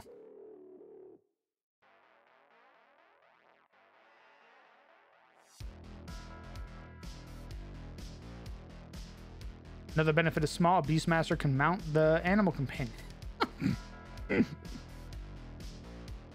If you want an actual Beastmaster cater, like an actual one, I would recommend the Wild Heart. Or the Beast Heart from MCDM.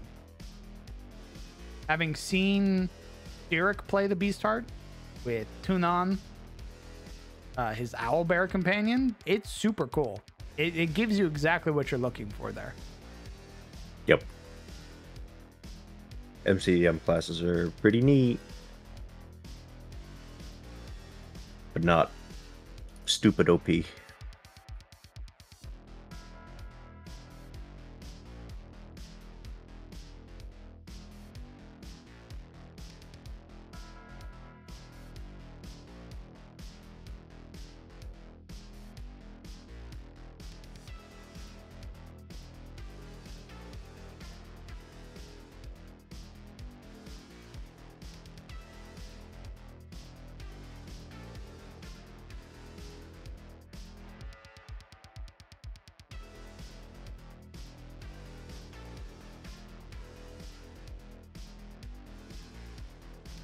The benefit, the one I was looking at was Tasha's Beastmaster with Primal Companion.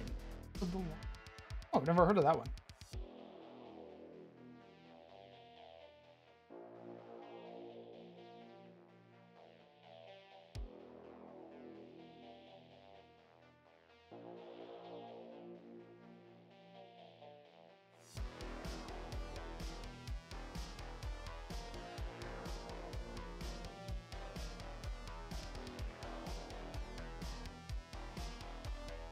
And fit in tiny openings. Yeah, being able to fit into small openings and stuff like that's also a benefit of small, but that's only really relevant if your DM remembers to do that.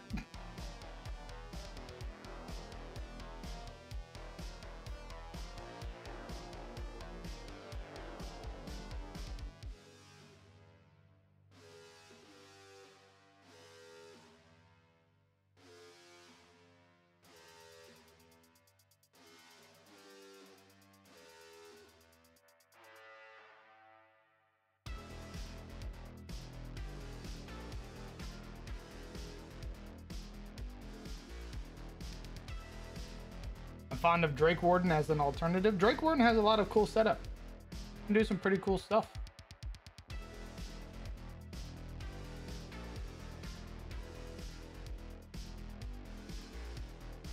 You can only move through an enemy's square if it's 2 sizes larger or smaller than you. These small creatures can move through large enemies. That seems a little eh.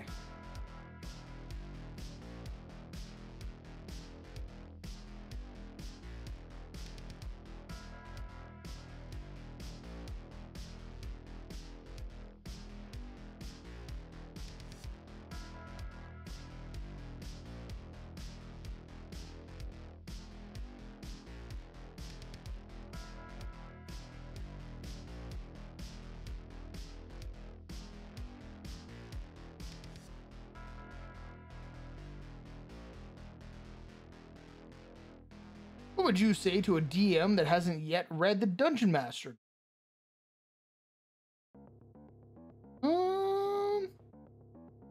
Read it. Peruse it. Don't make it like homework where you think you need to read the whole fucking thing before you run a game. That'd be psychotic. Just sort of read it. Keep it on hand. Reference rules. People ask questions. So, I don't know. And you can either make a ruling on the spot, a lot of DM do, or you can open up the DMG and go, what's relevant to this?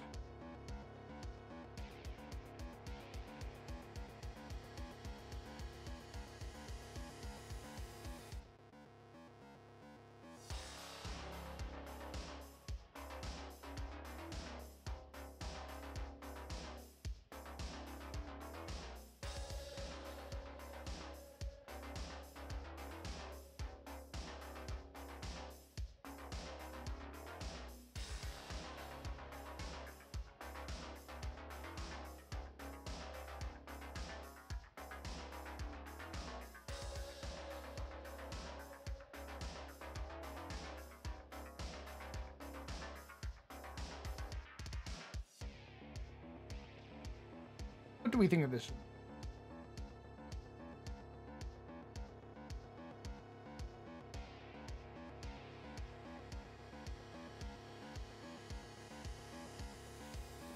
I'd buy it.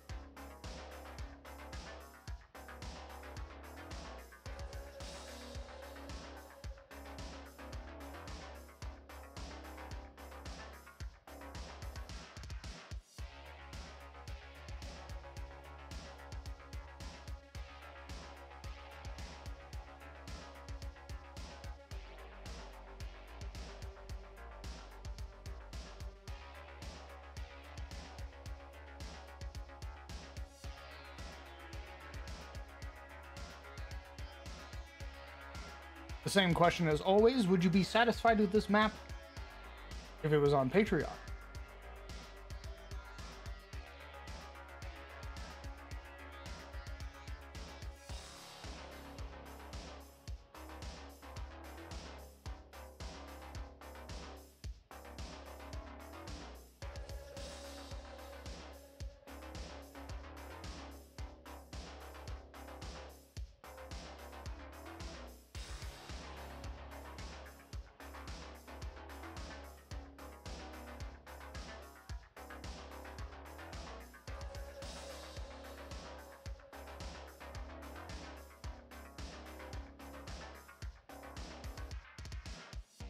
Yeah, I'd buy that.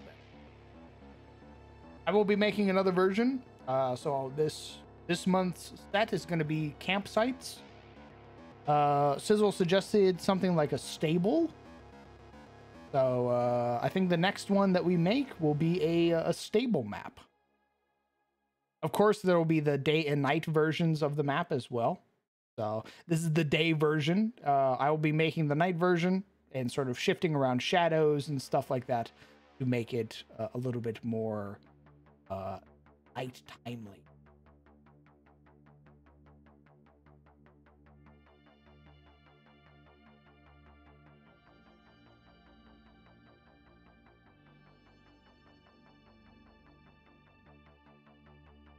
Ooh, Cliffside Camp. That's a fun one. I haven't done Cliffside stuff in a long time. When was the last time I did some Cliffside?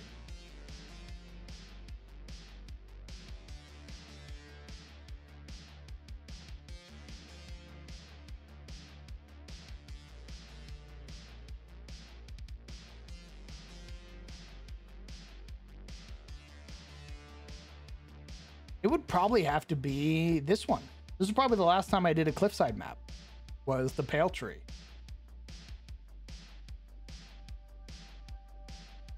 I could definitely see making a map in a place like this, like a camp in a place like this.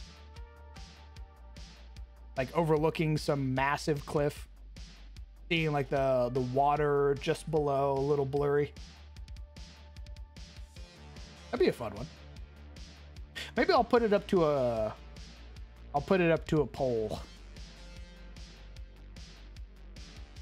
in like Discord and stuff, and see what the folks wanna do. I'll probably end up doing like a camp in a cave too. I've been enjoying caves. So.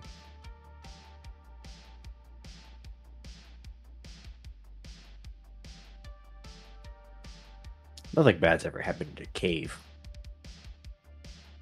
That you know of. What? Hmm? What do you mean by that? What do you mean by that? What do you mean? What do you mean? What do you mean? Nothing that I know of as bad has happened in a cave. Hey, what do you read?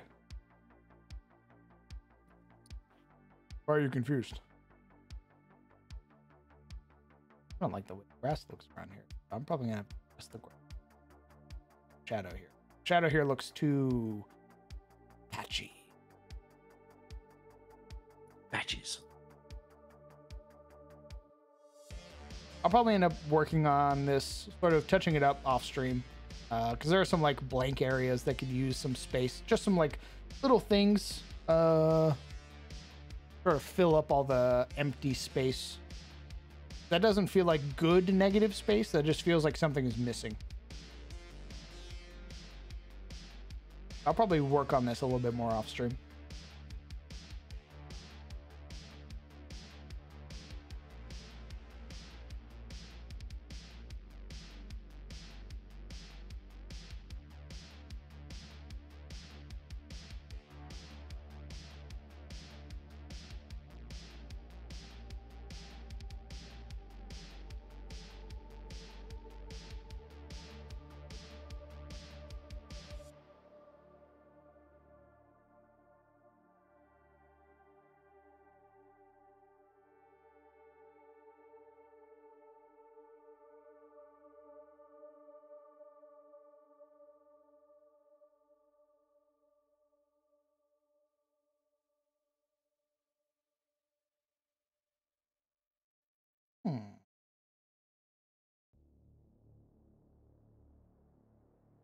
Okay.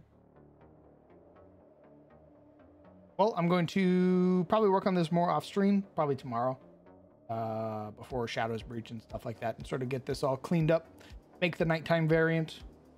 And then next time I stream, we'll be working on the next camp map. Of course, I'll be posting little updates and stuff like that in DM Showcase. So if you want to see the progress that I'm making, check them out over there in the Discord, and go from there. I think that's where we're going to call it for today.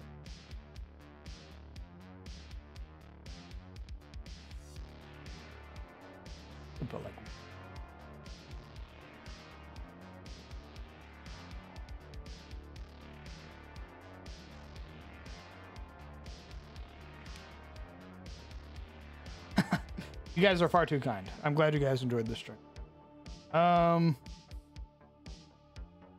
You guys go ahead and say goodbye to chat. I'll go get everything closed up.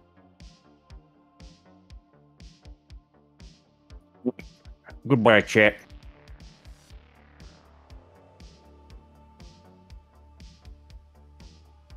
Stop playing TF2. Bye to chat. He has to get the last backstab and spy. Ebis, stop playing spy and say goodbye to chat.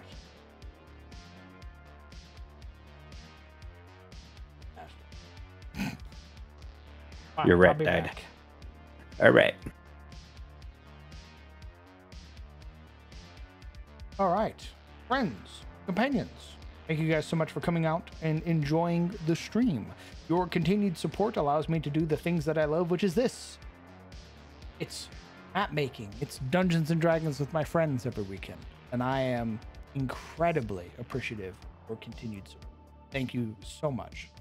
For all the new folks who joined tonight, I did see that we had some new followers. Hello, welcome. I'm the Crown DM. I am a 5th edition Dungeon Master who runs games in his own homebrew setting, the world of Atis. What you just saw is Souls Sunday. Usually, this is reserved for our D&D game, Shadows of Thorlin. But we are off this week. Next week, on Sunday at 1 p.m. CST, you will see me running as a true bona fide Dungeon Master, along with all of our other wayfaring companions. So if you'd like to see it, you can check out the VODs over on the YouTube and get caught up with our game, or maybe just sort of poke around, peruse a bit, check out all the other world building streams that we do, or some of the video games. And if you like the maps that you've seen tonight, either in my catalog or things that I've shown off, you can get your hands on them, most of them, over at the Patreon. I believe that's it. Come hang out in the Discord, guys. Come hang out with all the cool people that you hung out with tonight. Come see all the amazing fan art that people post of the games, as well as come just hang out with the community. Of course, Selbrook. Happy to help, brother. Welcome to the table. And of course, welcome to the community. I hope you guys have a fantastic night. I hope you take care of yourselves. Hug your loved ones. Tell them that you love them. If you haven't called them in a while, call them. I'm sure they'd love to hear from you. And I will see you guys. Bye, chat.